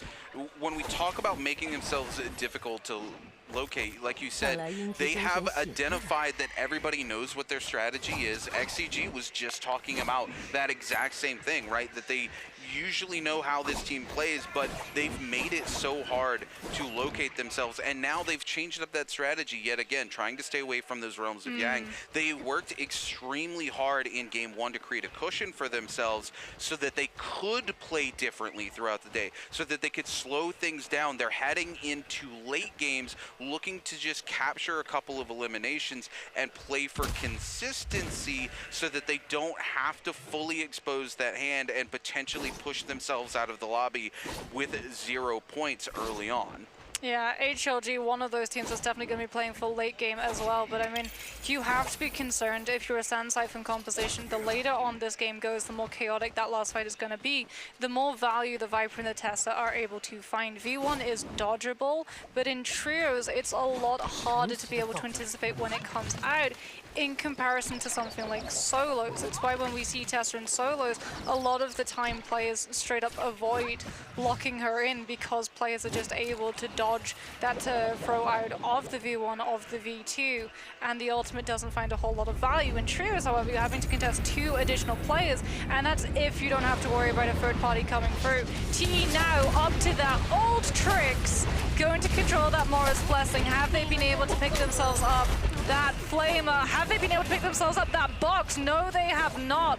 VVV gets the Tessa V1 connection and has to put himself over the cliff edge so no one is able to follow up onto him. Swaps over to the fan to be able to scale rush before coming back on the cannon to grief out FPX. I theorized that FPX and T would run into each other because of this strategy of trying to control the Morris Blessing, and that is exactly what has happened. VVV, one of the best Vipers in the world, deciding to prioritize holding onto the high ground at the top of that tree in case FPX make a play for the Morris Blessing to hold on to the V1 and drop down, land the stun onto FPX and grief them, as every single team is going to see an incredibly vulnerable team on top of that box and turn their attention, and as a result FPX just has to bend the knee and give the ground. No kill goes through, but that Morris Blessing remains closed. Yeah, absolutely. I've got to talk about what Leo just did in the midst of that as well. I don't know if you saw, Moxie, as we see the V1 connection coming on to VVV. VVV backs away and Leo armor swaps VVV into a full purple armor. So even if that connection from the V1 does come through and stun them, they have a cushion to try to maintain and keep VVV alive. Absolutely crucial, critical decision making coming in from the members of Team TE. Fun plus Phoenix still trying to take this Morris Blessing, and Don Queen will find the value. He's able to get that legendary armor out of it. Xiaonan coming through, looking to see if they can get any goodies from it before this zone continues to collapse. And Fun plus Phoenix finally are able to find that Morris Blessing that they've been looking for all day. Let's see if they're able to make use of it heading into this final circle. OUG's SS just trying to keep themselves from being seen here, but taking a ton of zone tick damage. Going to utilize that pole sword to create a ton of movement so they can look for a space to find a reset, Moxie. Oh, they're able to regroup with Jinyu as well, but TE out towards the open, trying to find some of these players who were looking to utilize the edges of the zone and hide. OUG finding the revive onto the King, having to immediately mash and just get away from that solo ulti before they get jumped on. DRG Sanzing, the grapple cancel coming on through from SS, carrying with that pole sword all of that momentum to keep himself outside of that fight. Crucially did not have to utilize the ultimate, finds XCG. LXH has been spotted on out, but SS just cannot look for the full commitment. He knows that his team is still in that that reset mode, still needs to be able to recover what has been lost. When you revisit that Soul Altar without Vermilion Birdsmite, you only come back with that great armor, and as a result, this late in the game, it just does not compute that you want to take a fight straight off of the rip of a revive. GG's Miskia able to just slip onto that Morris Blessing, picks himself up legendary armor with the help of Free-Free-O's Wind Walls, will be able to find the upgrade as LXM puts himself onto the treetops to try and dry out a lot of that pressure, keep the chase and attention on the Viper so the rest of his team is able to find the recovery. Crucially, that Wuchen still on blue, still needing to find the upgrades as HLG with that legendary fan in the back pocket, fully scaled up. That Takeda ultimate now in the highest tier that the V3 can be. Gold state coming on through from them. They're going to have to play out of sight. They do not want to get spotted out by all of these other compositions who are not going to want to let that Takeda live long enough to see the zone collapse and that ultimate start to properly come into the win condition. It should be OUGSS putting in the pressure onto GG's LXM, who loses line of sight on that V1, will be able to get away from the stun, but can he get away from the attention that it's brought onto him? Instead, as every single player sees that chase go down and thinks that it's their turn to come on in. FBX's Water dropping in with the V1 from downtown. GG's Miskia finds a kill onto OUG, but FBX's third party might be the winner as JL's One Fang see the newcomers and have to scatter away. FBX clear the space, pick Water up that legendary armor, and JL can do absolutely nothing except come in with the cannon pressure to chunk through it before they look for the engagement, hoping to keep FBX up against the zone as One Fang comes in with that cannon and does so much damage. TE now dropping in with the F2 on that Viper. VVV sent packing. However, as he looks for that reset, backs on off for the heal. This is what's going to happen when we have 22 players left in this lobby, and so many of them are compositions designed to have third-party assassinations. VVV gets hit by a V1 from a Viper, goes down to XCG. They're able to find the F3 kill onto TE's Leo at the same time. FBX's Water with a huge Viper V1, yet again dropping down from the trees, and the lobby stands still as Water comes in with the purple pole sword and chunks TXJ down. The test is so incredibly low, finds the armor reset onto a blue, goes up into the tree using the horizontal attack on that staff to keep himself ahead of his competition. Finds one reset, but HLG now decided to come into play. Takeda invested from Han, gets the F1 from the Zip to keep himself in the forward position, and with the ultimates now invested, we go back to the lull phase as everyone swaps to the ranged and tries to build all of that power back up. HLG here, like you said, using those cannons to immediately get those ultimates back online. We're going to see multiple Tesla ults being invested here onto XCG. XCG just trying to create some space, trying to find a little bit of cover, but OUG's SS coming in with the tactical nuke will catch out NIHQ. NIHQ going to go down to KLA. HLG in the meanwhile will pick up LXH, and that means XCG is down to a single member. No, they're eliminated from the lobby. HLG's Han will find OUG's SS, and HLG trying to set themselves up for the back-to-back MVP coming in. The Wuchen ult coming out from the members of KLA coming topside, but we will see that massive Tesla ult locking on to Peak and the remaining members of KLA. DRG coming in, but it's PPY who picks up KLA's CXE. HLG continues to dominate this lobby. TXJ finding Fun plus Phoenix's Water. TXJ just trying to keep it alive here. The members of HLG going to back off and immediately remove that ultimate as they take control of this final zone. It's HLG and a bunch of stragglers. HLG on 11 eliminations, looking to continue to clean this lobby out. DRG's Corky trying to maintain, but being grapple locked to the bottom side of the map as HLG's Han picks it up. It's a feeding frenzy, and HLG, they're the hungry piranhas at the bottom of the tank as TE's TXJ goes extremely low. The Furin comes out. They continue to wait for one of these players to fall down. And there it is. Han will pick up TE's TXJ, and HLG continues to keep the pressure on as these lovely players, unfortunately, just fall victim. Sanzi here takes the rain shot. Cuckoo picks up the elimination. KLA's you, the last remaining member, falls straight into the Furin. The parry coming through you, looking to turn onto Han, but Han returning the favor immediately. The fan tornadoes coming through. You locked into the zone, a single tick remaining. He's holding out, but it is HLG who comes out on top for the back-to-back MVP. The back-to-back. Not just the back-to-back MVP, but the back-to-back minority composition pick that yet again they're able to translate into a win, and not just a win, a dominant win. Those points are only going to continue to climb. They play it perfectly. We said they could not afford to be spotted out. If that Takeda had been sniffed out by the Tessas and the Vipers, they would have been gone in the blink of an eye with the amount of piranhas that would have turned onto them. As a result, they hide themselves away. They wait for just the chaotic nature of the Tessa and the Vipers to ignite and self-destruct every other team around them before coming on in, understanding the Vipers and the Tessas are in the reset mode. That is where Sand Siphon is able to flourish.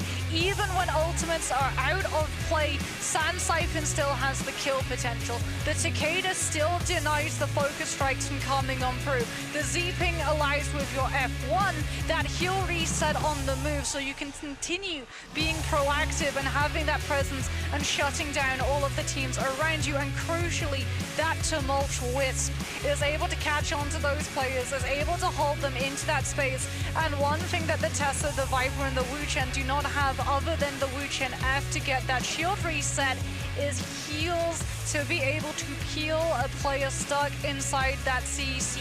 HLG, wait for the Buccaneer phase, wait understanding that the Tessas and Vipers are all going to be backing on off to rebuild all of that, and understand if they go in at that exact moment when we're in the neutral, when those ultimates are offline, it is going to be easy pickings for this team because they still have the damage, they still have the sustainability, and they still have the lockdown that the Tessa and the Viper only are able to achieve when the ultimates come into play.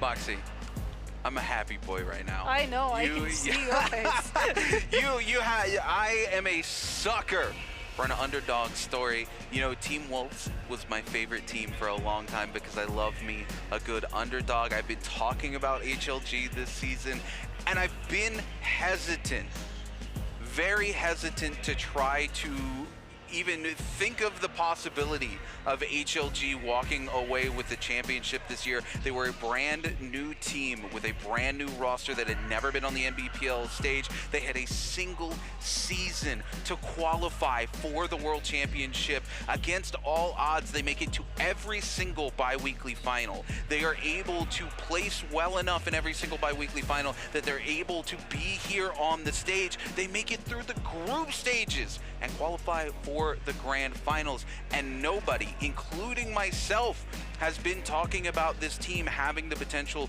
to walk away. All of a sudden, 2 games back-to-back here on the big stage. HLG pulls out the 2000 IQ play and says, we are going to play the minority comp in these phases. We're going to play for survivability and look for that moment to capitalize on the fact that we are the minority comp. And they take 2 incredibly huge games back-to-back. And now, not only are they going to be in contention in the running for it, they are in 2nd place and nipping at the heels of TE, a veteran team who is made of veteran players. What a world it would be if HLG, who takes 15 eliminations this game and a 1st place finish for a game score of 25 points, were able to walk away our J-Cup 2023 champions. Moxie, I am a very happy boy.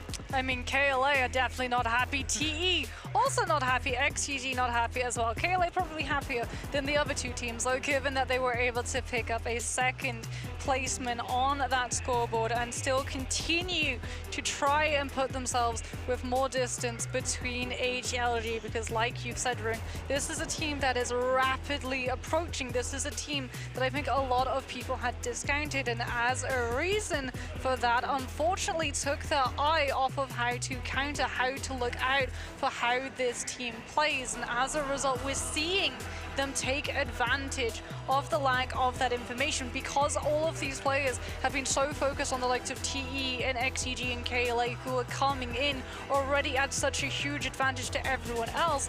HLG kept their heads down. They played silently. They played the long con. They played consistently, decently through the pre-finals, but truly chose the grand finals to showcase their best strength. And that is what this team has been able to take full advantage and priority of. No one was anticipating that Takeda Sand Siphon composition still being on the board. If they'd been spotted out, I guarantee you every single Tessa, every single Viper chases them like a dog with a bone.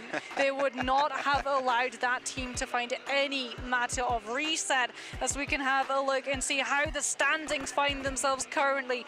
HLG off of the back-to-back MVP secure themselves second position, jumping over KLA and putting themselves less than 10 points behind TE.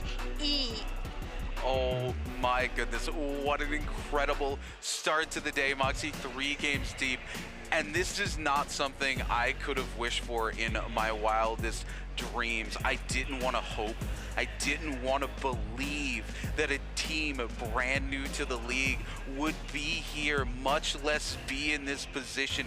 TE, if I'm TE right now, I am absolutely losing my mind. Speaking of which, we're going to cut back some of these plays here between OUG and KLA in this last game. OUG able to just come out on top in this early fight. It looked like Peak might be able to turn it back around here. Unfortunately, there's not enough gold focus in the world to overcome that 1v3. Cutting over to HLG yet again here. This was the fight that set them on that massive trajectory to having this incredibly huge game into DRG. KLA yet again. We saw so much of this game, the tactical nuke being invested by Viper, and OUG just getting absolutely griefed out of their Wuchen teleport here.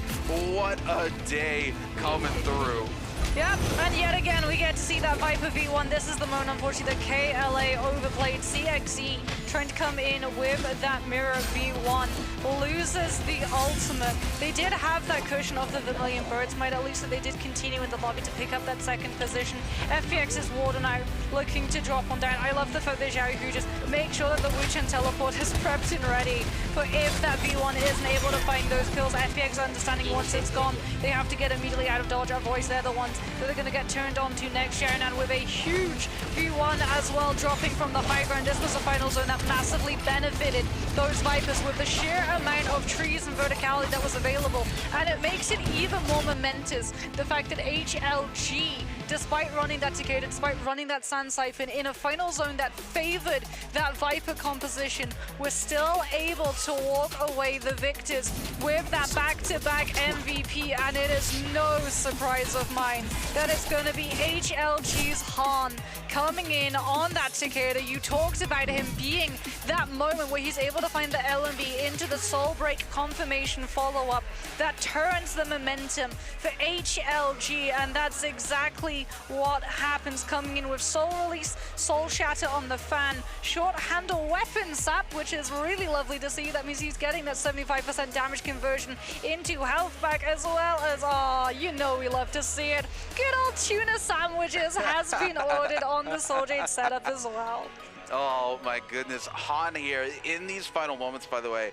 The fact that he is so calm and confident, we literally watch him activate his ultimate to throw out a single Furin and then cancel the ultimate and go, I'm gonna have it back again, and does that multiple times. But speaking of doing it multiple times, you guys have got to answer our questions multiple times here in the Twitch chat for a chance to walk away with one of those lucky treasures. And we got a question here for you. Which hero did this match's MVP use? Was it A, Takeda Nobutada, B, Yodohime, C, Tianhai, or D, Zipping Yin? If you can't get this one right, I don't even know. I mean, you literally just mentioned one of the ability names. Exactly. So. But no, I mean, just this game, absolutely incredible. And I can't think of a better reference than the one I used at the end of this, because it was like a fishbowl with a bunch of piranhas at the bottom, and it was quite literally a feeding frenzy, as it was a bunch of solo players sitting topside just trying to feed the members of HLG. But speaking of feeding members of HLG, we're going to feed you guys a video before we come back and get ready to lock in for our next 3 games.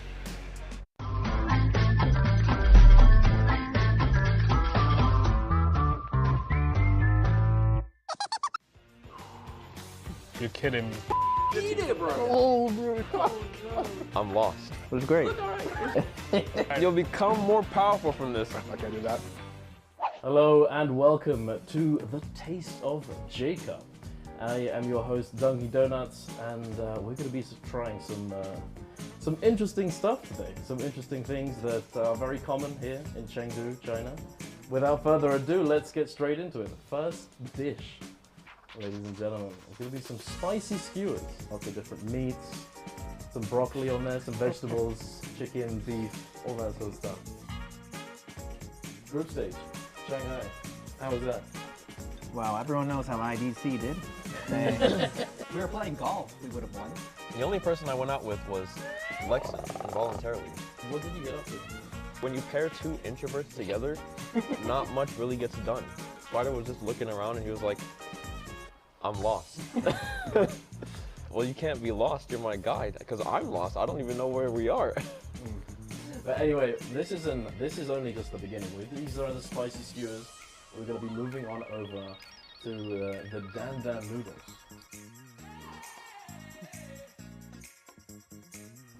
Poby, how is it? I made a mistake. So what do you guys think about this year's grand finals? Who do you think is going to take the dub? No bias. I think he's just the best looking, most handsome person here, Frostovitz. Yeah, Frostovitz is super chill. It was at the airport, one from Shanghai to Chengdu. Said that he said he's an introvert. He's introverted, but he was sitting like this on a chair. Just like, he just has this rizz around him. Well, we've had a bit of these noodles, definitely really tasty. But hey, you want to know the next thing? We got some rabbit head. Oh, look at we got bringing it over to us as well. I've been waiting for this for a long time. So this is a little bit of an unknown dish. Raven, I'm sure you can relate to the unknown. Oh my God! I hope you guys are ready. I'll leave you to it. I don't want to hold it for too long. It's been an enjoyment. I cannot wait to watch you guys. Oh my God! There we go. Alright, you have to eat this. It's like smiling. I would assume so. We got told how you're supposed to eat this. So the idea here is take the jaw. Wait, you use your hands? Well, I mean, I can't do this with chopsticks. So you gotta do it manually, bro. Wait, is this the eye? I'm like pushing something out. Bro, I don't want to break this and then have it fly everywhere. Listen, you guys, stop talking, man. Bro. Oh my God, John's just in. Yeah. Look at him. Alright, let's go. Bro, this shit is good. See, this is the African specialty here. Use your hands. This is a very common thing that you'll find if you were to walk around on Chengdu. So this is the brain inside that? Yeah, right. You got the brain in there. You're rather going for the brain? How many hours do you have in NARAKA? And then just put it in your mouth. How many hours? I can't even think right now. How many hours do I have in NARAKA? I have around 8,000 hours. How about you? I have like 7,000 hours on Steam now. My friends are right. This spicy rabbit head is really good, man. Oh, look at mine. This is all gone. I feel like I just kissed it.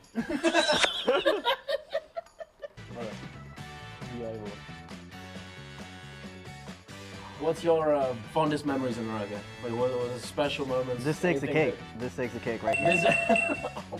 It's so spicy. I know, right? It's so spicy. I don't even know he has a... Like, I can't fit my mouth anymore. I have a little... I'm gonna wipe it. I'm feeling very African right now. The next dish. This is... We got some pig's brains. You're kidding me. Oh, Lord. Back again. Nah. Oh my God. Nice delicacy for you. Nah. This is like some Hannibal Lecter. You're gonna sit down, take a bite, and I'll be watching. It's just a straight. Let's go. 1, 2, 3. Oh! It's mushy. It's mushy. My eyes are crying at the idea of doing this. Bro, come on, you got this. Bro, don't do that on the plate. You got this one. It's just mushy. It's just mushy. It is. Look at me. Look at me. That's not helping. Look at me and put it in your What? Try to get in there. Yay. I don't know why one of you. It's just food. All right. On the count of 3. 1, 2, 3. Go. I got you. I'm not gonna lie to you. I got you, bro. Yeah. Almost. It was great. Bro, look at the tears. How are you blowing on it? What are you blowing? You can't blow the spice off of it. Oh, it's just mushy, bro. I love your texture, bro. I love your texture, bro. Get it down. You're eating memories. You're eating what? What did you say? You're eating memories. Oh my. Bro. You'll become more powerful from this. I can't do that. Oh my god. I can't do that one.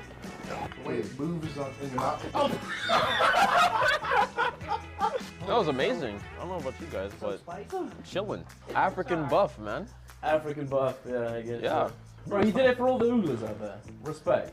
It's the most memorable NARAKA moment I have. Oh yeah. It's just seared to first. Yep. Like I can handle like spicy and everything. My entire right side of my tongue was just like numb. I'm just like, I kind of feel like, is this spice? Is this saliva? Is this like I don't know what it is that's on my tongue right now, but I just can't taste anything else. That's all we got for you. Taste of Jacob, I think, ladies and gentlemen. Get some fresh air. Yes, please.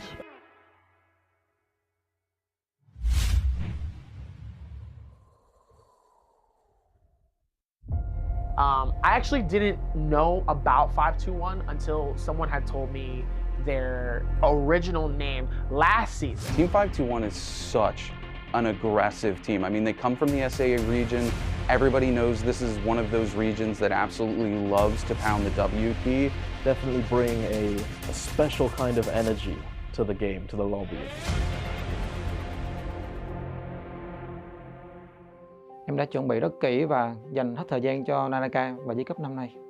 Em rất muốn tham gia giải đấu chuyên nghiệp của NBBL và em nhìn nhận nó một cách rất là nghiêm túc vì đó là ước mơ và đam mê của em. Em sẽ cố gắng đạt được thành tích cao nhất trong J Cup năm nay để mọi người biết đến em và em sẽ cố gắng nhiều hơn nữa. 521, definitely a team to watch out for, but specifically Unique, because Unique qualified for both trios and solos. There's only 3 players that have qualified for both solos and trios for the J Cup. So that's IDK's Rumen, Tryhard, and Unique. So is this somebody we need to pay attention to? What do you think? Đội bọn em đã tham gia 3 lần J Cup và năm trước thì đúng là một thất bại lớn của team em. Thì bọn em đã đạt hạng 16 của chung kết thế giới năm trước, nhưng mà từ đó thì bọn em rút ra được rất nhiều kinh nghiệm và để phát huy bản thân và đồng đội. Rút kinh nghiệm rất nhiều từ những thất bại và bọn em đã khắc phục nó và phát triển đồng đội vào năm nay. Thì đội em chú trọng vào việc phối hợp và việc giao tiếp nhiều hơn và không có đánh theo kiểu cá nhân nữa. Thì tụi em phối hợp đồng đội nhiều hơn thôi. And coming from a region that is so hyper aggressive, being your team's shot caller and the support, so you have a broader view of what's going on. 这一局打得要更加的规整，更加的有这个纪律性，而且3个人的这个每一个运营的想法都是已经提前计划好的。You know, you have to keep your teammates alive while they're running it down just straight head first into teams, getting oogly boogly, you know. You have to keep them alive, you have to keep them in check. Hey, come back, stop, chill, you know. Tất cả mọi người sẽ là tin tưởng em và nghe em call trong một trận đấu đó, nên là đó là chiến lược của team em. Em sẽ cảm thấy nó rất là hạnh phúc bởi vì đó giống như là một cái ước mơ của em á và ước mơ của team em. Ước mơ lớn nhất của em khi mà chơi cái game này đó là vô địch thế giới. Đây, em sẽ học hỏi kinh nghiệm từ những bạn khác và em sẽ cố gắng hết sức. Mục tiêu của đội em đến với J Cup lần này Đó chắc chắn là vị trí quán quân bởi vì bọn em đã dành rất là nhiều thời gian cho NARAKA. Hầu như là tất cả thời gian của bọn em đều dành cho NARAKA và mục tiêu của tụi em là vô địch. Em có tự tin.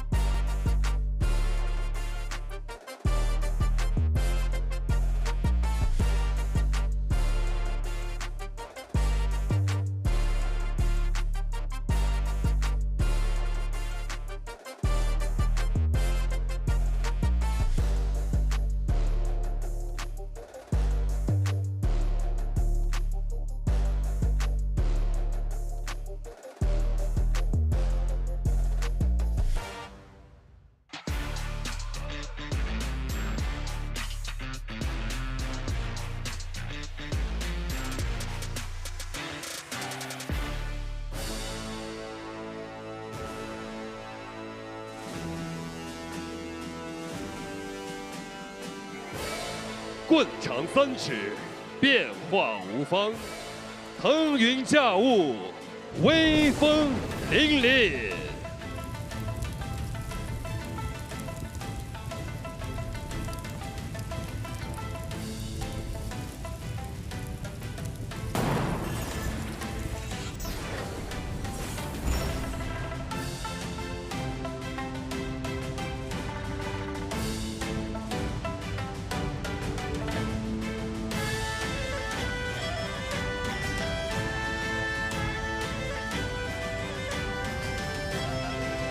伴随着 FMVP 的降临，现场所有的玩家朋友们，让我们共同来期待，在今天3排的总决赛的舞台上，谁会成为天选之人，腾云驾雾，拔出他，并且成为他的全新的主人。2023永劫无界世界冠军赛后3场比赛正式开始。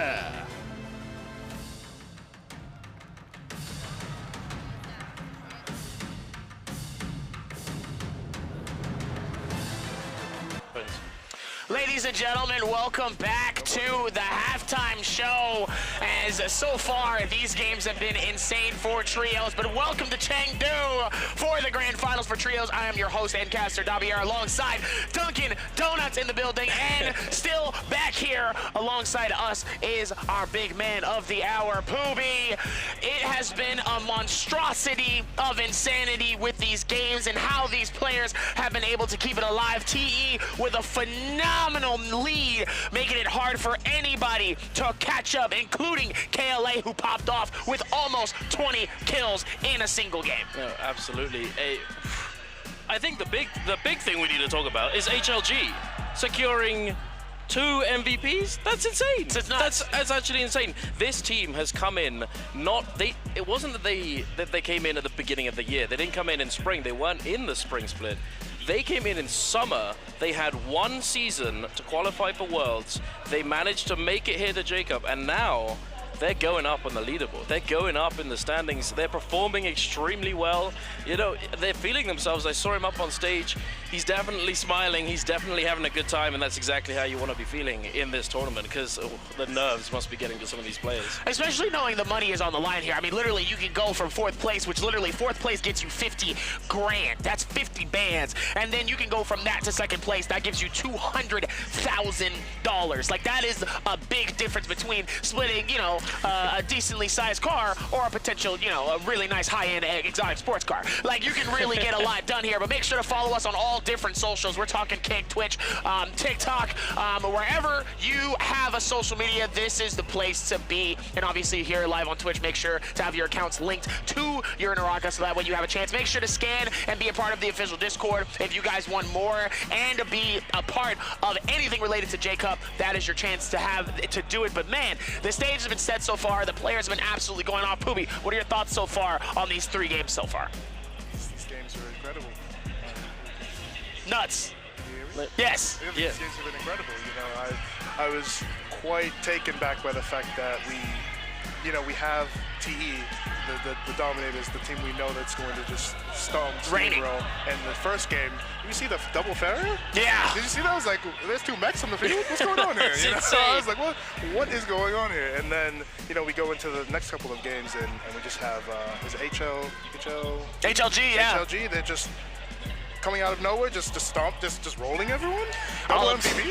I don't know what happened. I think their coach kind of came in their ear and was like, yo, like, y'all gonna need to lock in and lock it up. And clearly, whatever pep talk that coach gave them, it is working, because 2 amazing MVPs already, knowing that we still have 3 more games left. If they can get at least capture 1 more insane MVP like that, we could see them clutching it really, really close. And making a team like TE Sweat. TE has been doing well so far here. They still have been able to capture some decent eliminations, staying in those top 3. But, I mean, these teams have just been popping off and causing some havoc. The Viper picks in these last 2 games have been so phenomenal. Them being able to drop in at the very last moment, them third parties. I watched OUG get screwed by it. I watched KLA get screwed by it. I watched a few other teams get screwed by those Viper drops coming through on the last second fights. There's 2-3 teams. Viper comes in, stuns everybody. Now the whole situation has changed into the dynamic of what Viper wants. It's actually incredible. I don't think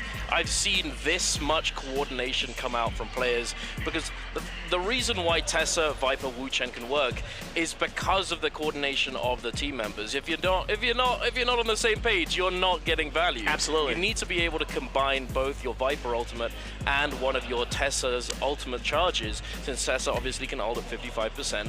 She's got 2 charges, or almost, and then if you're able to combine the 2 stuns, getting that 5 seconds, and then get the 3-second stun from Tessa afterwards, that's 8-second stun. And if you manage to combine that with the silence from Viper's F2, her second skill ability, you can have them silenced throughout the entire duration of that 8-second stun, because it's an 8-second silence. So you can literally just absolutely obliterate teams, especially if you manage to get a double silence. Just get double stuns for 8 seconds, it's cooked, it's over. You know, like, they managed to execute it so unbelievably well.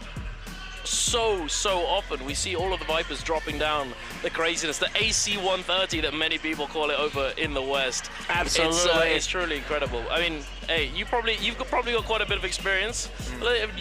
You're not a Viper player though.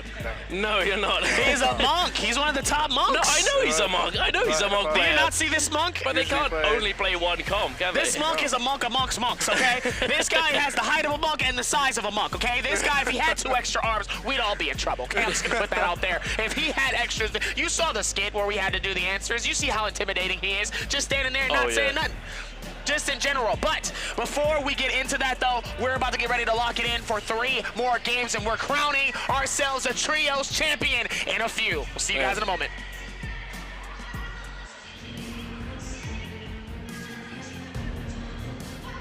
He said goodbye, Poobie, thank you. I don't know. Like,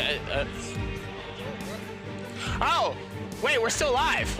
Wait, we still live, baby. Oh no, you should have said it. Oh, I thought production was killing us, but it's okay though. That means Poopy is stepping away. As he leaves the caster desk. Poopy, be safe getting on your flight, brother. It was lovely. We love you. It's good to see you, honestly, genuinely. It was be lovely safe to getting meet back. you, bro. Hey, big hugs over in the caster desk. He's still right going to now. be enjoying it, at least towards the end of this, but we still have some work to do here, and I know a team like HLG has some work to do. If they have any more information here, they're still going to have some more work to do on top of TE. TE in the lead with 86.2, HLG with a 79.2, and KLA is rounding out that top 3 with a 76.3. So they are within 15 points. This is within third to first. This is a 15-point deficit. That's 10. And knowing that we've That's 10 seen points. probably more than that, in terms of more than 10. But just in general, from top 3, that is 10. You are right.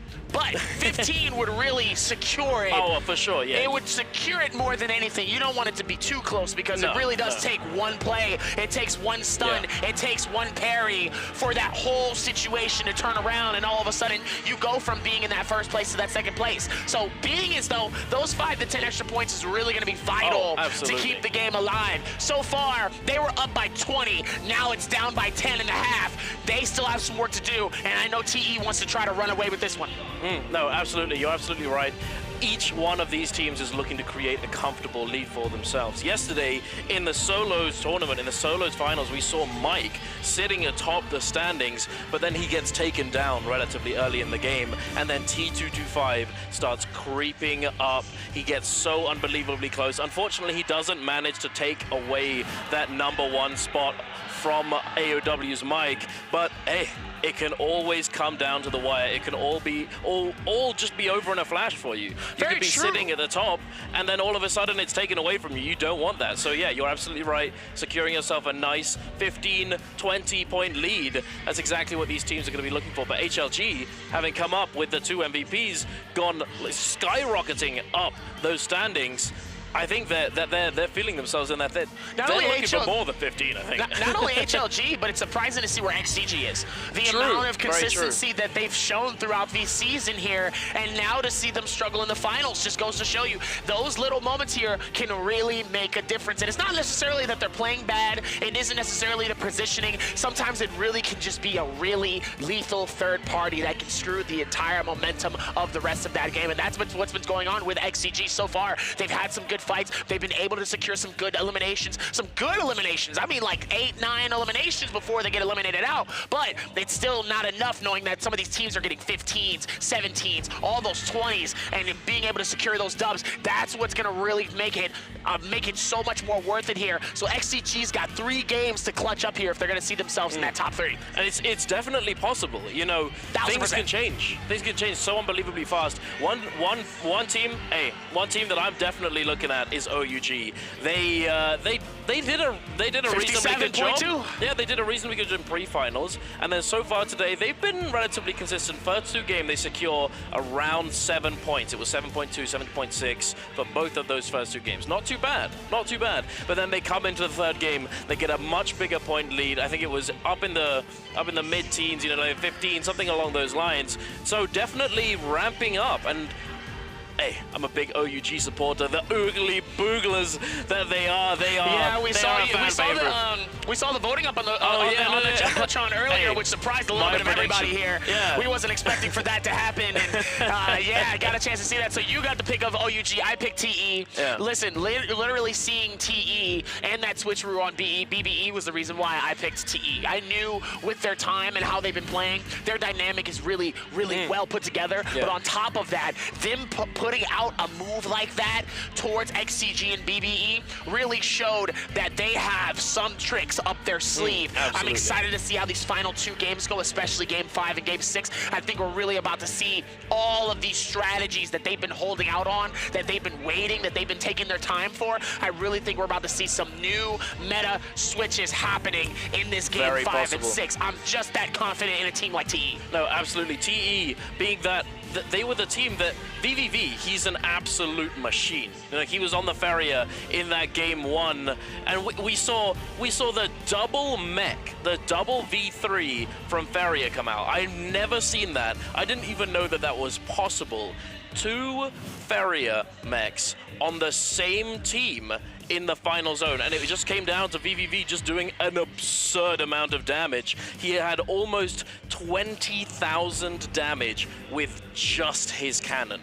Just the cannon. He has been playing it phenomenally well, and we gotta give it to TE. They're sitting at the top of the leaderboard. They are playing extremely well, and I'm looking forward, just as you said, to see what they're gonna be pulling out in our next 3 games. But going into this game, I'm looking at the bottom of the leaderboard as well. You know, we've got VNGC, we've got 521 sitting in the bottom 6. Very surprised to see them really struggling the way that they have been doing here. They were doing well in pre-finals as well. They unfortunately just haven't been able to translate that today.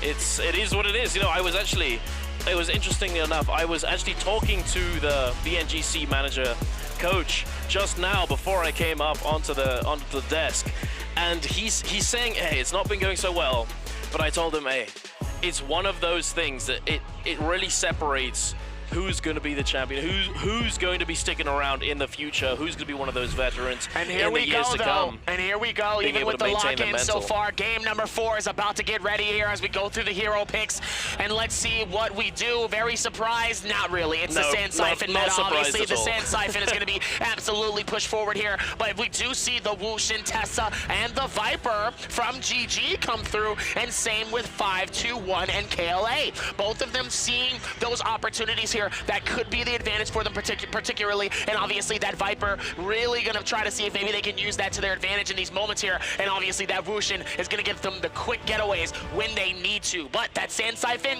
it's going to make they're going to struggle a little bit. That Sand Siphon is not easy to come up against and try to fight here, so let's see how they're going to be able to push these ones together. The 3 teams I'm going to be paying attention to is KLA, 521, and GG in this game, because they are the ones that are going to be the easy ones, the easy pickings, particularly in these early games here. But if they can hold their own and last towards the end, it's definitely going to be interesting. Now, if we go over to the map landing, obviously rotations are very far, wide, and in between, except for a few places though. We have one spot all the way on the far left here. I got Team BBE, VNGC, I've got KLA, all within this far left side, almost near where that most popular landing spot is. I have XCG all the way up top, near one of the other player teams as well. Nobody in Celestia, nobody in mine, nobody even in Shipwreck. Very surprising, at least for the game itself here, knowing that some of those loot pools are going to be very, very, very vital. But seeing as though we do have GG and DRG at least somewhat closer to the desert, just not particularly in the mines themselves, they want to try to at least get and start with a safe moment, and we got TE all by themselves. So clearly people are more focused on making sure they got some decent loot, decent landing, got some good energy, and they go in for the fights. No, this drop from TE is one of their very, very popular, or one of their very used drops. They've been using it for countless amount of time. They've been using it all throughout, every time that they've been as a team together. Originally they were FBX, but then the team members moved over to TE. It used to be called the FBX drop, but now it's called the TE drop. But we're heading right on over to Eventide Temple. We have HLG scrapping it out against XCG here. HLG Han has already been taken down, but BPY with the greatsword vertical blue focus equalizing the team. He's managed to secure a kill, and now he's going to be able to come back up onto the rooftop and look to resurrect his teammate. And it looks as though XCG are trying to do the same. They're trying to head down LXH. He's trying to prevent them from getting this res, and it looks as though they might be able to do exactly that. The triple charge coming in from the greatsword. These greatswords are going absolutely insane. I love to see it. The synchronization! HLG take them down. XCG. This is a team that they wanted to take down. This is the confidence boost that they wanted going in to their 4th game, and this is their road to victory at J-Cup Trios. HLG playing like XCG last week this is an insane switch to see, seeing that XCG definitely came in with that amount of confidence, and now seeing HLG just absolutely with that synchronized finish here, absolutely flawless moment here, and seeing as though the heavy sword definitely does come into play, especially in these early games here. That fight is absolutely insane. But check this out though, that trio team that is winning this is also going to be winning the staff that's in the game. Not only is that an insane trophy, you get 2, and then they're also going to be flushed out with those 3 white jackets specifically made for the champions themselves here. As we get a chance to see VNGC and Rai fighting this out here in between it, as OUG is going to be calling out the Bane Spread, and the Bane Spread comes through, and it becomes the best friend for OUG. Meanwhile, Mind's trying to see if they can get out of it. Not going to be able to do enough as Double S is going to claim that elimination. Asbun by himself trying to keep it alive here, but OUG is able to play it strong. Meanwhile, BBE fighting this out with JL, trying to keep it together. The beautiful parry to get that defense going and secures that elimination. JL nearby could potentially force this next fight if they need to, but OUG has that Bane's Breath on their side. They do indeed, although it's starting to tick down. We're heading down to 22, 21 seconds left remaining on that Moonbane, but thankfully they already have their Zipping Ying ultimate ready to go. And not only that, but their Takeda, he's on 40%, but there is in fact a Firefly spawn very, very close by. So if need be, they can always head right on over there, get that ultimate back up, and look to re-engage into the ugliness. But on the other side, we have KLA taking a rather slow approach. They're sitting on their Tessa Viper Wuchen composition. Now, interestingly, they have V3 Tessa on peak. KLA peak. Hey, I mean, V3 Tessa, we've seen it in the past. However, recently we've been seeing a lot of V1 because it combines so well with the Viper roll. As I was talking about before the game started, if you're able to chain those 2 ultimates together, you're able to get a huge amount of value. But with V3, although it is definitely, it's pretty undodgeable. I don't think it's pretty dodgeable. It's once they send it out, and if you're in close proximity, it's cooked. You are getting hit by the charm. It's not looking good though for TE, and it looks like they are found their next target here. OUG with those 6 eliminations and a decent lead here. The decent grapple is going to be able to catch it for the double, but their teammates are going to keep it alive here. CSJ absolutely shreds the shield of Double S here. Meanwhile, Dagger trying to do it, but they're calling in the Moonbane, forcing OUG to spread out and start to split away here as they're going to try to see if they can capture him. But VE, Triple V gets caught.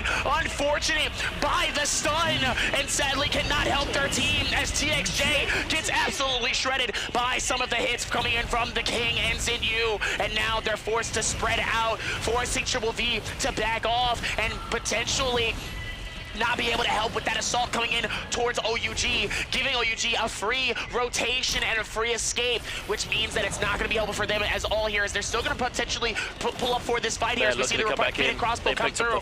They are ready for it as the ult already comes out here. Nice shots to be able to connect that, but it doesn't look like OUG is going to fully commit to this fight here. They do have the height advantage here, and realizing that TE still has that Bane's Breath, they're not going to push in and push that risk. No, absolutely not. But you can definitely see OUG, they had that aggression, and it was a huge blunder from TE. Unfortunately for them, they essentially their Moonbane, that sunk cost, that is down in the depths. Unfortunately, they're not able to capitalize on their investment on that blue Moonbane. But we're heading on over to the desert, to the eastern side of the map. We have HLG posturing to engage onto DRG here. DRG Santi spots him out, goes for the grapple check, but then immediately cancels it. Not looking to immediately engage, especially considering that he gets shot out of the air. But here we are. They're getting aggressive here. HLG Han loses a little bit of his health. He uses that F1 to protect himself from those blue focuses, but so does Sansi, grabbing PPY. But there it is, the return coming in onto Wuxin Han, trying to make something happen with this fan, popping that ultimate. Sansi also in his ultimate. He has the health advantage. Oh, but it looks as though this might not be all that good. Cuckoo, he's been fighting it out with Corki over here. Wuxing, oh, Cuckoo narrowly avoiding that horizontal blue from the pole sword with his F ability, and a beautiful peel coming out from Sansi, but the damage coming through from Han. 2 members wiped out, and there it is, the third, and HLG. Does that puts them in the lead? No, they're tied up with OUG. OUG has 6 not sure if it's updated. They are 1 point behind now. They are 1 point behind TE, ladies and gentlemen. HLG, the rookies of NBPL in the summer split. They're coming into J-Cup, and they are absolutely popping. They are feeling themselves, and it's lovely to see the underdog story coming into fruition. I think this is going to go down in the history of NARAKA if HLG manage to make it happen. But speaking of making it happen, first ever team too. Like this is the team that came in on the halfway split as well here. So for them to be able to come in and get a second place, let alone possibly stealing this first place away from TE, would mean history not only for NARAKA but history for HLG in general here. And still, HLG with an insane amount of confidence coming into these fights here so far. They have been able to realize their talents in these situations here, and their confidence has just been unmatched. Meanwhile, TE on a different level sadly risked their ban and was not able to secure some eliminations here. So now they're on the rough side here of this. So now they have to maybe focus on maybe getting some eliminations, but if not, they have to focus on the big ending circle here, or maybe heading towards that Realm of Yang. The Realm of Yang definitely being an advantage potentially here, but we'll see what happens here as they do end up getting caught by GG and the rest of the team. Repeating crossbow shots are going to start to connect, and it looks like GG might potentially maybe push onto this as well here with that amount of confidence. Let's see if they really do here, but it doesn't. It looks like they're just going to be watching them pretty far wide here, and we know that we know that Realm of Yang is going to start to push in here, and it looks like GG might be griefing them out of that potential to get into that one here, as it looks like they're going to push in and keep that same confidence here. It looks like they find TXJ out by himself here. It looks like it could be a 1v3 here. The rest of the teammates has got to push in on this if they're going to have that opportunity here. And it looks like they are as the Takeda comes through. Nice hit coming through. And it hits possibly, but LXM is going to be able to come through here with the Viper. The question is, are they going to be able to catch a stun? They catch a double. The Viper coming through, but nice ulti to be able to come through and support the team as well here. That Sand Siphon able to do a whole lot, but the Lucian is going to be able to take them out, but LXM gets eliminated just before that.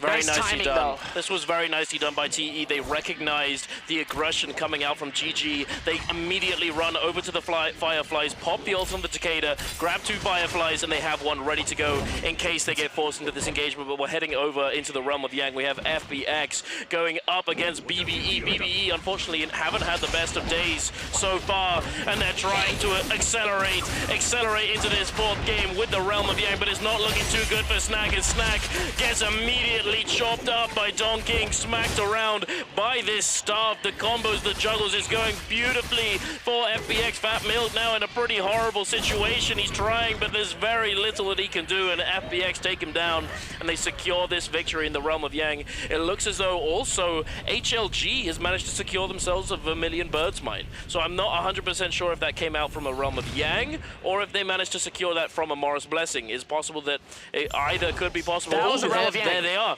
That was a Realm of Yang. HLG sitting in that bush. No, it wasn't. HLG didn't get that buff from the Realm of Yang. They haven't gotten another kill, so it's not possible that they could have gotten it from the Realm of Yang. They would have had to have won, but they are getting aggressive. Don King gets the parry onto BBY. BBY sends it. He believes he does have that zipping ultimate available. He sent it out. Don King getting taken down dangerously low. He's stuck in the sat. A huge parry coming out from Han, the gold fan, doing so much, and Don King gets taken down. Han, he's feeling himself. He's sending all of the fan RMBs, and there it is. They overtake TE in the standings, and they're looking to keep going. FBX 1v3s. Yahoo! There's nothing you can do, my friend. HLG take the lead and secure 3 more eliminations. They're looking for the 3rd MVP W. Actually, oh my lord. Actually insane here to follow it up here, 88.2. And you're right, they do take that lead here. TE was able to successfully at least get 1 elimination here, but still, definitely going to be tough though. Now it's neck and neck between both HLG and TE here. They still got a lot of work to do here, so it looks like we're going to come back in towards OUG and JL here, and they're getting caught with a lot of bow strikes on each side here. The Sand Siphon comes in. OUG's double S absolutely putting in work towards it. Beautiful parry towards Kai, but he continues on one thing and says, I'm not done with you, sir. You want this action, you gon' get it. The fan's going to be able to go through with the ricochet. Nice heal comes through as the ulti pops off as well. Takeda trying to keep it alive, but the Tesla is going to be able to get at least a stun off of 2 of their players here. and both of them's got to split and dip faster than their old school 80s cartoon. Now, still running back towards this KLA, trying to see if maybe they can catch the third party towards this. Nice hits though, but that fire take could be very dangerous. They gotta be careful as the Wushin is gonna pop the shield. The ulti comes through from the Viper. CXC trying to see if he can get a double stun, and it looks like they might be able to here, but the Wushin is gonna take them out in the nick of time. What a moment for KLA. What a time for them to see that opportunity and realizing they need to dip out. Meanwhile, Sand Siphon looks like it might have been popped a little too early here as TE trying to fight this out with Ivan. They need to capture some eliminations here if they're gonna want to continue the lead the way that they've been doing it thus far. Still, absolute onslaught here as they are able to catch their second elimination and ties it up 88.2 against them and HLG. TE finding it out here as they find XCG, LXH by himself here. Beautiful hits from the pole sword, waiting for the snap. Both of them holding on strong. LXH just trying to desperately run and get out of dodge, but it's not going to be enough as it is a 2v1. They're both chasing the pole sword, trying to see if they can get a little bit of some moves, but it's not enough as the dagger is going to take them out, and TE goes back and takes the lead. Indeed, TE, they're not looking to go down without a fight, and they managed to find a perfect ambush opportunity. They come in for the third party, it seemed. It looked as though XCG had been fighting it out, and 2 members had been taken down, and then TE just come in for the cleanup. OUG, on the other hand, they're still over here in Celestra. They've managed to accumulate a considerable number of kills. They have so much in their back pocket, all the way up to 9 now. OUG SS, he's mowing the lawn with that Cavalry Bloom. Pampy coming in for that aggressive Tempest ultimate, but the Samolki's ready to answer it. Yin now with that Viper ultimate. OUG looks as though they're going to try and hide in this bush, potentially. Jin Yu, he gets caught out with a stun though. Unfortunately, he's not able to get away. And here he is, SS with the lawnmower. He's coming back in. Oh, but the third party, Bambi, he almost gets shredded, but fortunately the Wu Chen is quick on the trigger and he's able to teleport them out of danger. The ballista had also come into play, but fortunately no member of this team goes down, but it looks as though that cannot be said for OUG. The King is now in a 1v3 situation. It's not winnable. He's trying his best, but the Tessa ultimate's coming through. The parry comes through, and there's the bonk from KLA. KLA picking up their first elimination of the game so far. FPX now over in the zone, sitting on 3 eliminations. They're trying to clean up the rest of 521. Unfortunately, 521, oh, no, 521 still has his teammates. He still has his teammates alive, but they're nowhere to be seen, unfortunately. Akame, it looks as though he might be the sacrificial lamb, and FPX are looking to take him down. They're taking him to the slaughterhouse. Oh, he's working though. He's working his butt. Oh, can he get out of the window? I don't think he's going to be able to. The zone tick is going to be coming in, and even if he'd gotten the heal, even if he'd gotten through the window, it was about to get to that corruption tick. He was about to start having his healing cut down in half, and he wasn't going to be able to get any value, unfortunately. But we're heading on over. FPX trying to rotate back in, as so is BBE's Fat Milk. BBE still all alive. He's very low. Where is his team? Very dangerously low here, as it looks like they're also going to get right into the face of KLA as well here.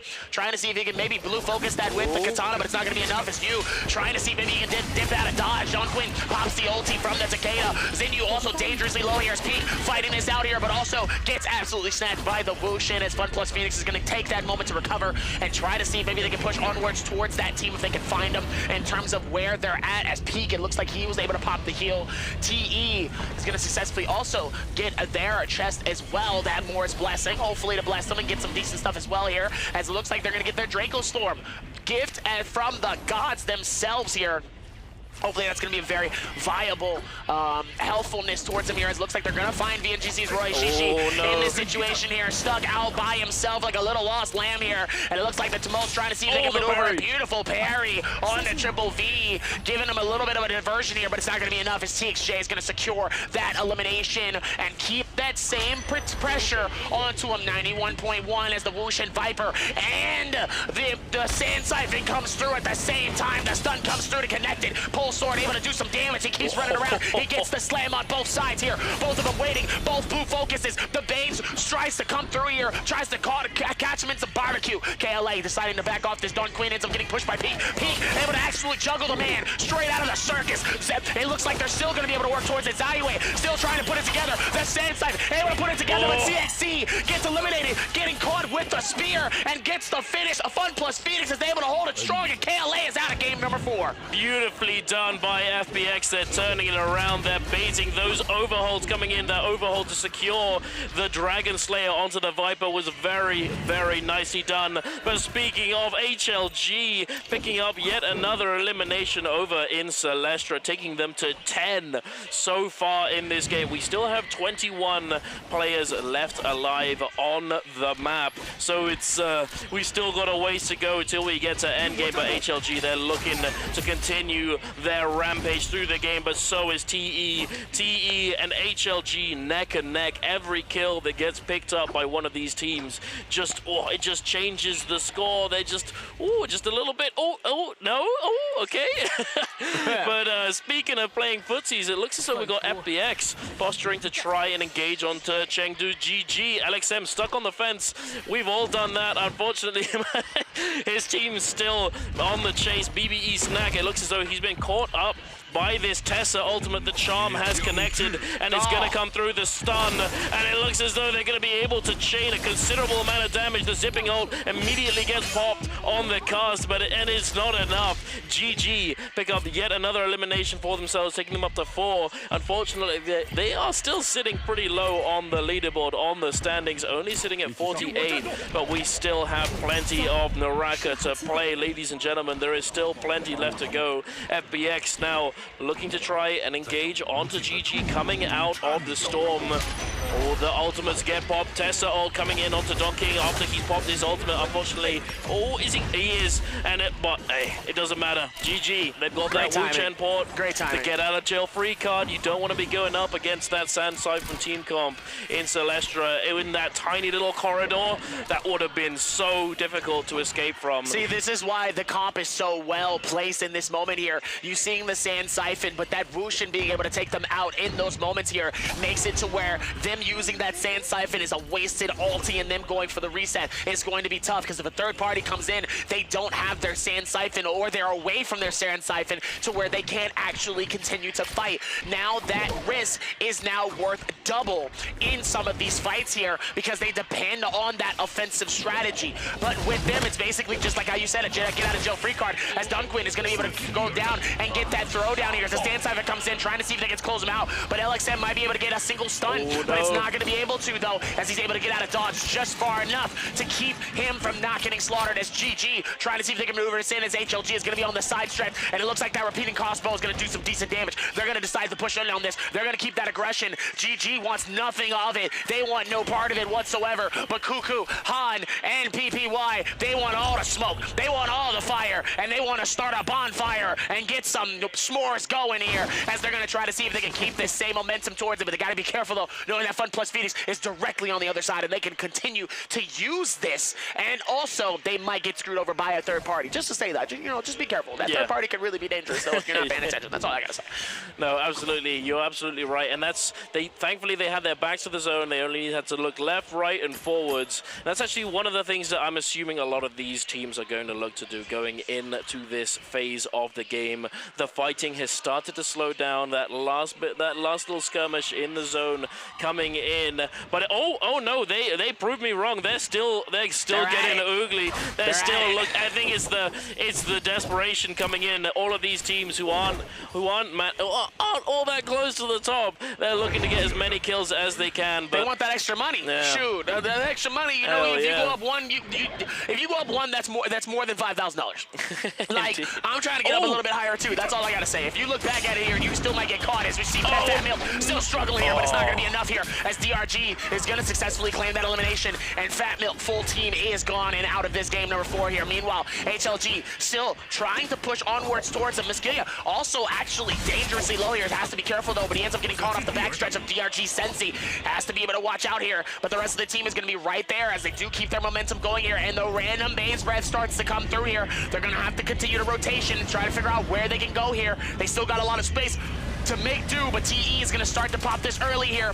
Maybe hoping for something decent out of it, but they gotta jump around just to not get caught up by the headshots of a repeating crossbow. But it looks like Triple V is gonna find their gold. They're gonna find their advantage, and they're gonna find the Valiant challenge on Will of that as well here. So they still have a lot more momentum, and obviously that's gonna be helpful for them towards this final fight. Indeed, you're absolutely right. TE being able to secure that golden armor for VVV is huge for them. Also, another thing to note, TE's Leo has Mortal Defiance on the zipping. So if you thought zipping was hard to kill, ladies and gentlemen, you're gonna have to kill him twice because he's got that. No, 2 times, sorry, excuse me, with the Mortal Defiance coming out from his ultimate, and then the Mortal Defiance coming in as well. He is going to be a tank. He is going to be hard to take down. But heading over to this area is so unbelievably great. You've got all the fire cages. If one of these fire cages lands on top of you, you're stunned. But not only are you stunned, you're stunned for a long time, and the fire is going to tick down your health bar, not your shield, directly damaging your health. So if you get caught out by one of these cages, and one of these teams, one of these players happens to have something that can pile on top of that, like your armor pierce, your venom tip, your fire arrows, your flame breath from the cannon, all of these different soul jades, you can get cooked up very, very quickly. So one of that's the area that you do not want to get caught in, as you've got walls and cliffs on either side. And it looks as though DRG are heading over to this Morris Blessing, trying to pick up a few scraps, just find anything that they can. We do have this tower here, and HLG, they've managed to secure themselves a very nice little bit of positioning here, nice little bit of real estate. They're sitting atop the tower, very comfortable, sending out those bow shots. Han repeatedly sending out the blue focuses, just in case one of these teams lurking around manages to get a nice headshot onto one of them. You don't want to be losing your resources.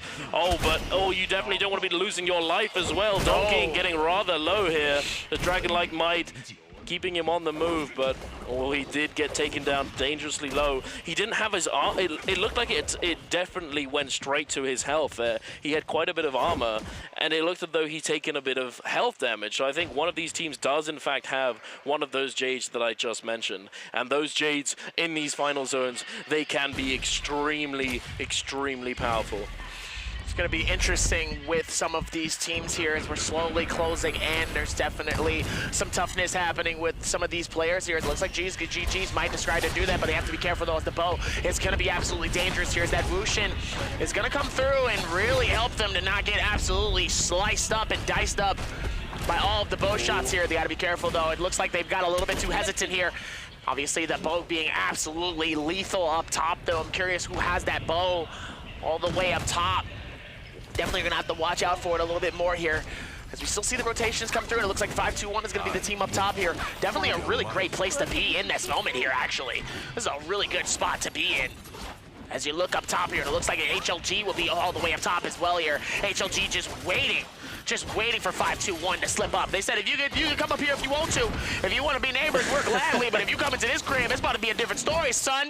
You can figure that out if you want to. Let's try it. Come on. Come through the door. See what happens. Meanwhile, up top here, TE trying to see if they can get some nice shots here. Leo trying to see if they can get some bow shots on the other side. Trying to see if they can get any type of connectivity towards this. This is usually the downtime of our circles. Usually this is when things start to relax a little bit towards it as the final circles do start to close in. Circle 5, slowly taking its time, inching it piece by piece. And so far, it's really been a very exciting game. HLG with double the points, but TE half points, but they're still in the lead by 1 point. No, you're absolutely right. Heading into this final zone, HLGs, they're trying their very, very best to secure the best placement that they can. As you and I know, that placement is going to net them a huge multiplier on those 10 kills. So as long as TE doesn't manage to equalize those kills, they're going to be able to come out the MVPs here. That bow shot. Oh, another one as well. DRG Sansi, I think that was, with the bow, just picking people off, knocking them out of the air at high speed. Very nicely done.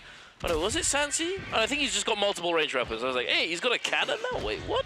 Yeah, listen, some of these players definitely have a lot up their sleeve. Are we surprised by it? Absolutely not. I know I'm not. As Zahu is actually able to get an elimination onto Mines up top here. VNGC losing out on one of their final players. VNGC is officially out of this. That means there's nothing but full teams. VNGC was the only solo player left in this lobby. Now we just have absolutely four teams here, but it looks like Corki getting absolutely cooked in such a dynamic here, forcing the ulti to try to slow it down here, but it looks like it's not going to be enough, as it looks like the rest of the team is going to try to see if they can close this out here. DRG trying to see if they can rotate this in, and it looks like Fun Plus Phoenix trying to see if maybe they can get some cover as well. Han, the rest of HLG all the way up top, 5-2-1 on the next level. Same with DRG right under them directly, waiting for them to try to see if they can take advantage, but all of them are going to have to fall in very, very soon. 20 seconds left on the clock. They're still going to be able to rotate this in, but it's definitely going to be a lot stronger, though, as Triple V is just giving this an opportunity here.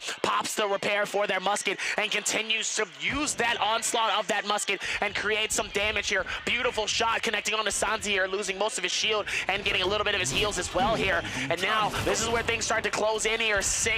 Clock is already starting here as they're slowly starting to close in here. This is where the gap gets a little more narrow. And TE trying to see if they can close out this game with another dub, or is HLG gonna steal it from right under them? VVV getting very aggressive. Though, nice VV, trying to see if they can capture some moments here. The Takeda trying to see if they can push him outside of the circle here. The Bane's Breath able to create some decent charges. Zayue ends up getting hit and fired up on the getting caught off the back. Don Queen trying to see if he gets a little aggressive off him as well. He pops her too off the outside here. Has to be careful here. And now here comes the ulti coming through, and he ends up getting caught in the center and gets fried straight out of the lobby for the chicken.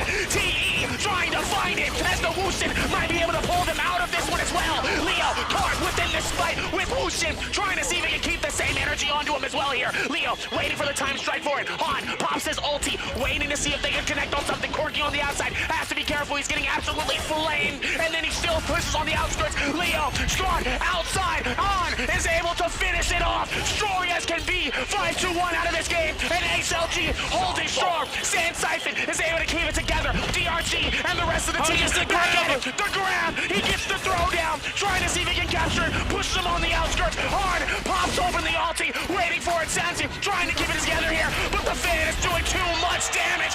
HLG decides to go crazy. Sansi trying to hold it together, but it's not enough. Corki on the outstretch, trying to figure it out. TE, DXJ by himself, waiting it out here. They go for the Han.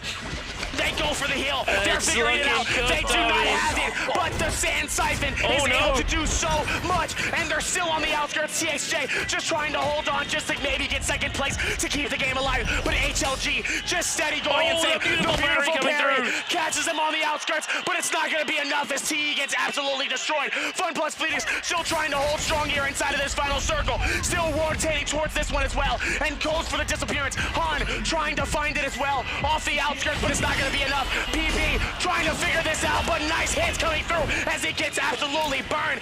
HLG is playing the game of their life, and it's only game number 4. Zahu trying to see if he can rotate this. It's a 1v3, but it's not going to be enough. The fan absolutely decimates. He does what he can. Nice hits from the Pulsar. He's trying to juggle as much as possible. The Bane is able to do a lot. Miskaya all the way up top, holding strong. Pops open the Tessa ult, lands into the Sand Siphon. It's not going to be enough as the Takeda, HLG on, goes through, holds on strong, but it's not enough as HLG secures game number 4. Ladies and gentlemen, I think this is history in the making. Ladies and gentlemen, we have HLG taking the lead above TE. Hey, look at this man. Look at them. He is sweating buckets over there, but he's got a smile on his face. He's having a good time. They are feeling themselves. This man's clutching his chest. His heart has been pounding. Oh my God, 100 beats per minute, non-stop, 200 beats. Hey, that was some oogly boogliness right there. That end game just immediately exploding. All of these teams trying to create openings for themselves, trying to do the best that they can to not only create openings, but stay alive and stay together. You do not want to get split up in that final zone. You have those cicadas, you have those Tomahawks running around, trying to do anything that they can for their team, but you gotta stick together. You gotta trust your teammates, you gotta trust your brothers in arms, and that's exactly what HLG has managed to pull off yet again. Ladies and gentlemen, this is history. HLG not only found their moment to really take advantage of all of these teams that are spread out, but they found a moment where they all looked at each other and they said, it's go time. There was no time for hesitation. There was no doubts. Everyone followed the point and the book to the T. If they had a playbook, they followed it. And that's exactly how they were able to clutch this towards the end. HLG split off together. They inched piece by piece and just focused on getting players out of those circles, one by one by one. They could not get caught in many different situations, and HLG was able to not only have the defense for it, the heals for it, the timing for it, and just like that, the aggression. They were able to find all of it within the matter of 2.5 to 3 minutes in that small circle. Meanwhile, Fun Plus Phoenix, TE, and every other team is struggling to keep not only HLG in check, but everyone else in check. And HLG knew that, and they took advantage. Yeah, it just speaks to how well they're working together as a team. They were the only team that had all 3 members alive going into that very tight final circle. We had GG Miskia up in the air. He was trying to stay alive. He was trying to stay airborne, but he just couldn't do it. We did have quite an impressive showing from that Tomahawk. He was trying his best. He sent out the ult at the end, but it just wasn't enough. He got stuck in the zone. The Flamebringer doing so much work. One thing I would like to add though, that parry from that fan, that was short handle weapon, Sam. If he hadn't had that damage, or not that healing reduction, he could have actually turned that. He could have healed up all the way to full, but unfortunately he did have that healing reduction because he had a foot in the zone, or it could have been because of the fire damage from the Flamebringer, and unfortunately he wasn't able to translate that into the clutch. It is what it is. HLG though, they truly take the cake there. That was beautifully done. HLG was able to find it in so many different ways here. I mean, like I said, HLG really playing that so strong as a team develops over that course of those small circles. You can see how they were able to split. I can't wait to see the replay. I can't wait to see the replay because I really want to be able to go a little more in depth into that, the way that they were able to find it. But 30 points! 30 points, ladies and gentlemen. 30 points, 19 eliminations, they almost drop a 20. Oh, that is insane. 30.6. So close. So close to that 20 bomb. Unfortunately, they weren't able to get it, but hey, they are pretty happy with themselves taking home that first place, translating all of those kills into that many points. That is insane. They must have a relatively not a huge lead. There's still 2 more games to go, but they're still in the lead by at least That's a 10 20 points. plus. That's a 20 lead. That's a 20 lead? 13 points no, that's actually 10 points. They dropped 20 more points.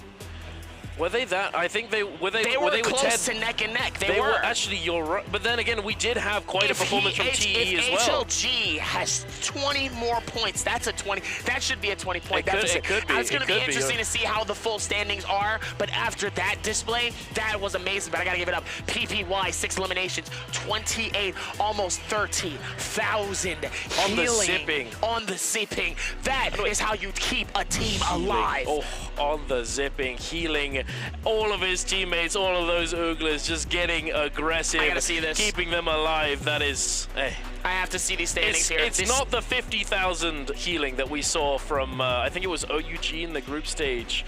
It's still not 50,000. I think that's the highest healing we've seen so far in the tournament, but that is a considerable amount. Here we are seeing the standings. I still have to see this though. It's just the way that so far this team has been so far.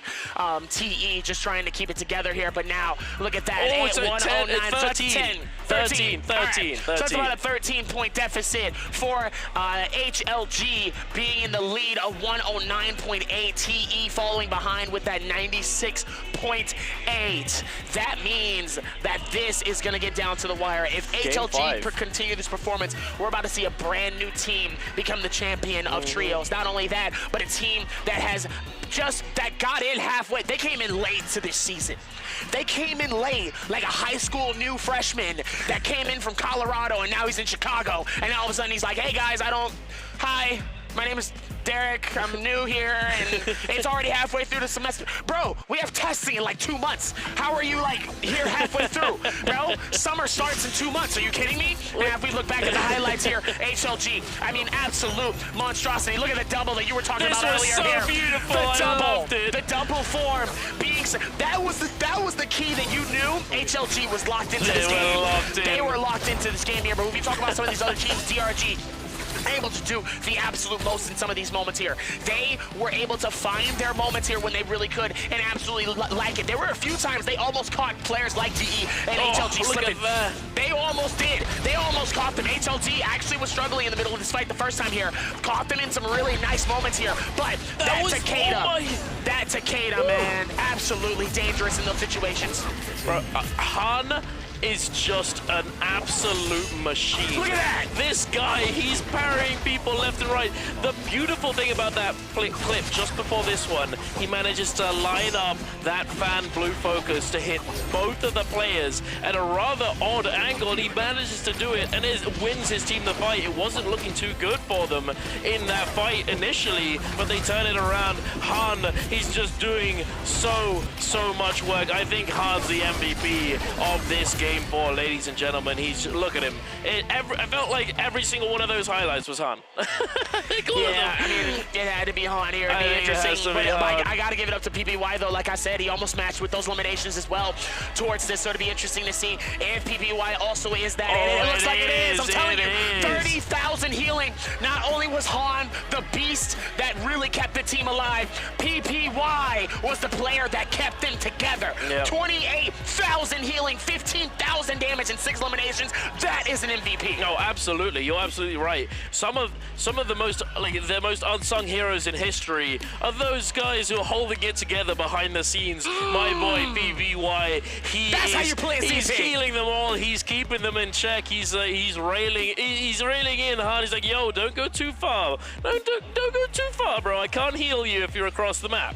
You gotta stay together. He's got that 8,000 damage on the bow, 5.5 on the fan, only 1.5 on the greatsword, but looking at that healing, do you want to know why he had that much healing? He had the advanced group heal, and hey, we see it time and time again. Advanced group heal doing so much work in these situations. You're able to keep your team all the way topped up, and if you're on that zipping, you got that F1 alongside it. But here we are yet again, ladies and gentlemen. You know the drill. Answer for treasures. With this question, make sure to put your answer into the chat as soon as you can, as you'll be participating in this, and only one lucky winner will be able to walk away with a few nice little cosmetics and a little random gift box. Now the question is, how many kills did this match's MVP get?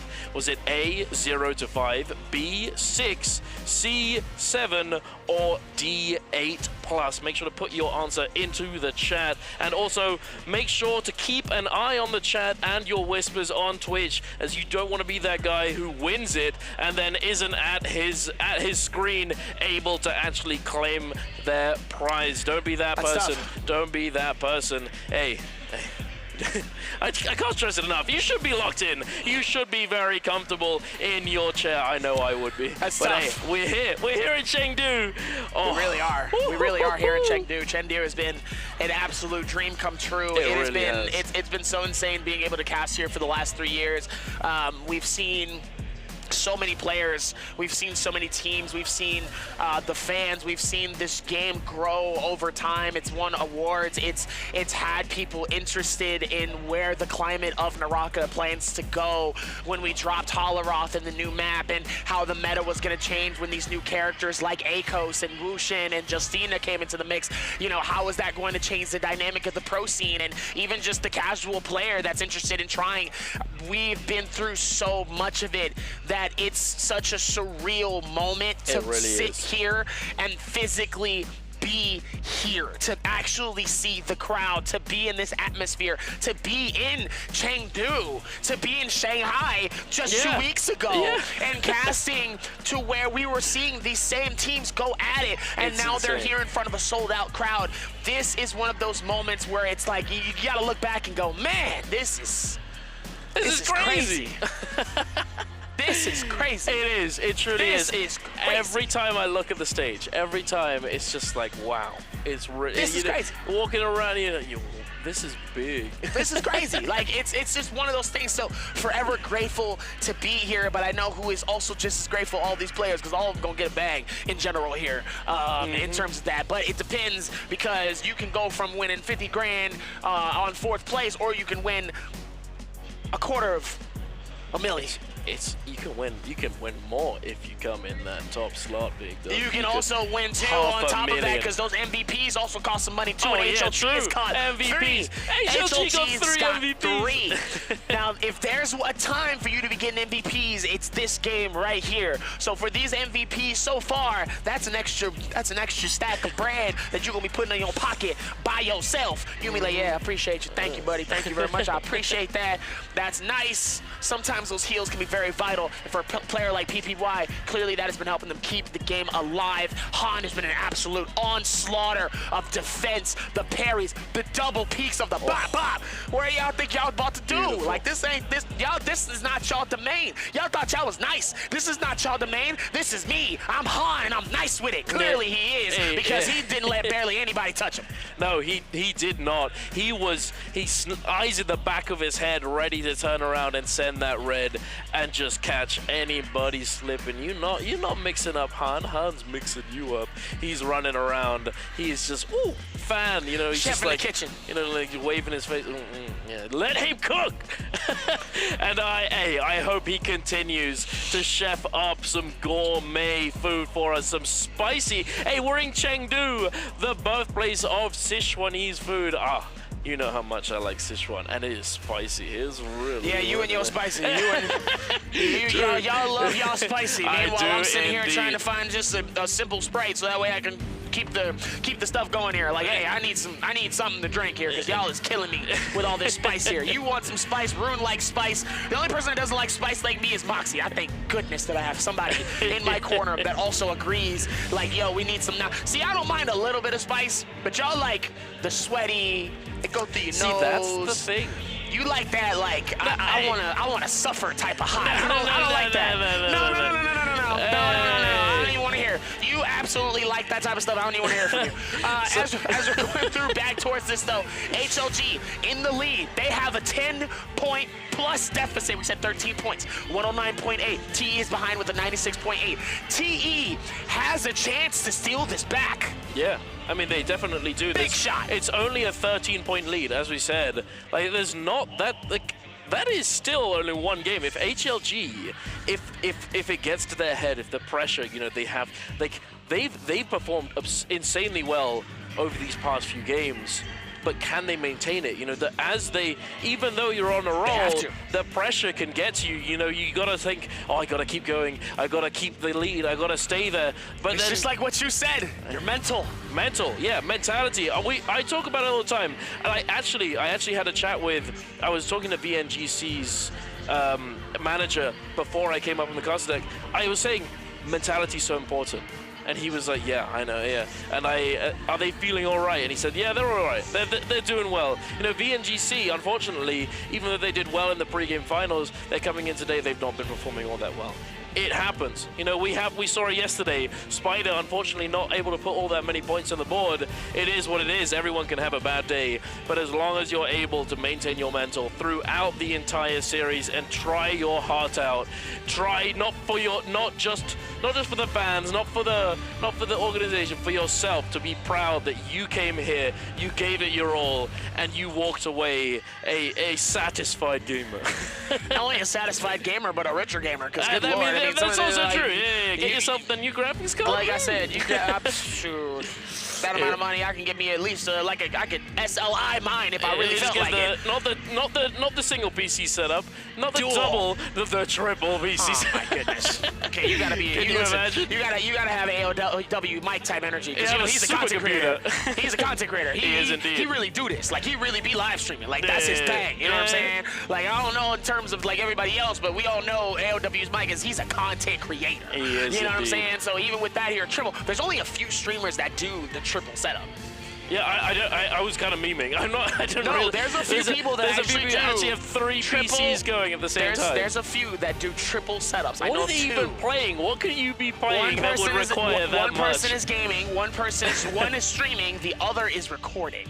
Record. Oh well, that one that's a just fair does point. straight Yeah. recording, so that one has like a lot of terabytes of just nothing but storage. So that way you can do 4K, 8K, like just the highest definition for your camera quality and your gaming quality. You Yeah. know what I'm saying? Which, I by mean, the way, hey, you know, sponsor us. Hey, you know what I'm saying? Like next Well, season, the- hey, show us, you know, hit us with a sponsor. You know what I'm saying? All that in between. the Chinese cast over there, they got a pretty chunky PC sat on the desk.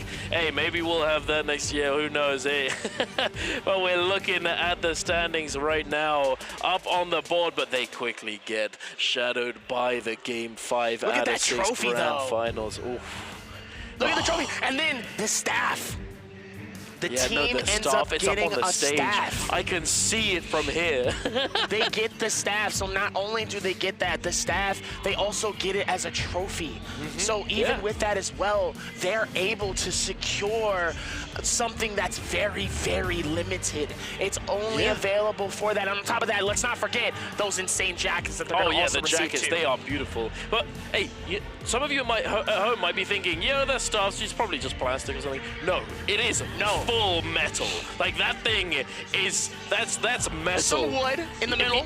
That's carved wood in the middle. Potentially, yeah. And metal off to the sides here. That's the real deal. That's a heavy thing. That's the real deal. That's the a real heavy, deal. heavy, heavy thing. Yeah. No, you don't want to drop that on your foot. No, absolutely not. Absolutely not. So No. we'll see kind of how that goes here. But so many of these players here getting ready to lock this in for our game One number team, 5. XCG. XCG. Let's talk about that. XCG. It's not looking too good. I wouldn't say it's not looking too good. I think that their dynamic has been, they're doing well in terms of where they're being placed, but sometimes either it's them splitting up or it's just bad timing. Sometimes they end up getting screwed in certain situations. Like I said, we saw it with TE a few times, the Sand Siphon just being completely useless in certain situations where they just could not utilize it the way that they want to.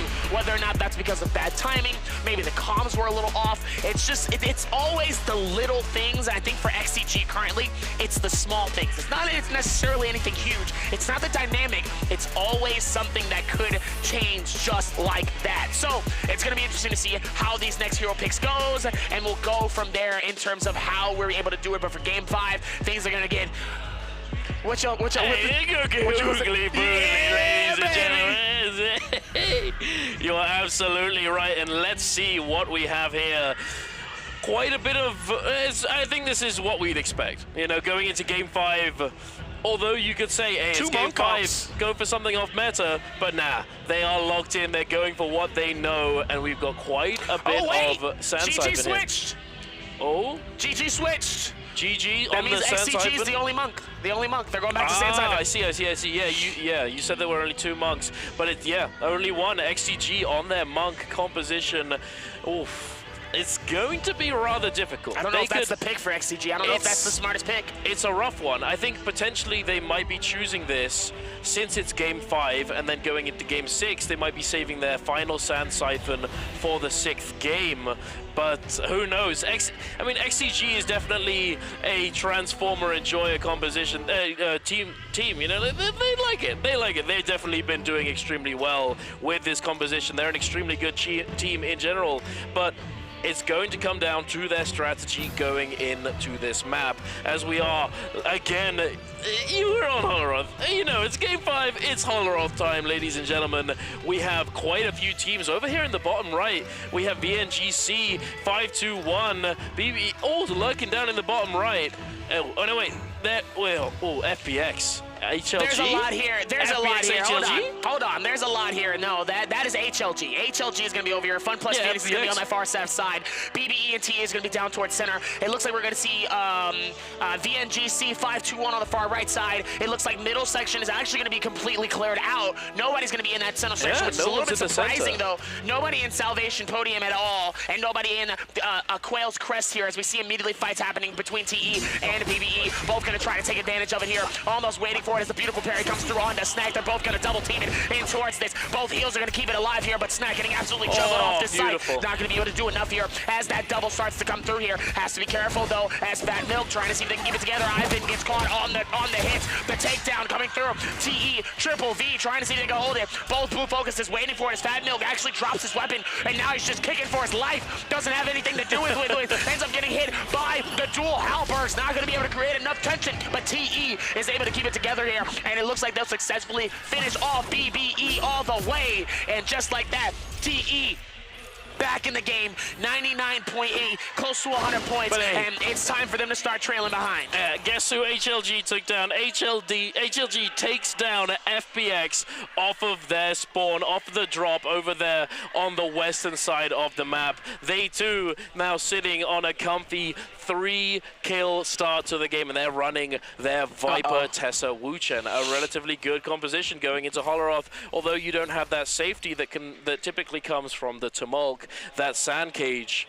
You have that Wuchen ult. So if you're able to place it down and position yourself accordingly on the map, that if you need to, you can always immediately teleport out, you're going to be able to get a lot of value, especially considering if you lurk around in Plume Castle. Earlier on in the previous Holoroth game, we saw Plume Castle being an absolute death trap because of all the Vipers lurking at the top of those buildings. But here we are back in the city of Tang. A huge parry coming out. We have 521 versus VNGC, the two SEA teams lurking at the bottom of the leaderboard.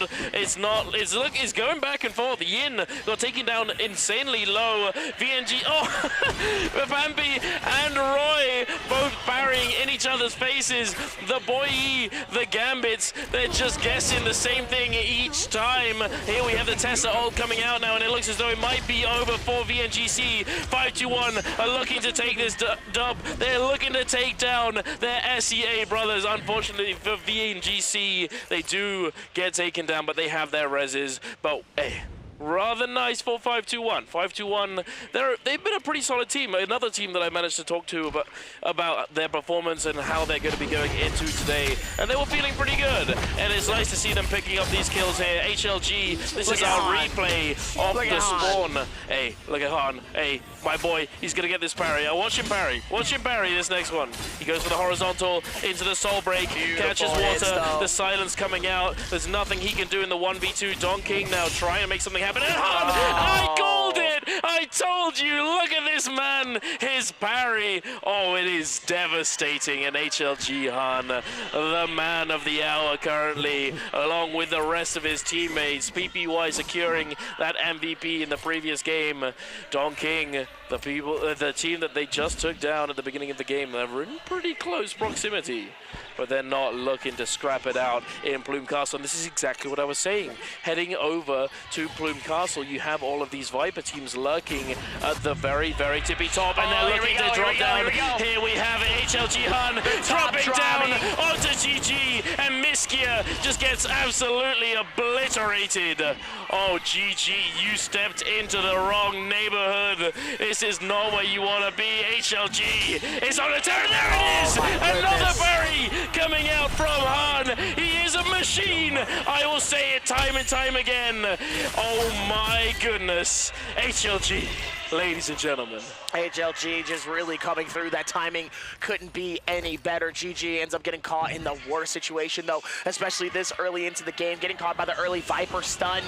Really catching that surprise here has been really insane, but back at it with Triple V and the rest of TE here. Pops both Sand Siphons on each side. Both Cicadas are going to pop their ultis as well. The Ghost going to try to come through and become the extra fourth player for their team. Nice hits trying to connect it on each side here as Fat Milk ends up getting parried. Triple V, the Ghost is going to be able to keep them off the backstretch, but it's not going to be enough as the Bane's Breath is going to help them move it together, but the Bane is going to be the team number 5. Their 5th player on Team TE is going to be the large god in the sky as they claim their next elimination and tie it up with HLG with 5 eliminations. They're still behind. They have a lot of work to do. They need to go in and potentially grief HLG. HLG is on an onslaughter so far here. Their confidence at an all-time high. This is a team that's really, really feeling this out here, and it's going to be exciting to see how they can end this game. You're absolutely right. Another team I would like to mention, a team that, although we've been focusing a lot on HLG and TE as they've been scrapping it out, being neck and neck at the top of the standings, but OUG, another team, has managed to pick up 3 kills. KLA as well, picking up 3 eliminations. They've been playing relatively consistently, OUG, but when I came on, well, when we came on, I was saying, you know, hey, they were playing relatively consistently. They were doing pretty well, getting those points on the board, and they're sitting in 4th place right now, around 11 or just over 10 points behind KLA and OUG. Hey, the Ooglers, they're looking to take looking to take home some dough, and I certainly hope that they manage to find a way to do exactly that. TE lurking around, trying to loot up, spend the money that they've managed to accumulate, having gotten those kills, as in Immortal War, one of the key differences between Immortal War and a Herald's Trial, your typical ranked game mode, is that in Immortal War, when you secure eliminations, you are given, or you essentially get money for it that you can then take into the shop and buy up those Soul Jades, those random weapons as well. So valuable when it comes to professional play. But we're heading over to HLG yet again, and it looks as though they may have picked up another elimination for themselves. They do indeed. They take down one of VNGC's members, Asbon. Unfortunately, he wasn't able to make it out alive, but they do get the Wu Chen port, and they do get that resurrection. Doesn't look as though HLG are looking to hunt them down just yet. I reckon they're rather happy with that kill on the board, furthering their lead over TE. Meanwhile, HLG still was not able to find them, though, even though they were very, very close to getting that finish. Beautiful moment, though, for the Wu Chen to be able to take them out of the dodge, but now back to the slowness of it. Yep, still going to be able to rotate towards this at Fun Plus Phoenix all the way on the outskirts. BBE outside of the circle here. Tick isn't necessarily too bad here, but they definitely do not want to get caught up by Fun Plus Phoenix leaving outside of the circle. Trying to stack some stuff for TE here, but what a tremendous game from TE right now. I know they have to be feeling really good going into this game number 5 and probably leading up to our game 6. They have a 10-point lead. Deficit very much ahead of the game. Their confidence, and you can tell the way that their synergy has been as a team has been by far probably the best performance I've seen so far. Outside of XCG, the way that they played overall leading up to this has been phenomenal. It is matching that type of energy that HLG has provided, and the same with TE. It's just surprising that now TE is on the rotating side, and now they have to play catch up. Yeah. No, you're right. It is.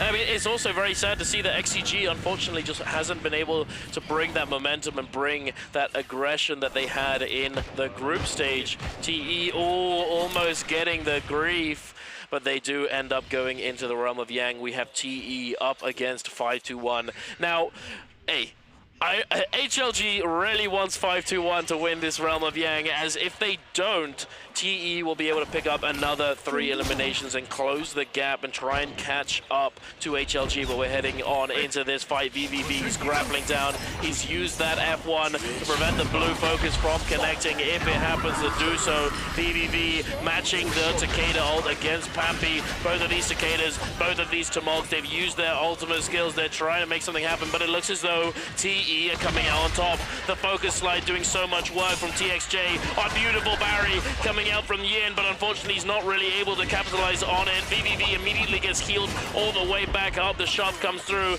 The F1 coming in, but it doesn't work if it's too far away. VVV getting caught up by that Tumult Wisp. He gets the grab onto Unique though, and a beautiful Barry coming out from VVV as well. And it looks as though that's all she wrote. And TE can, hey, they secure themselves that Realm of Yang. They get that golden weapon, and they get 3 more eliminations, ladies and gentlemen. They're not going down without a fight. No, TE definitely going to try to see if they can close this out. If we do see the Sand Siphon come in here outside of VNGC, another team that's been struggling here is JL. Comes through the Pulse Sword, getting absolutely personal with Asben. Asben trying to see if he can get out of dodge here. Has to be careful, but Exai with that insane push is going to successfully secure that elimination here. And now Exai trying to see if they can close this out here, getting that elimination onto Loves. As looks like they might have missed out on seeing where he went. Loves might actually have the opportunity here to get away. He's got to be careful here. Let's see if they miss out on it. Oh no, they're actually going to be able to move past it, as we won't be able to know. But we'll find out on the feed here. Meanwhile, HLG going back in towards the rotation. Finds some stuff at the chest here. Pops that bell. Nobody nearby. It's time to go shopping. It is indeed. We got TE. It looks as though they're heading over to Plume Castle. This could potentially be a little bit of a mistake if there are Viper teams lurking in the rafters, as we saw earlier on and in the previous Holoroth game. But we're heading right on over just west of Plume Castle. KLA are getting very aggressive onto BBE. BBE snack. He's got nowhere to go, and KLA just chop him up with these fans. The golden fan doing so much work from KLA's U.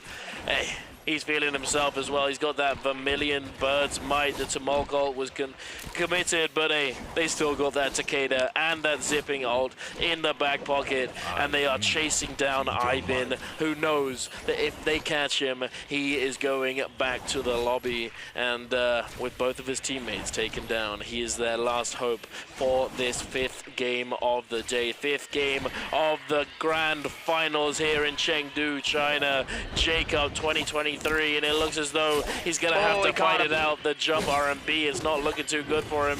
He uses the F. He's trying to get away. The scale rush coming through. He's moving. He's going as fast as he possibly can. He gets up onto the wall.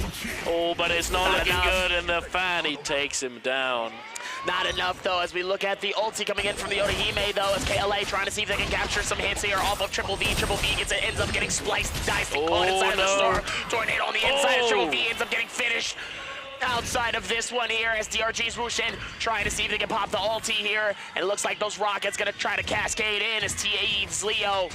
And the rest of the team ends up getting eliminated, but that Vermilion's Burst Mine is going to help them and protect them to get out of here. Meanwhile, the Sand Siphon comes through as the circle starts to close in on him as well. Fun plus Phoenix fighting this out. Pampy caught in a tough situation. TSG trying to see if maybe he can catch him off the rotation here, realizing it might not be worth it, but Dunkwin ends up getting caught outside of an insane juggle. Nowhere to go. Tough to try to figure it out. The healing trying to keep it together here for the rest of the team. The Sand Siphon comes in. TE and TSJ comes through for the third party. Starts to cause the problems. The Pulse Sword starts to connect on some of these hits here. TE, Leo, and the rest of the team comes through, sweeps up Fun plus Phoenix's water, gets the elimination. TSJ ends up getting hit by a Pulse Sword from one of the other teams as well. And now TE comes through to cause some issues for this game so far. TE with the timing couldn't be any better, as 5-2-1 Yin trying to dip out of this moment here, as Yin might be getting closed in on. Not going to be easy for him, though, as he does have that, but the Pulse Sword is going to be a little bit more dangerous. And just like that, TE is able to capture their 11th elimination. Ladies and gentlemen, we got a game. TE is not giving up without a fight. No, absolutely not. They are TXJ with his focus slide Pulse Sword. He's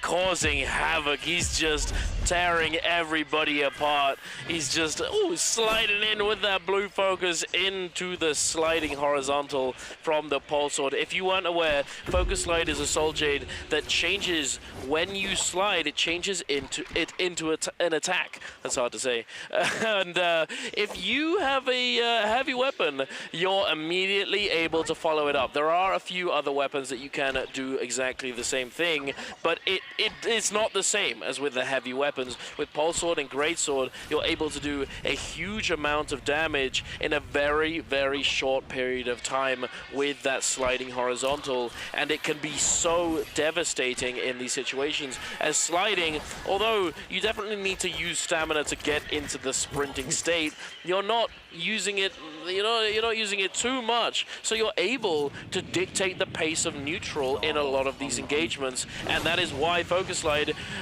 did get removed from solos way back in the day. It used to be in solos, but they removed it and kept it only for trios, as it was one of those J's that was just so strong, and we're seeing it demonstrated so well from TXJ here. Lovely to see, and now we have that Realm of Yang spawning yet again. It looks as though a team might be going uncontested, but oh no, not looking too good for Loves here from VNGC. HLG hunting him down in the storm. It looks as though he may have been looking to try and secure himself that Morris blessing, and so it looks as though the same might be said for GG here. Miskia coming in, his teammate having been taken down 3-3-0, unfortunately is down for the count. Miskia coming in, he's trying to make something happen, but in a 1v3 situation, it's not looking too good for him. He does get taken down. HLG picking up yet another elimination, still maintaining their lead above TE, but it looks as though JL come into the mix. They're coming in, they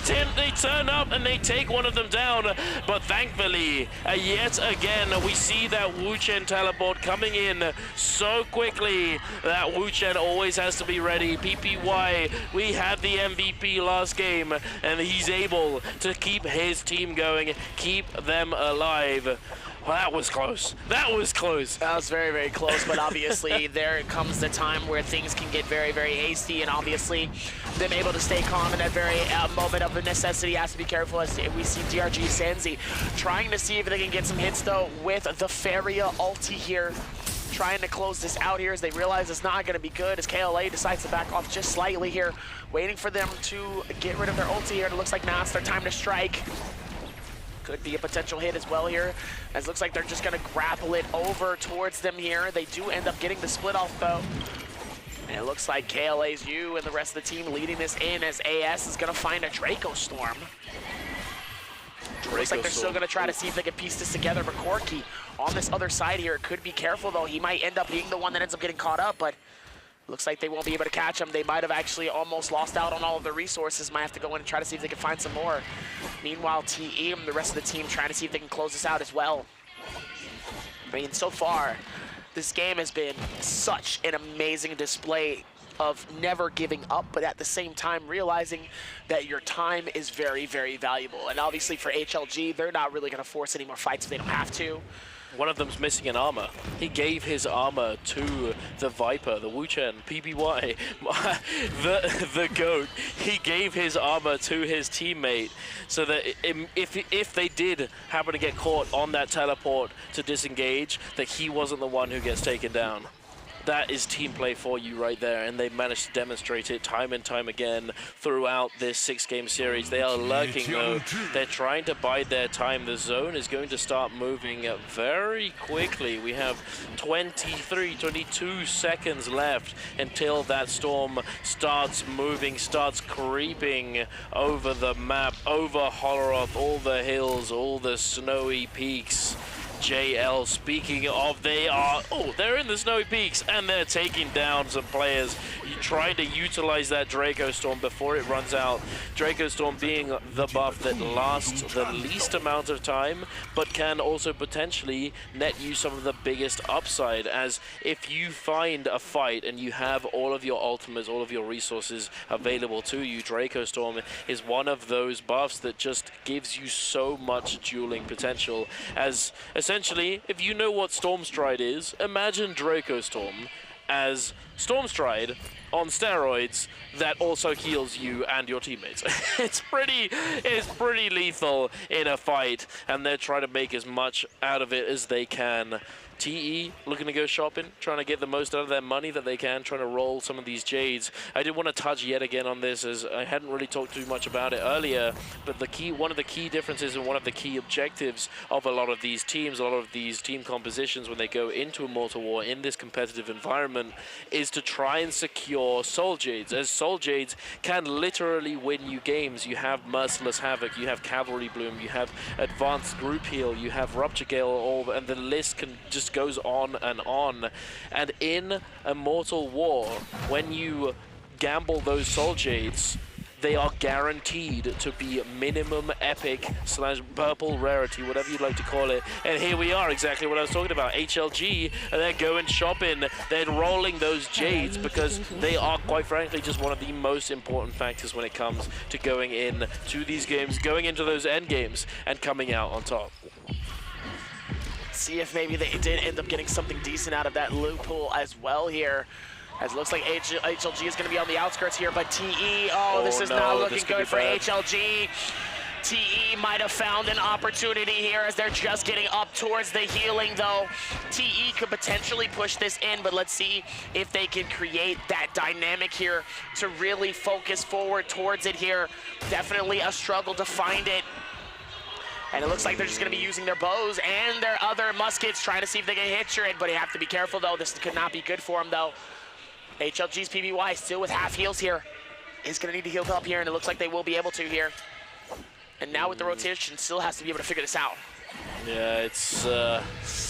Thankfully, they still have that Wu Chen, so they did manage to bide their time while they were waiting to then... They were hiding behind that tiny little pocket at the edge of the zone. They did manage to regenerate all of their Wu Chen's ultimate, so thankfully they do have that yet again available to them if they get caught in a bad situation. But the question is, has PPY put down the port in a decent spot? Because if you put it down, yeah, it's good to have the ultimate, but if you don't put it somewhere that's actually safe, you could be teleporting your team to their death, and you don't want to be that Wu Chen. I think it is a rite of passage to teleport your team into the zone at least once, but you don't want to be you don't want it to be happening on a regular basis. No, absolutely not here. As it looks like we're still going to be able to see TE trying to see if they can rotate this around here. OUG nearby as well here. This fight can really get hasty here.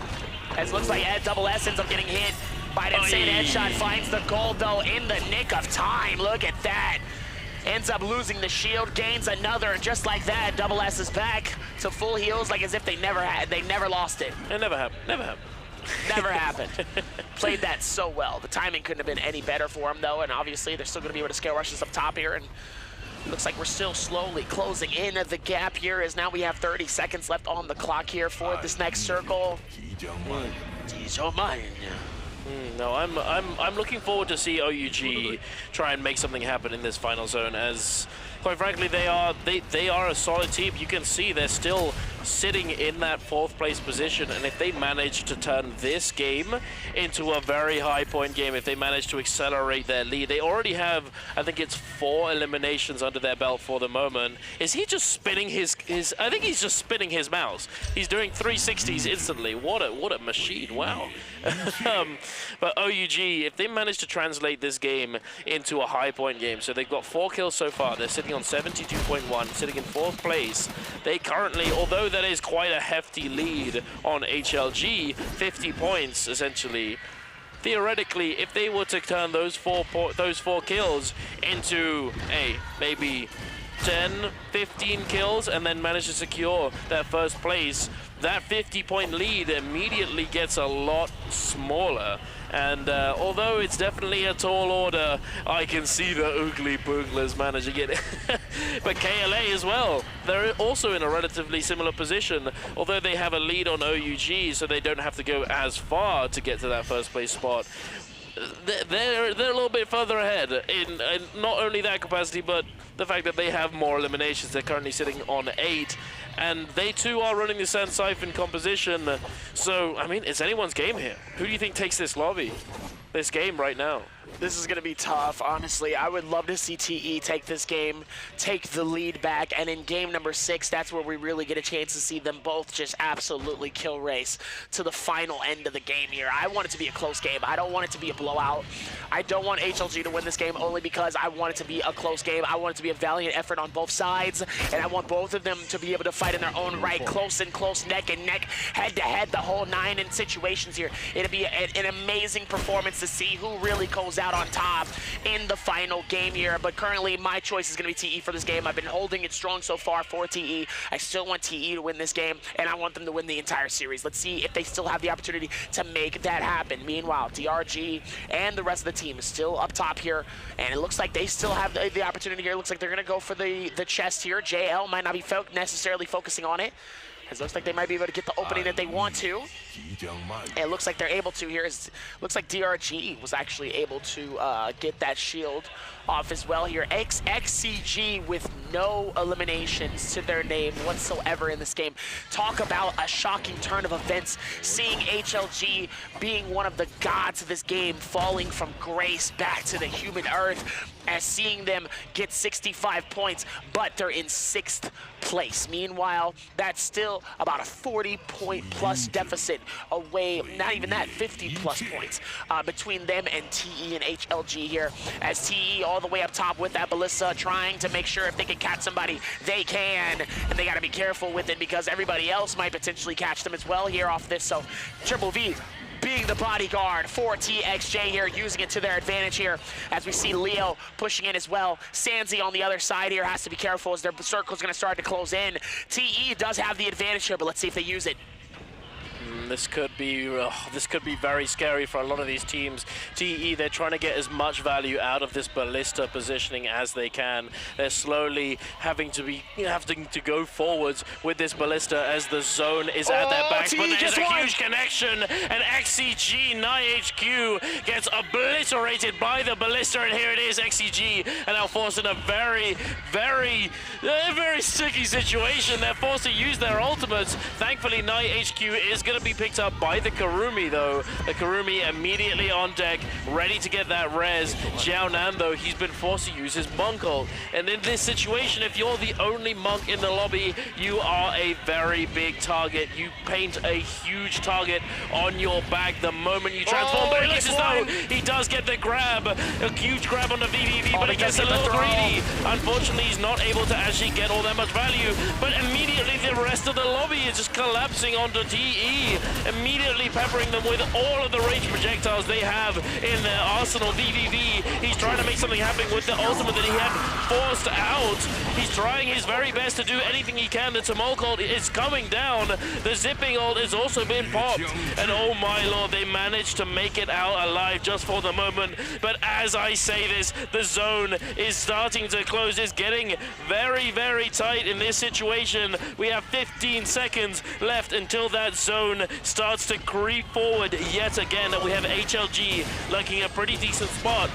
They're hidden away, but who's not hidden away? XCG, they're still on the run, they're still on the move. LXH, the Karumi, no armor to his name. He's trying to stay alive, but they're still going. HLG, we see them in the bottom right. They've managed to find a small pocket for themselves, but considering that they only have the blue armor, this is not looking too good for them. And hey, look at the top here. We have KLA and XCG. More fighting going down. HLG and now coming into the mix. They have the cannons. HLG Han, he's trying to create a little bit of value. He's trying to see what's happening up on the top of this structure. He's trying to test the water. He gets the F onto the Takeda, and it looks as though this might be rather bad for OUG. Jin Yu, he's been hit by the Tessa Charm, and he does get stunned up. Unfortunately, Han, he's not able to find a connection himself, and he's struggling to get out of the zone. He's trying to grapple. He can't find it, but thankfully the Wu Chen is here to save him. The teleport immediately into the zone, but he tries to get in, but that's very Feria is going to come through with the turret shot,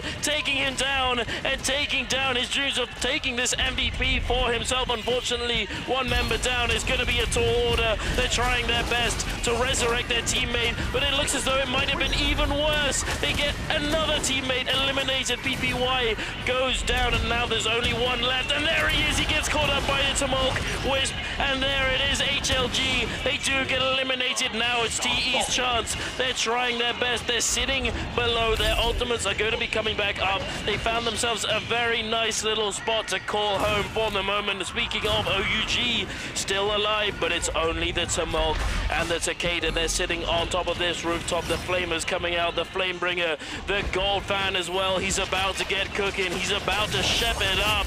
Oh, the strike coming in. OUG's SS, he takes a bit of damage, but he's not in all that much danger just yet. He's trying to make something happen. VVV, he's now going into the fray. He's going in with the fan. He's sending out the wind. He picks up the Soul Bloom. He's almost got his ultimate available, and he's looking to go crazy in this final zone. TXJ, he's been taken down relatively low. He's trying to find a moment to heal. TE Leo, nowhere to be seen for the moment. He does have ultimate available. He's ready to send it as soon as it's needed, but TXJ, he finds the heal. DRG Sansi's lurking behind this tiny little structure. Oh, but he gets caught out by KLA. CXZ finds him. TXJ, he's taken down low. Yet again, the zipping ultimate is going to keep him alive for just a moment. Sansi sending out that barrier mech, and it looks as though KLA's U gets knocked into the zone. Taken down. Eliminations coming out left and right. TEVVV is trying to make something happen yet again, and they're trying to translate this into their victory game. DRG Sansi is trying his best to prevent them from doing it, but oh my lord, KLA, they're still in the mix, but he gets taken down. Sansi, he does get taken down as well, and TE, they take the MVP, and oh my lord, they're coming back with a vengeance. What did I tell you? I told you I wanted TE to take this win. This is going to be the greatest 6th game of NARAKA's history. We have 2 teams. We have a dynasty that's about to be built off of 2 players, after 3 players, and 2 teams that want it so bad. They can both taste it. TE found their little corner. They found their opportunity to make their mark. They saw that opportunity and they clutched up the same way that HLG did in the last game. They saw where their opportunities could really become their strengths in these areas, and obviously that became the best thing for them. Now obviously that was an insane display coming in from HLG. I gotta give it up to them. They definitely held their own for as long as they possibly could. They got caught. They had blue armors. They were stuck in a tough situation. They tried to hold it out for as long as possible, but they ended up getting outed. They got caught. Them sand siphons got them stuck in a sticky situation, and they just could not get out of it. Meanwhile, TE was caught in such a beautiful corner where they didn't have to worry about fighting. They didn't have to worry about anything. They could just relax, reset, and let players go at each other's throats. It gave TE the opportunity for them to come back and realize, hey, we can take this game home. They saw it as the opportunity, and even with Feria coming through and snatching one of their players away, they still was able to hold strong and keep the game alive and said, don't worry about it, Han, we'll take it from here. Yeah, we got this, big dog. We'll take it home for you, and that's exactly what they did. Oh, look at them. Hey, I like the KLA, TE, they're just chilling, they're vibing, they're walking up the steps together, brothers in arms, all of these players. That's the amazing thing about this. The community is amazing. Not only in the West, but here in China, we don't get to see it all that much. Right now, I care about TE and HLT. That's true. I care about the fact that both of them are about to lead us to a Game 6 with an incredible close hand lead. I'm telling you, this game is close to the wire. This is probably a 5-point deficit. When I tell you this is why I wanted TE to get this dub, now we got an interesting Game 6. Now we got a game on our hands. We got a game number 6, ladies and gentlemen. This is what I love when it comes to NARAKA. I hate a blowout. I hate him. Can't stand him. I don't mind him. It's whatever. But when I tell you, I love it when it's close in hand. Both of them know it only takes one move. It takes one execution. It takes one strike. It takes one parry. It takes one of anything.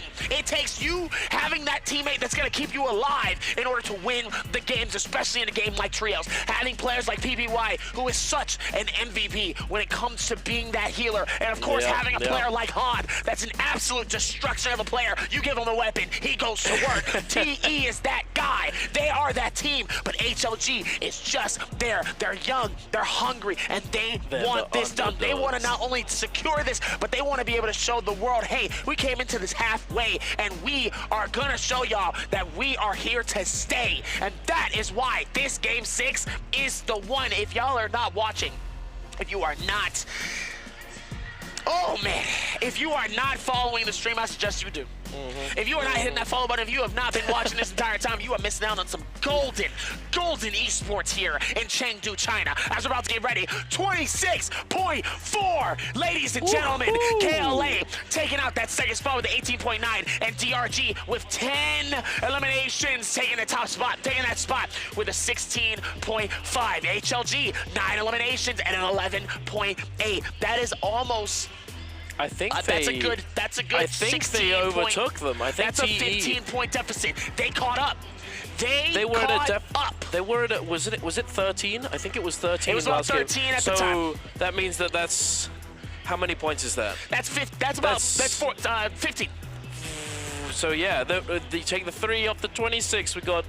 Yeah, so 13 point lead. They 12, are 13 right point lead. there, and if you look at the numbers, I mean, look at it. Look at TXJ going absolutely off. 26,000 damage and 8 eliminations. That is an MVP score as it is. And if I ever were to see it before in my life, TE feeling it out, really able to capture the moments the way that we can. And obviously, Leo, 18,000 healing, 3 eliminations, still able to hold strong here. But TXJ, clearly the MVP for their team, trying to hold this out here. This is what I'm excited for, is these standings. When I tell you guys, this game just got better in every which way, shape, or form. It's unfortunate to see the SEA teams at the very bottom, but they put in a valiant effort. They made it here. They got here. So hopefully they'll be able to use this and get ready for next year. 41.4 points for 521, BBE with 39.2, and a 23.1 for VNGC. Very tough to see our SE people. But wait, it's only 2? TE is up in the lead by 2 points. Wait, we miscalculated. How did it? What? 2 points. We got maths. Who? Hey. 2-point deficit. TE snatches the lead. Now it is up to our final game. Somebody is walking away a champion and $500,000 richer. Somebody is walking away with 200K, and sadly they're not taking that trophy and that spear home, but they still gonna get a bag. But it is a 2-point deficit. Chat, when I tell you, this is what I live for. Oh, I can't wait for this game. 2 points, ladies and gentlemen. 2-point deficit. The underdog has been scraping their way up that hill, securing all of those MVPs for themselves. And TE, they're putting them in check. They're taking back the lead. And here, hey, this moment off spawn, we have HLG's Han. Oh my boy, I called it. Hey, watch him get a parry, I said. Watch him get a parry, and he does exactly that. This guy, he's just parrying all of these players left and right, but VVV, another star in this series. My boy, he's been rocking the stage with his gameplay, with the Farrier, with the Takeda, the highlight out of JL here, engaging onto HLG. This was actually the moment that slowed them down. HLG, unfortunately, wasn't able to continue their rampage, and they weren't able to continue their acceleration in that lobby because JL caught them slipping. He caught them slipping at the Morris Blessing. It is what it is. But TE, they took full advantage of that fact. TXJ, VVV, PPY, all of these guys just putting in so much work. Sansi as well, doing so much, managing to stay alive until the very end, trying his very best to get as much value as he possibly can, and he does. do just that. He does manage to secure his team a few extra kills. But here we are with the MVP. When I tell you, TXJ, that healing was really good, but so was that damage. 8 eliminations, 26,000 damage. That almost touches the peak of the amount of damage overall as a player. Pulse Sword with 12,000 damage. And look at this, the Ballista. The Ballista. 6,500 damage coming through. You know that was towards that final Ferkel. You know he was getting that burn damage. Oh, he but he has was. the Skyforce slow shot, Sunwing shot, dual XCG. circles, Velocity, Untold, Nunchuck set, and obviously the Focus Slide coming through. His second MVP and his second check that he earns for himself and the rest of TE in general. But we're going to go over to the questions as well here. On top of that, how many kills did this match-winning team get? Hey. Y'all hopefully have been paying attention to these games because, like I said, this last game is about to be a good one. Is it A, 0 through A, B, 9 through 12, C, 13 through 16, or D, 17 plus? Make sure to put your answer in chat for your chance to win a World Championship random gift. I am excited. I'm so excited. And don't forget to keep an eye on the chat and your whispers so that you don't miss out in case you are the lucky winner chosen out of the participants. But enough about that. We got some NARAKA to see, and I cannot wait. I am ecstatic to get back into our 6th game of the day, the final game of the year, ladies and gentlemen, and it's coming down to the wire. We have TE and HLG at each other's necks, but we're gonna have to wait just a tiny bit longer. We are going to be heading over to a short break, a short video for you, and we will be back very, very soon, so don't go anywhere. Jacob has always been a story in the making of a whole year of NARAKA. Honestly, I think if we're talking about the highlight of Jacob Grand Finals, we have to talk about the fact how it's not just CN leading the meta, but it's other regions that are having a huge impact. Just a bit, but it's not going to be enough. I think there's a huge spotlight on Mike and Spider. This is a storyline that's been going for an entire year. Spider lifted the trophy last year, but everyone said, well, would you really be able to do it if Mike was here? Mike came along, Mike's here. Oh my, there it is, and Mike with the grapple combo into Phoenix Blast takes the 2nd game of the day. CN kind of had counted Hottie out as a hero for solos. Oh, nicely done. He gets him inside of the freeze. Oh no! This is the opportunity to get the finish, and this could be the opportunity that he's been waiting for. But it was the NA players who came over and showed them just how dominant a force that Hottie can be. I'm definitely going to be keeping my eye on Wang Liang as well. I mean, the guy is an absolute demon. So does Wang Liang, and Wang Liang is going to actually eliminate Viper out of this game as well. Zell is another player who's absolutely inspired me as well. Zelding now on the test, are able to find a huge parry to convert into that repulse damage, catching Frostivus. I think Frostivus is the way forward, where you are able to earn the respect of all of these other regions. I want to say thank you to Frostivus for not only just continuing to follow in the stepping stones set by other players in the NA and SEA region, and continuing to lay that foundation and prove that it's not just CN who controls the meta. I'm a TE fangirl. This corner here, and just giving them so much of a barbecue. Hey, can I get my number 3 like always, baby? As now it's going to start to skip through. The Sand Siphon comes in. They're going to corner them off the outside. Roy Hehe trying to stay alive, but it's not going to be enough. STE is going to be victorious in your game number 2. This is a team that I've been following for a very long time. This is a team that I have a lot of respect for. This is a team that was playing something that wasn't entirely meta before it became the meta. In fact, they were the ones who sort of innovated. Having a Wu Chen teleport your entire team is an absolute touch of death. But TE played it perfectly.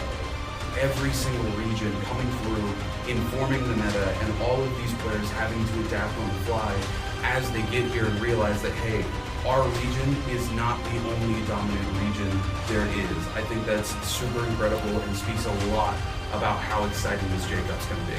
What are you doing here? He's coming in. Mike wants to try and shock these kills. He's thrown the F2. He's coming in. The kill. The MVP. Let's go. Yes, big dog. That's what I'm talking about. BBE come for the other regions, ladies and gentlemen.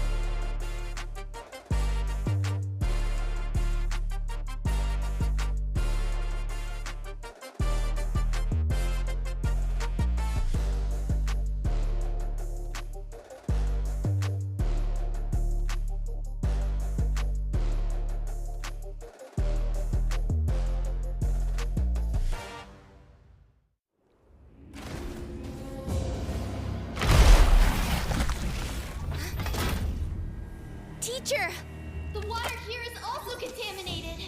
The contamination is only a symptom. To find the cause, we must look elsewhere.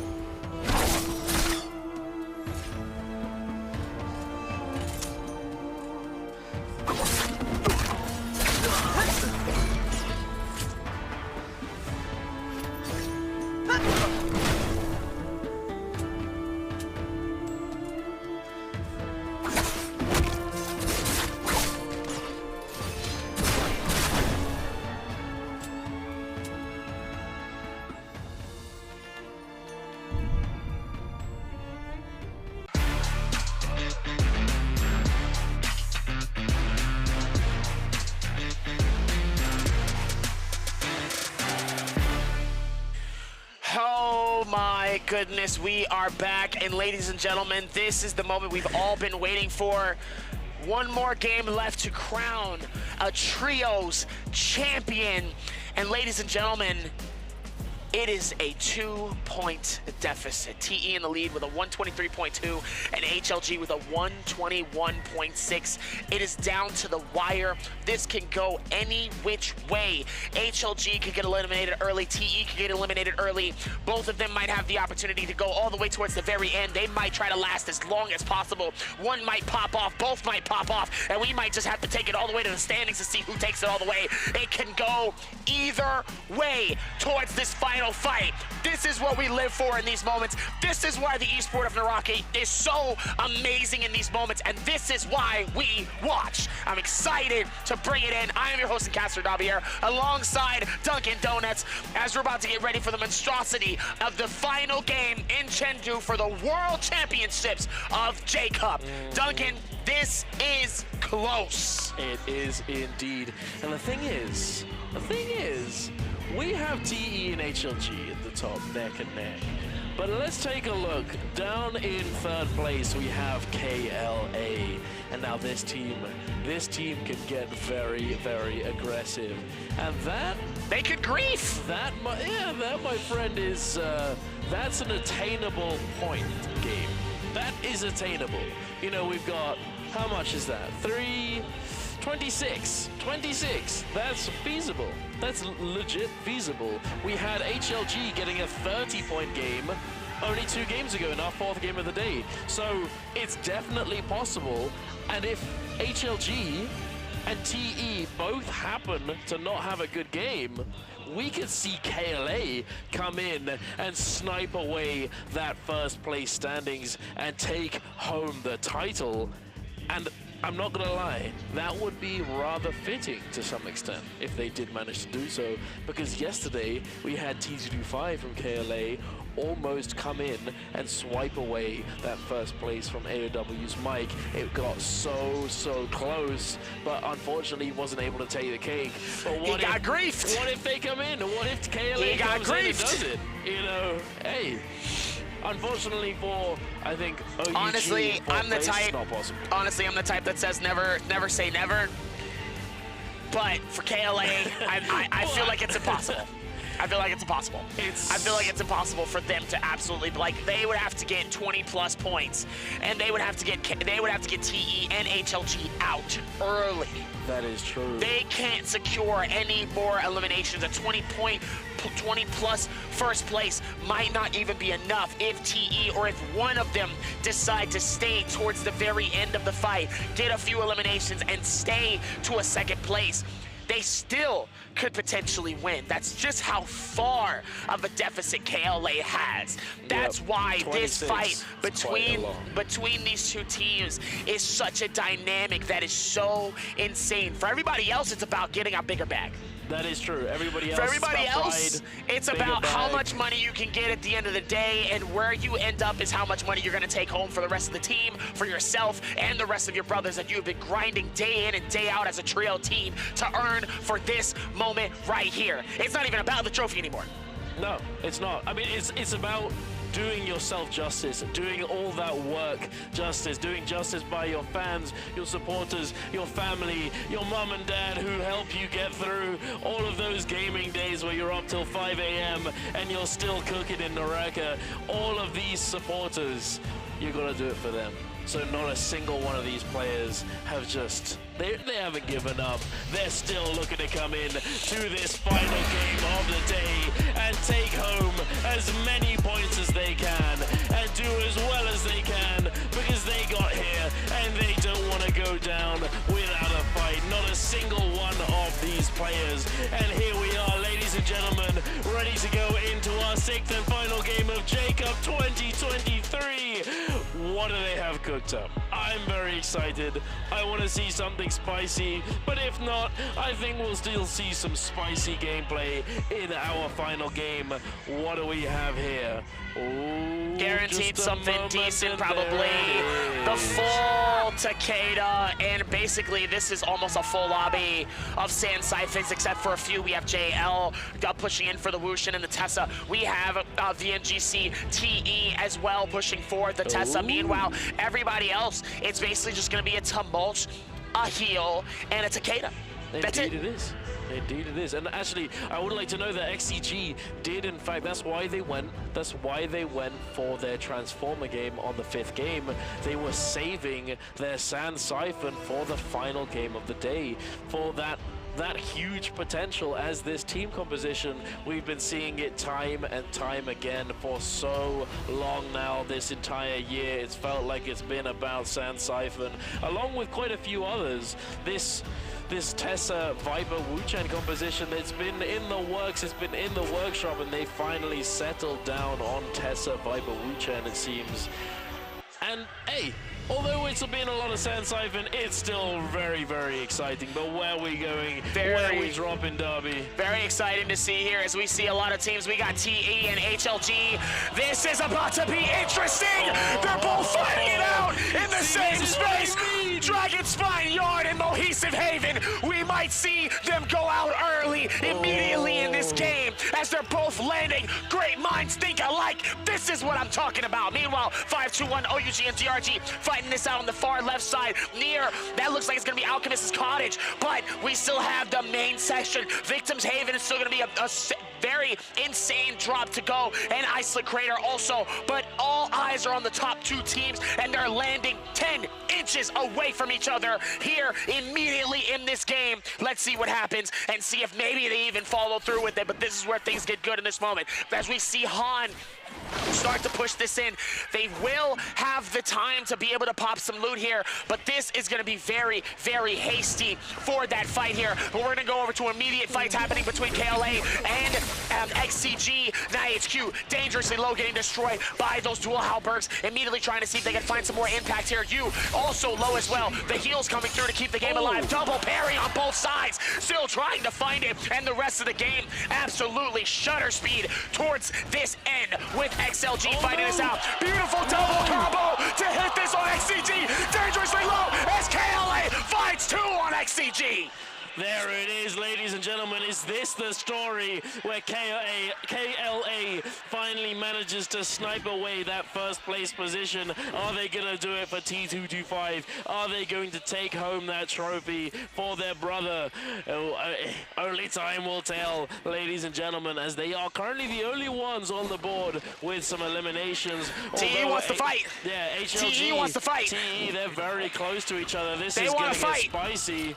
HLG Han, he's caught out of position, it seems. PPY, I think he's dropping the moonbait. No! There it is. The moonbait comes down from HLG Han. He gets the heal from that F1 zipping. He's trying to make something happen before this charm comes through. He's gonna come in, and BVV gets taken down. TXJ, he's fighting for his life. 1v2 situation, he goes for the overhaul. He's unable to get rid of the third party from FBX is gonna come in. The Wisp locks them up. HLG Han, HLG Cuckoo are going to get taken down. PPY is going to shortly follow afterwards, and Don King is going to come in with that fan, and he's going to crush their immediate snowball into our final game of the day. What an insane find coming through from TE, able to catch that momentum here and capture it, but sadly they wasn't able to actually get the eliminations for it. OUG and Fun Plus Phoenix comes through and actually steals it away as Leo gets caught in a corner. Full double parry comes through. Leo's trying to keep it alive for his teammates by himself, trying to see if he can maneuver it out, but it's going to be a lot harder here. The 1v3, almost impossible. We've seen it done before, but not by the hands of Leo, and it's not going to be enough as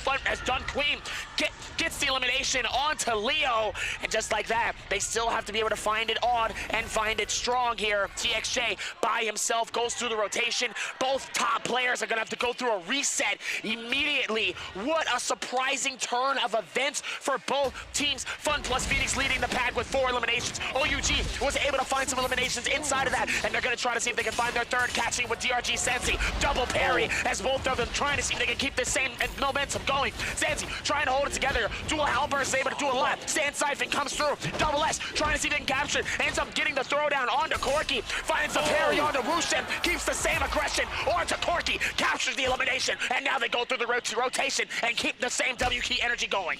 Oh no, it looks as though it could be pretty bad for Jin Yu. He gets caught up by that Tessa-chan, the sun coming in. It looks the same can be said for OUGSS. He's trying his best to get over to the heel. He manages to make it, but he immediately gets caught out of the air. The uppercut coming in, the follow-up. He's trying his best to tap dodge away. He doesn't have enough stamina to do it, and he gets taken down by JL. A beautifully timed third party coming out from JL. They come in and they pick up 3 eliminations for themselves. Unfortunately, OUG, they did pick up 4, but they're not able to keep it going. They have to go and reset, but JL, they are not resetting. They're getting right back in there. They're immediately going into this fight up against VNGC. The teleport doesn't go all that far. JL, they're able to spot it out. They're immediately on the hunt. They smell the blood in the water. AS, he's trying to do something for his teammate, but he's unable to do so. He doesn't have his ultimate ready to go, and he immediately gets taken down, gets immediately teleported out. He's on the trigger. He's ready on the trigger. AS, he dives back in to try and prevent them from getting those heals. The Viper coming back. Roy with that F3, the anti-heal.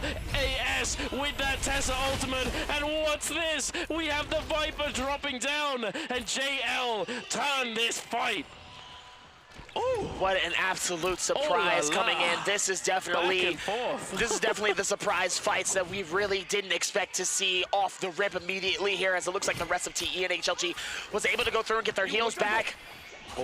Still steadily trying to figure this out as here's the Tesla, tries to see if they can go through the stun.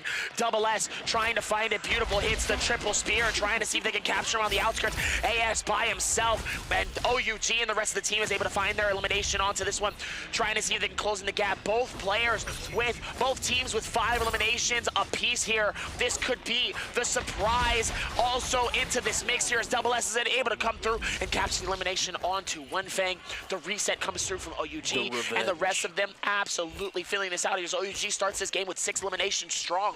VNGC trying to find some more eliminations. They have 4 eliminations, but they're dangerously low towards the bottom as we look back at our leading scoring team, 123.2 TE. The 1 point deficit, the 1 point difference, the way that it's been going close at hand here as HLG is going to go through the rotations here, trying to see if they can find some more loot for themselves here. This is the game. There has been some exciting mixes so far here, and the fact that both of them ending up getting caught with the third party in the first 2 minutes, surprising. Les is crazy. This was definitely not what they wanted going into this game, but it is the absolute godsend for a team such as KLA. They've now managed to break those triple-digit numbers, those triple-digit points, and they are on their way to try and take at least second. They don't want to come out in third. They want to take the second, and hopefully they can take the dub for themselves, as that would be quite a story indeed, especially from KLA. But HLG being that underdog, just feeling themselves. They are on a roll. They've got that aggression. They've got that momentum.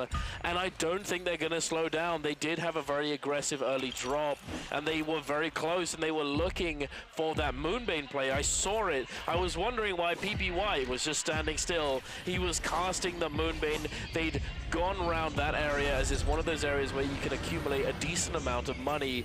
You can just immediately go over to the shop, pick up that Moonbane, and take an early fight, an early engagement where you might not actually have your ultimates available, all of those resources, the purple armors, whatever you might have. But here we are. We're going into the realms of Yang, ladies and gentlemen.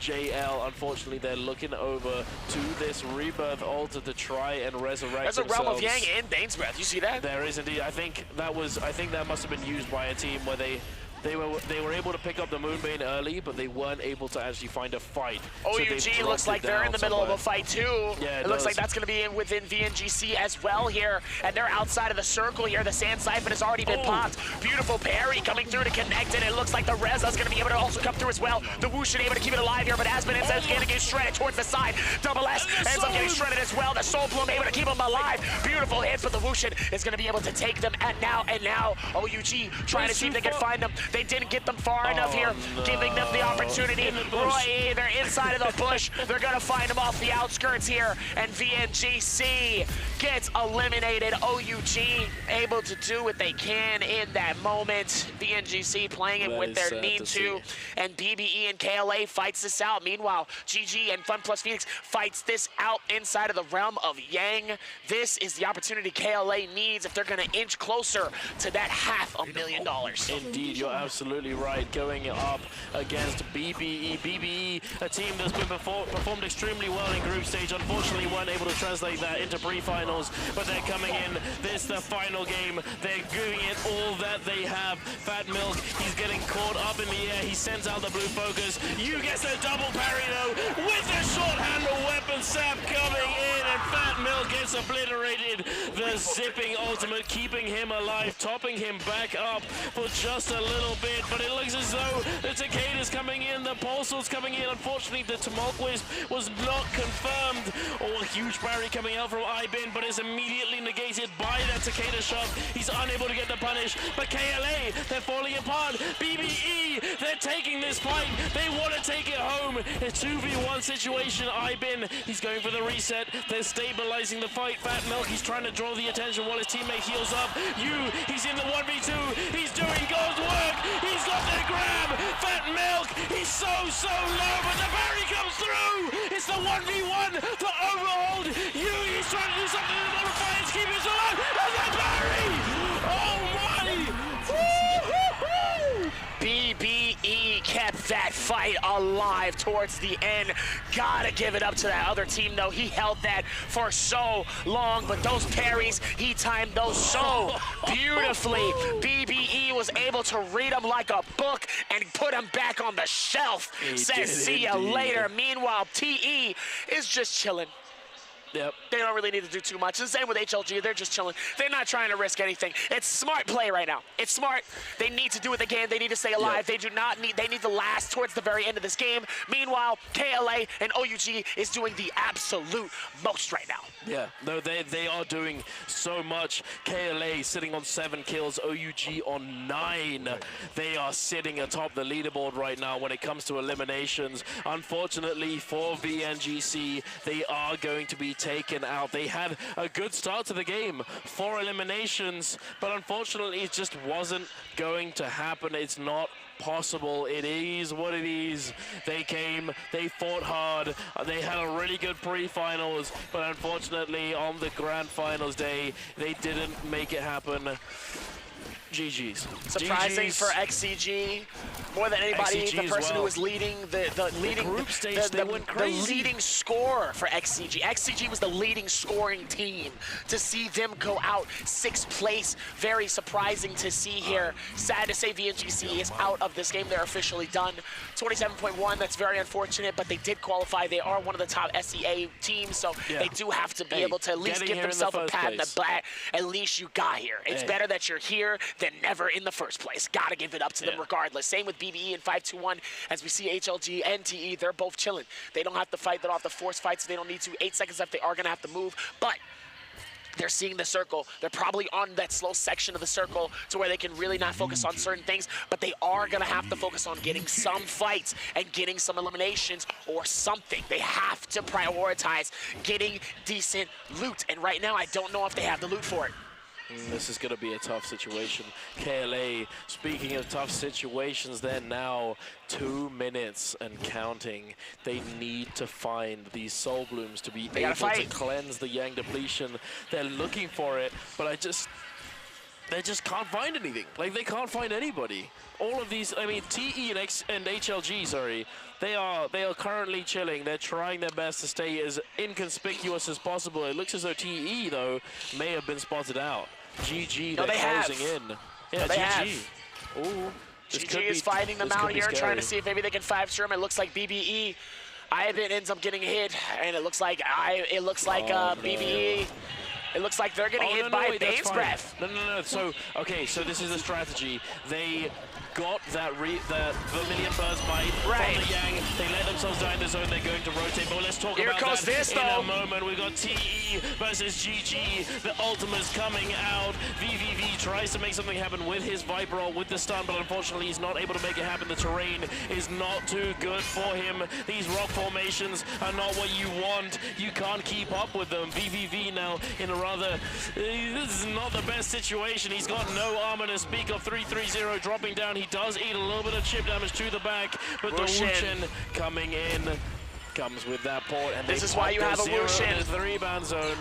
This is why you pop the Wushin. This is why you have that in these final games here. If you need that quick getaway, that quick get out of jail free card, this is the time to have the Wushin on your side, especially in a moment like this. Great smart timing for them to pop the no ult zone as well here, making it to where they can't use their ulti in this fight. Now TE is ready. If GG wants to get this fight going, we can get active with it. As Double V starts to come through, the Tesla starts to connect in on the stuns. Triple V ends up getting destroyed, and he ends up getting eliminated. GG ends up getting stunned off of this. This could be the advantage as well, but they decide not to take advantage of it here as both of them split off. This is not good for TE. TE might have thrown away their chances here at the $500,000 as Leo trying to see if he can get out of dodge. Miskia trying to see if he can hold strong here towards this, and let's see if he has the opportunity to. Wushin has the opportunity to. If they're gonna get time, he gets parried. He gets finished off.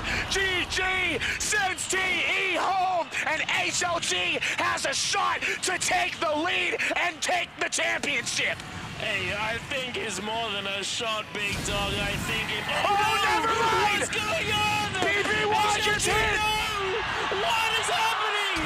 He's stuck. He's trying his best to stay alive. The zipping. He's going deep into the zone. The Tomoko gets popped to try and hold him down. But oh my, they do take him down. And now Cuckoo and Han, they're going to have to try and disengage. They're running for their lives. They know that their only chance at taking home the title is if they survive for just a little bit longer. They need to go up one more spot in the standings, 1 or 2.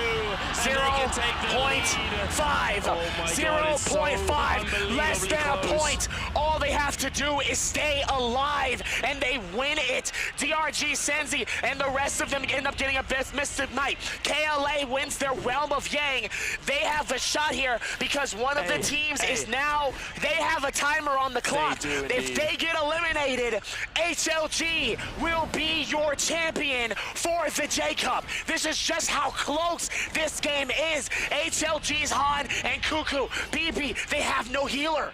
They have no healer. They are being chased. DRG wants this fight. They want to put this aggression together. Cuckoo forces the ulti. I don't know why he ends up popping that, but it's not looking good. To cut him off. He's trying to cut off the advance of Corki. It's going to be interesting though, but he does catch him though with that. Corki trying to see if he can keep it together here, but Corki wants to find this fight. He wants this fight. He wants this elimination. Cuckoo can technically eliminate him, and he also could actually end up winning this for the team.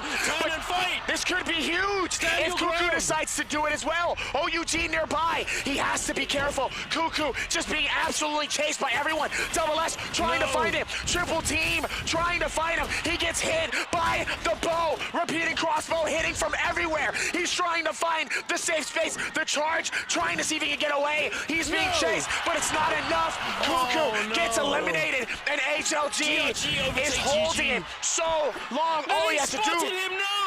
All he has to do is stay alive. Han is one of the best. All he needs is one elimination. That's all he needs is one. Either that or one team goes. This is the time between JL. On the Takeda, he's got this. I believe. Han has it. If there's one person I'm confident in getting one elimination, it's HLG's Han. He has a shot. All he needs is one. This could be the moment. HLG is the only person that has the opportunity. He's either going to stall or he's got to fight. Wushin finds him. He finds the hit. He pops the ulti. He gets in on it. He gets the parry. He gets the limit. He gets really close towards it. He goes for it. Sadly, he gets taken down. Beautiful parry on the Sensi. He holds it. The Reza comes through, but it's not enough. TE is your champions for the World Championships for J-Cup. TE holds it strong for just long enough, and TE does it. I'm not gonna lie. Wow! That is final! Truly heartbreaking. HLG so unbelievably close to taking home the title, and they just can't stay alive. DRG, the ultimate grief. Literally the ultimate grief, taking down HLG. They know they're at the top. They know they can take them down because they're weak. They have no members left alive. They do overtake GG, so they are on their way up the standings. To be fair, they actually don't have all that much to get into that top 6 spot. So for them, hey, every elimination makes the difference. Now hold on. You remember what you said earlier about KLA? I did. I remember. That's why when you said A, I was like, I'm never the type to say that it's not impossible. KLA would have the greatest comeback in NARAKA history if they somehow pull off a 20 elimination game and a first place finish. If they can somehow. There's 21 players. They have to get a first place. 7 kills already. They have 7 kills. If they have the shot. It's a big shot. It's a long shot. It's a long shot. It is possible. It's possible, and I'm hyped as hell because that would be so unbelievably fitting. But we're jumping right into the action. We have JL on the hunt. They don't have long left. The Yang depletion is ticking away. They need to find a way to cleanse the. Oh, you coming in, KLA? eliminations, picking up yet another one, but JL, they're falling apart at the seams. They don't have anything left in the tank. One of them has managed to find that Soul Bloom to cleanse it, but they've already lost their Wu Chen. 2 members strong. It's going to be a very, very difficult win for them, and Viper gets taken down. Tessa is still kicking, but it's not looking all that good. KLA, they're on the hunt, they're lurking, they're waiting for their moment. This one engagement could mean the difference. If they go from here and they take these eliminations, they pick up these kills. Look at GG. If they find GG rotating in the zone, they're going to have a huge effective health advantage. If they find them coming in here, this could be the end for GG and the start of something amazing for KLA. They have the Assault Smolder. He's hitting him right in the health bar, and it looks like Alex M, he's cooked. He's getting flamed up in the zone, and he's going to get taken down. The shipping ult is not going to be enough. He's trying his best to take you with him, but he's not able to do so. But here we are going into the zone. KLA, they're in a very bad spot. We have BBE coming in. Beautiful parry. He manages to prevent the full follow-up, but he's not going to manage to stop them from chasing him down, and he gets taken out. Oh no, BBE, what have you done? This is KLA. KLA at one moment, they got a little bit greedy, and I think that's the one thing that risked it all for him. CXC trying to see if he can find any free moment here, maybe for a quick heal, as it looks like he will be able to here. Almost gets hit, it looks like by the post shot here, but he almost misses. He misses and dodges away from the Banes. Meanwhile, KLA's peak ends up getting finished off by DRG, and right now it's an absolute bloodbath. CXC can do all that he can, but it's not going to be enough, ladies and gentlemen. TE is your 2023 J-Cup World Champions of Trios for NARAKA BLADEPOINT. You can see the smiles, you can see the relief. KLA can do no more. CXC would have to pull off the incredible comeback if I've ever seen it, but there's absolutely no way. 123.7, HLG loses by 0.5 points. That's just the difference that it makes in these stats in this moment here. Shock value is high with this team. HLG trying as hard as they possibly could here, but sadly it's not going to be enough in this space, in this situation. Fun plus Phoenix down low, but KLA, OUG still with their 10, but sadly KLA has 1 player and OUG has 2. As we look at OUG actually fighting this out inside of it, it's actually not going to be good for him as DRG absolutely pushing in on Double S trying to keep the movement speed going here. The dual halberd is able to do enough to keep him away, as Corky trying to see if he can dab him down the outskirts, ends up finding him, catches him on the outskirts, and OUG loses out on 1 other player. Now both of those teams that had the potential of getting that first place are all lost at 1 player apiece. Oh, that's so sad. OUG, the Ooglers, unfortunately getting hunted down in the mines. They're not able to stay on the move. That grapple was a little ambitious, big dog. Hey, you know he's right behind you, and unfortunately you can't go for that one, and you do get taken down. It is what it is. And speaking of getting taken down, FBX Water also is going to be eliminated for now, unless his teammate manages to get the res. He is dead for good. And it is looking like that might be the same for a few of these players. In just a moment, we have BBE trying their hearts out to try and get the biggest game that they possibly can, so that they can walk away proud of their performance, knowing that they gave it their all until the very last second. They're on 5 kills. They have all 3 members left alive. It is possible that they could take an MVP. Hey, taking an MVP, that's a bag. And hey, who wouldn't fancy a cheeky bag? To be fair, for OUG and KLA, at this point, it's just a fight to keep theirs. For KLA, it's a fight for them to keep their 3rd place. That's still 50 bans. I mean, they're OUG could ahead. steal them. I mean, they're 19. I'm pretty sure. Wait, is That's that 10. That's 10. No, it's 19. No, it's 19. It's 19.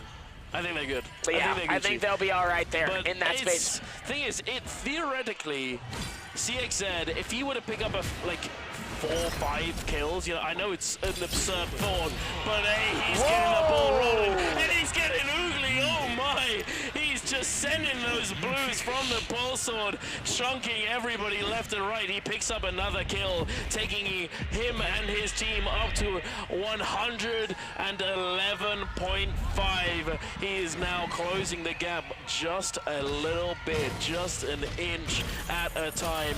I have to say, if he takes the cake away from HLG, if they manage to secure the 2nd place, that would be heartbreaking for HLG, considering that they are, quite frankly, they were the closest. Oh no! Oh CXZ! Hey, he heard you, Dobby. He said he heard you say it was impossible. He heard me say it clearly. He's like, no, I want to get some fights. He wants to get active now. Now he wants to see if he can get some points, some extra points as well for his teammates here, and also maybe be able to get something here as he's getting chased all the way around. But he ends up getting juggled, and it's not enough as KLA. That's going to be a wrap for them as they end up going out in style. KLA said, you know what, at least I can dive in and capture a kill or two, and he does just that. Hey, and look at TE. We have the perspectives on the right-hand side of the screen just now. They're looking very pleased with themselves, smiles all around. I'm not going to lie, they're probably like, oh, damn. That was close, boys. Really close. It could not have been closer. I mean, hey, 0.5, yeah, it could have been 0.1, but still, that is crazy just to even think about. But here we are. We still have 10 players left alive. Each one of these teams, each one of these players looking to do the best that they can and continue fighting with everything that they have. BBE still all 3 members alive. As I said, they're still on 5 kills. They could, if they, I don't know. Actually, I don't think they could overtake JL, but regardless, they can take home as many kills as they can and show that they're here to play and that they deserve to be here. Hey, I think they already proved it. They've already proved it. Look at Triple V crying, that excitement and that relief. The relief that they won, the relief that they were able to secure it. It's TE shocked, but they are your champions, and I think the emotions are setting in for a player like Triple V, a veteran who has been in this game. Isn't that HLG? I think no, that's Triple V. Is that BBV? That is Triple V. He has been around in this game for a long time. He has been fighting day in and day out. He's been waiting for an opportunity for him to strike, and he finally gets it after all this time.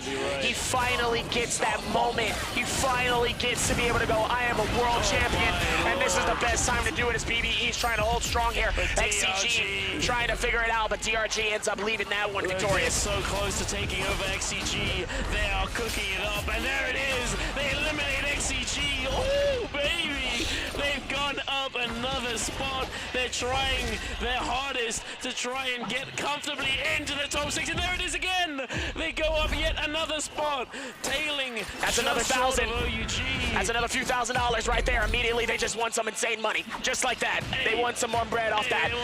They definitely just won that bread in general. Still with that, still going to be able to find it as OUG's in you, trying to see if they can hold strong here, but it's not going to be enough as DRG wins it for this game. But ladies and gentlemen, we're going to take it over to the main stage. TE is your World J-Cup champions. TXJ, Triple V, Leo, let's go to the center stage and give them what they've earned. Oh.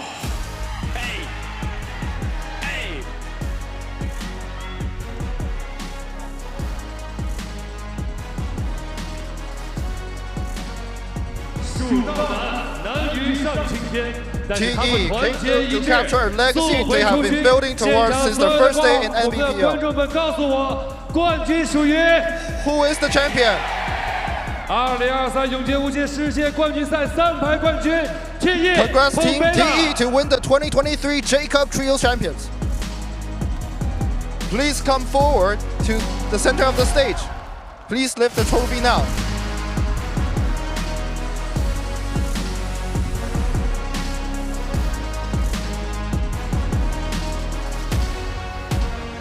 这就是电子竞技，这就是 This J is Cup 的魅力。 esports, and this is J 所有的 Cup. 兄弟们，先来到我的身边。 Please stand beside me. 我相信啊，昨天的比赛，今天的比赛，最后一场比赛才是真正 I 让 believe 所有 the last 支持 game 他们、 is the 热 best 爱 game 他们粉丝 for today 把 and 心脏 yesterday. 都提到嗓子眼儿的一场关键之举。我们首先来问 I 一下， believe 这场比赛 you must 虽然 have 说 something 在 to say 台下 to 看 everyone. 但是此时此刻有什么话对身边的三兄弟说 ？LYD。牛。但 Good 是 job. 我觉得是不是今天那句话要再说一遍了？ Today is a good day. 我相信啊，其实，在场下也是为所有在场上的兄弟们捏把汗。但是可以看到最后一场比赛，虽然说有一些小意 The 外， last game, 但是 there 小 was 伟的 some- 泪水 there was some 证明了他们的努 bad 力 stuff that。happened, 现场 but it's 所有 okay. 的解宝们，先把 We 掌 have 声 made 送 it 给他，好吗 to？ here together. Please give a round of applause to the 小伟 champion. 顶住压力。其实，在最后那一刻，在屏幕前不能操作鼠标键盘，看着别人的时候，当时的心情是怎么样的？ Not able to play and looking at the player to play. 哎，先控制一下 It was 情绪。我相信啊， It 其 was 实，在 same 最后 as 一 last 场 time. 比赛最后一刻的时候，所有人还是在为你们加油打气。那有 I 什么 believe 话 everyone is cheering for 对 you. 支持你的粉丝们 What do you 讲？ want to tell your fans? 明年继续加油，明年 I will 继续 try 加油 harder 接 next 下 year. 来，我们来到了咱们热爱永劫无间，其实看我们比赛的初代目的神的身边。其实啊，今天在采访谭雪 The 杰之前 OG 的话 of 先跟所有 NARAKA 的解宝们说一下，谭雪 And 杰 the 是 OG of 带 NARAKA 病上场 Esports 并且是从节杯开始就一直在掉盐水，但是他坚持住了。 He has 今天 been 拿下， sick 谭雪杰有 for 什么 an 话 all time. 对自己说，对自己支持你的粉丝们讲？ What do you want to tell your 谢谢 fans? 大家们的支持，但是我还想说一句，无心酒吧就是我的爹，兄弟。 He 艾 wants 小姐 to- 给的压力真的很大。 Thank you, 艾小姐 thank you to everyone 这个 that cheered 节 for 杯 me. 这一天真的是 But 进化了。 I want to 连吃了 tell 三把的 Wuxing 让 98我们 that 真的 he 感 is 到 my 压力 daddy. 巨大最后一刻真的是已经是很痛苦了，但是看到 DRG 把他们杀的时候，真的 Looking at 一点 DRG 一点的希望就燃起 taking 来 the 了。 elimination, 我觉得，其实场上的每 I 一 felt 刻、每一次的 that 博 the 弈， championship 都是 is 可以 ours. 看出来，所有的选手们都拼尽全力。在对手拿下天选的情况下，谭雪杰还是告诉我了，他们是一支顽强的队伍。最后来到 They 迪奥 are 身 a 边 team that never gives 迪奥 up. 今天拿下了。上一次采访，其实你想了很久，在冠 Last 军的 time, 舞台上，其实 you thought 并 for a 没有 long 说 time 很多很多的金句。 and didn't say 今 a 天 lot 有 of 什么 things. 话送给你身 What 边的 do 队 you 友 want to tell your 包括 fans 送 and your 给支持你 players? 的俱乐部的每一位成员，以及现场所有 TE 素的粉丝们。感谢队友，我的队友就最棒的。然后 Thank you, 感谢 my DRG teammates. 感谢 My teammates are the best. 教练嘛，然后还有 Thank you, 支持我们 DRG. 的人 Thank you, thank you, 还是要 coach. 说 And thank you 有 to 牛逼 everyone 好的 that cheered for 我相 us. 信啊，今天通过他们的努力，虽然说最后非常刺激，但是还是拿下了冠军。接下来的话，我们将会为我们本次 It 的 was 三 so 排 close. 冠军颁发 They 荣耀时刻。 won the 同样， championship. 我们也请出为他们的颁奖嘉宾，就是24工作室总经理成龙先生，有请。 Please welcome the director of 24 Entertainment, Long Chen, to present our champions their medals. 同样，我们本次的 J Cup 的三排总决赛，我们所有的三排冠军成员也将会获得冠军奖牌。我相信啊 All our 这个 champions 奖牌 are 也是 able 一直以 to win 来 their 他 medals. 们从 They are the 联赛 championship medals. 走到节杯的小组赛，走到前 This 四 is what 积 they 分赛 fought 一 for 步一个 for 脚 the whole 印， year. 给到所有支持他们、认可他们的粉丝们最高的一个回响的答案。 This represents the ultimate glory 在 of 这个 this 舞 whole 台 year. 上，有欢笑，有泪水，也有紧张刺激。不过，我相信所有的职业选手的梦想，那只有一个， I 就是 believe 冠军。 this 有请我们的颁 is 奖 the 嘉宾一起 moment 看一 that 下前 all 方，让我们用镜头记录下这 esports 次经典 players 的时 are 刻 that dream for. Please look forward to the camera can capture this memorable moment. 好的，成龙先生，请来到我身边。在 Mr. 场 Chenlong, 间的时候 please 的 come 话 to 呢， my 我 side. 们为本次节杯也是已经亮过相了，就是我们这一次的如意金箍棒，也是 FMVP 将要获 With 得 the 的最至 staff 高无 resting 上的 beside 荣誉 you, we 接下 will 来 be 有请我们 announcing 的李小姐送 this 上来信 year's 封，我们来一 FMVP. 起揭晓看一下本次的节杯三排的 FMVP 究竟是哪一位英雄？ Who will become the 2023 J Cup FMVP?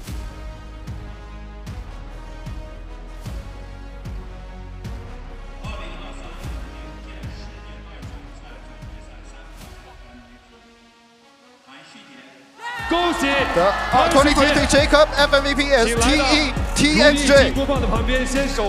Please welcome TXJ to join us. Please stand with the golden staff meant only for you. This moment, I believe, is a dream for all NARAKA BLADEPOINT players.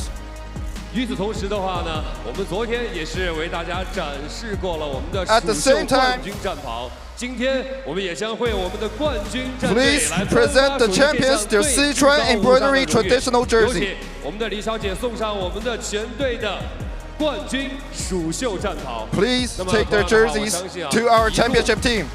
战至终章，来到了这个舞台，我们所有的选手都是付出了最终的努力。 Coming to the stage, 来 all 我们先 everyone 褪去 tried 身上 their 的这 best. 件紫甲，因为这件紫甲的耐 You 受 can 度 take 我相 off 信 your 在今 jacket 天 now 已 and 经 put on your 用了 championship 那么我 jersey. 们接下来 With the 在 new 披上 jersey 这 on, 件 you will be 全新的 more unstoppable 冠军 than 蜀秀 ever. 战袍之后，我相信对于所有热爱、支持 TE 素的粉丝们来说，换上了这件金甲，对于他们来说，只会在接下来的赛场上继续所向披靡， With this 继续向更高的 new 目标 jersey, 发起冲击。 Our fans will 谢谢我们 cheer 所 for 有的 you 选手 more, 把我们 and you will 这件衣 be 服 better 先给扣 than 好 this 这 year. 件金甲，哇，真的是非常不容易，才能够身披金甲来到这个冠军的舞台上。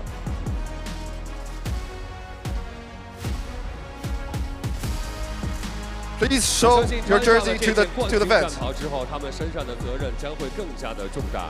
来，在所有的冠军成员穿上我们的蜀秀冠军战袍， As they all 以及 wear 戴 on the 好 championship 您 jersey 胸前的冠军奖牌之后 and showing their 我们帅 medals 气地一起 to 看 the 一下 audiences. 前方同样，让我们的 Please 颁奖嘉 look 宾 forward 和我们的所有的 to the 冠军 camera 成员一起合影留念。来，我们兄弟们站在一起。 对我们这样的站得紧凑一点，我相 Please 信 stand 这样的 together. 话才是 Let's 一 take a 个 photo. 团队，才是一个 As a 凝聚 team. 力非常强的强队，也是本次 J-Cup 的冠军之队。 Let me 好，有 present 请 you 我们的颁奖嘉宾 the 和我们的 2023 冠军 J-Cup 队看一下 champion, 前方，让我们用 TE 镜头记录下这值得纪念的时刻。帅气点，摆个造型吧，平复 Do a 一下 hand 刚才的 gesture, 情绪。 do some 来 hand gestures. 现在是享受荣誉的时刻，现场的 Cheer up 所有的铁宝们，你把掌声再次送给他们好吗？ Please give another round of applause to our championship team, Team TE. 好的，感谢成龙先生，谢谢，请入席观礼，谢谢。 Thanks. 这根如意金箍棒，穿上了金甲，并且可以把它 Winning this golden 据为 staff, 己有。 wearing 拿下 this 之后 golden 才拒绝 armor. 作为本次赛事的 TXJ, MVP。 What do you want to say to the audiences? 最想跟支持你的粉丝们说什么，以及你接下来的目标又会是怎么样的？ And what is your goal?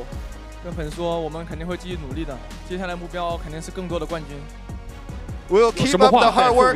Our goal next year is more 这次 champions. 比赛大家都辛苦了，这是我们所有人的努力得来这次冠军。真的 Thank you 我们 everyone for your hard 一步 work. 从，其实也跌落过谷底吧，但是都是自己我 We 们 have our 团队 downfall, 一步步爬上来。 but we work together to climb to the 所有人 top. 在进步，像 HLG 也在进步，但是 This 我只能 brought 说 us 我们 here 的进步 today. 可能比他们更稳定吧，因为确实我们第一天打得好，让我们的优势扩大了，所以我们 We're just 既 better. 是天选，也是唯一。 We're just better. 既是天选 to adapt，也是 for 唯 the 一 stage.，速 And 回 we 初心。 are the 最后送 champions. 一句：抓紧时间把自己的这个身体调整好，迎接更好的冠军。最后，我们请 Please 上 rest 所有 well. TE 素的战队成员，此时此刻，战队的每一位成员，从教练组到支持他们创建这个俱乐部的所有的 This 成员， is our 你们都是2023冠军之 J-Cup 师 World 享受 Champions, 属于你们的冠军舞台。 Team 我们现 TE. 场所有的铁宝们，也把呐喊声送给他们，让我们再次恭喜I see 2023 all 永 their 界无限 staff, 世界 their 冠军 coach, 赛 their 三盘 manager 冠军 to be on 他 the 们就 stage. 是 Please TE give another round of applause to our 2023 J-Cup World Champions, Team TE. Please bathe under the glory of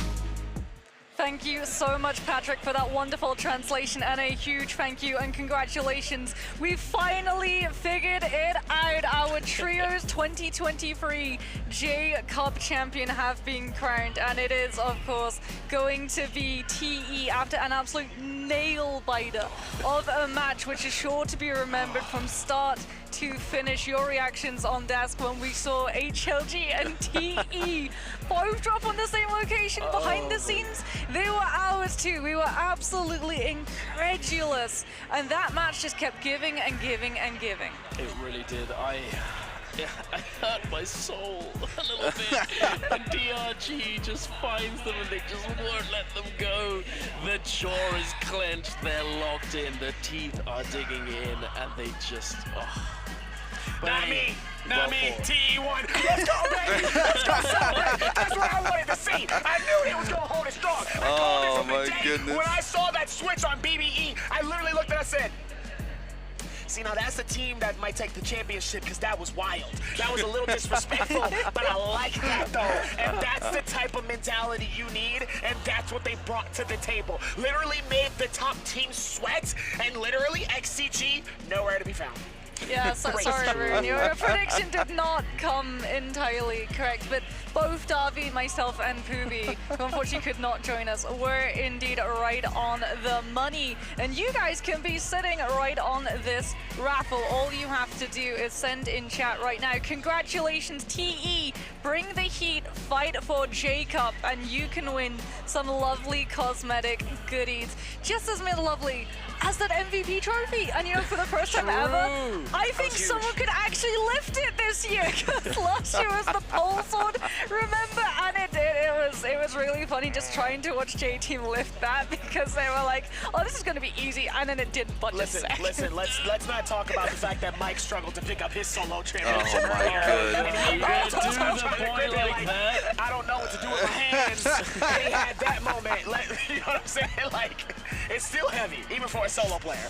Now, if we're going to talk about struggles, we should talk about the struggles of TE and how long it took them to get here. This has been an absolute journey for this team. They have come close time and time again, and their hard work finally comes through and pays off. But all of the teams on this stage equally putting in the work. I mean, we would be amiss to not talk about HLG, a team who was less than a single point away from taking the entire championship, and a team that came through and was a brand new team. They joined halfway through the year and came in and were able to just dominate here on the stage. But we have to give it to TXJ here, our lovely, lovely MVP, who, like you said, Moxie, will finally be able to lift that MVP trophy this year. A total of 46 kills, an average kills of 3.83, and a total damage of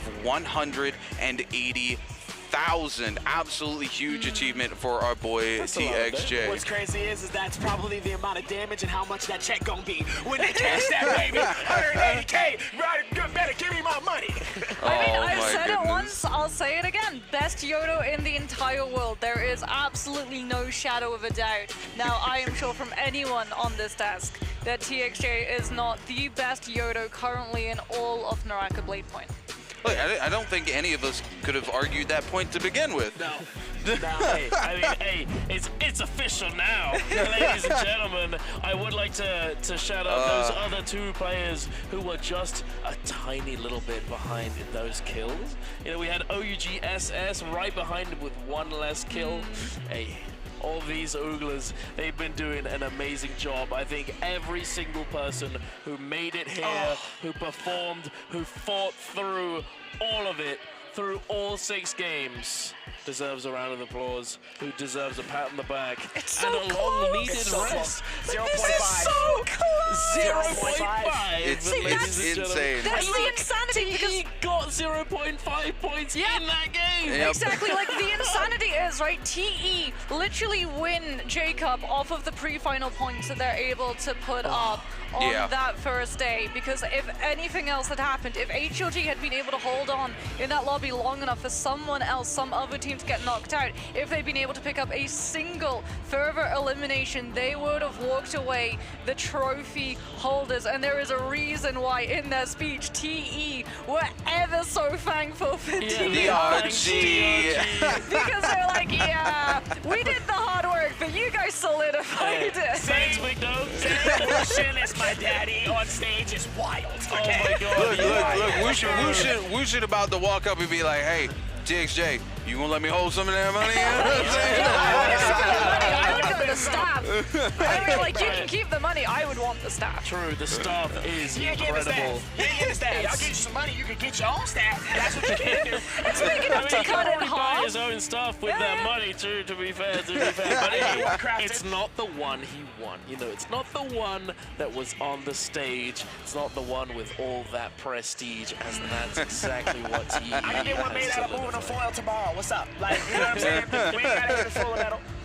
I think for TE though, it's huge. Not only are they able to walk away the winner, they're able to silence all of the people who keep going on for an entire year. Every single time we have a regular week in MVPL, TE come along and they absolutely blow every single part of their competition out of the water. And then we head into the bi-weekly finals. And what is the narrative? TE curse, TE curse, TE curse. Now, after Jacob, after managing to walk away from the biggest ever finals in all of NARAKA BLADEPOINT, can we finally admit the TE curse is no more? They have been able to, with hard work, dedication, pioneering all of these ingenuity of compositions coming on through, as well as working so hard to figure out how to pilot that cannonball composition, pushed through and shown themselves to be the strongest team in the world in 2023.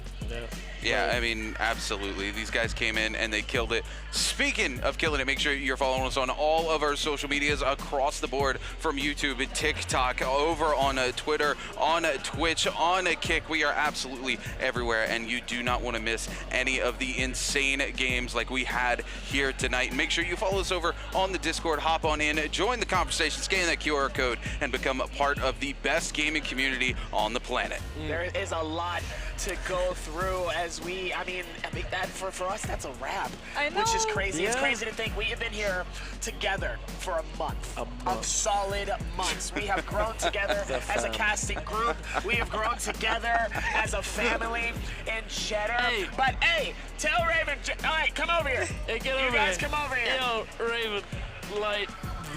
Sadly, Booby did have to take his flight home. But for everything else, though, we have been an incredible family. We have learned and grown together. This is our first LAN ever physically here in Chengdu, China, and we couldn't help but thank NARAKA, the entire production, the entire staff, everybody over at 24 Entertainment, and NetEase for giving all of us an opportunity not only to continue to play, to cast, but to be here to watch history. TE taking home the championship, and AOW's Mike taking home that solo championship by himself. It has been a phenomenal month.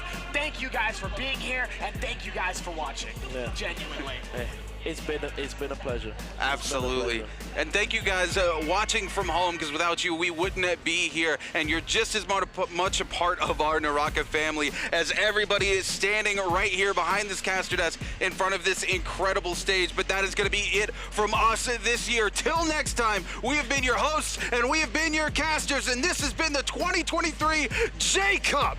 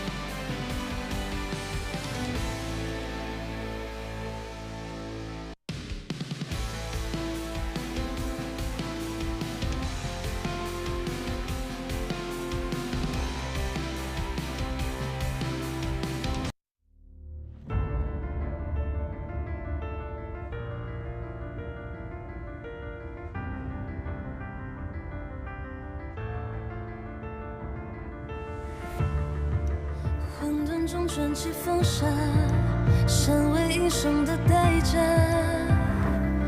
忍痛咽下。纵然被风人包围，不愿做谁的傀儡，失去的都无悔，无尽轮回。无愧我是谁？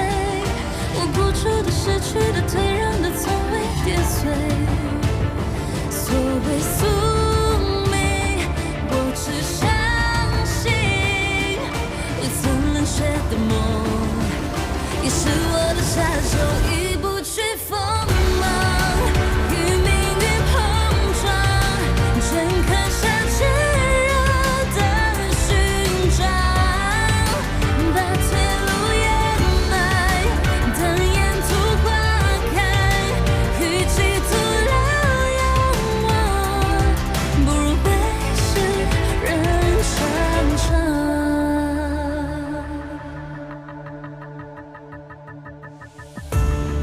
谁愿藏着獠牙的嘴，迷雾中隐没的鬼，我的丰沛，辉光正绽放，将废墟照亮，别慌张，这一夜都无恙。无间的劫，不为被击溃，被夺走的、霸占的，我们都终将赢回。不懂认命，我仍相信会有一声怒吼，让黑夜的颤抖一步去锋芒，与命运碰撞，前刻下炙热的勋章，把退路掩埋，等沿途花开，何必世人穿肠，我已在众生之上。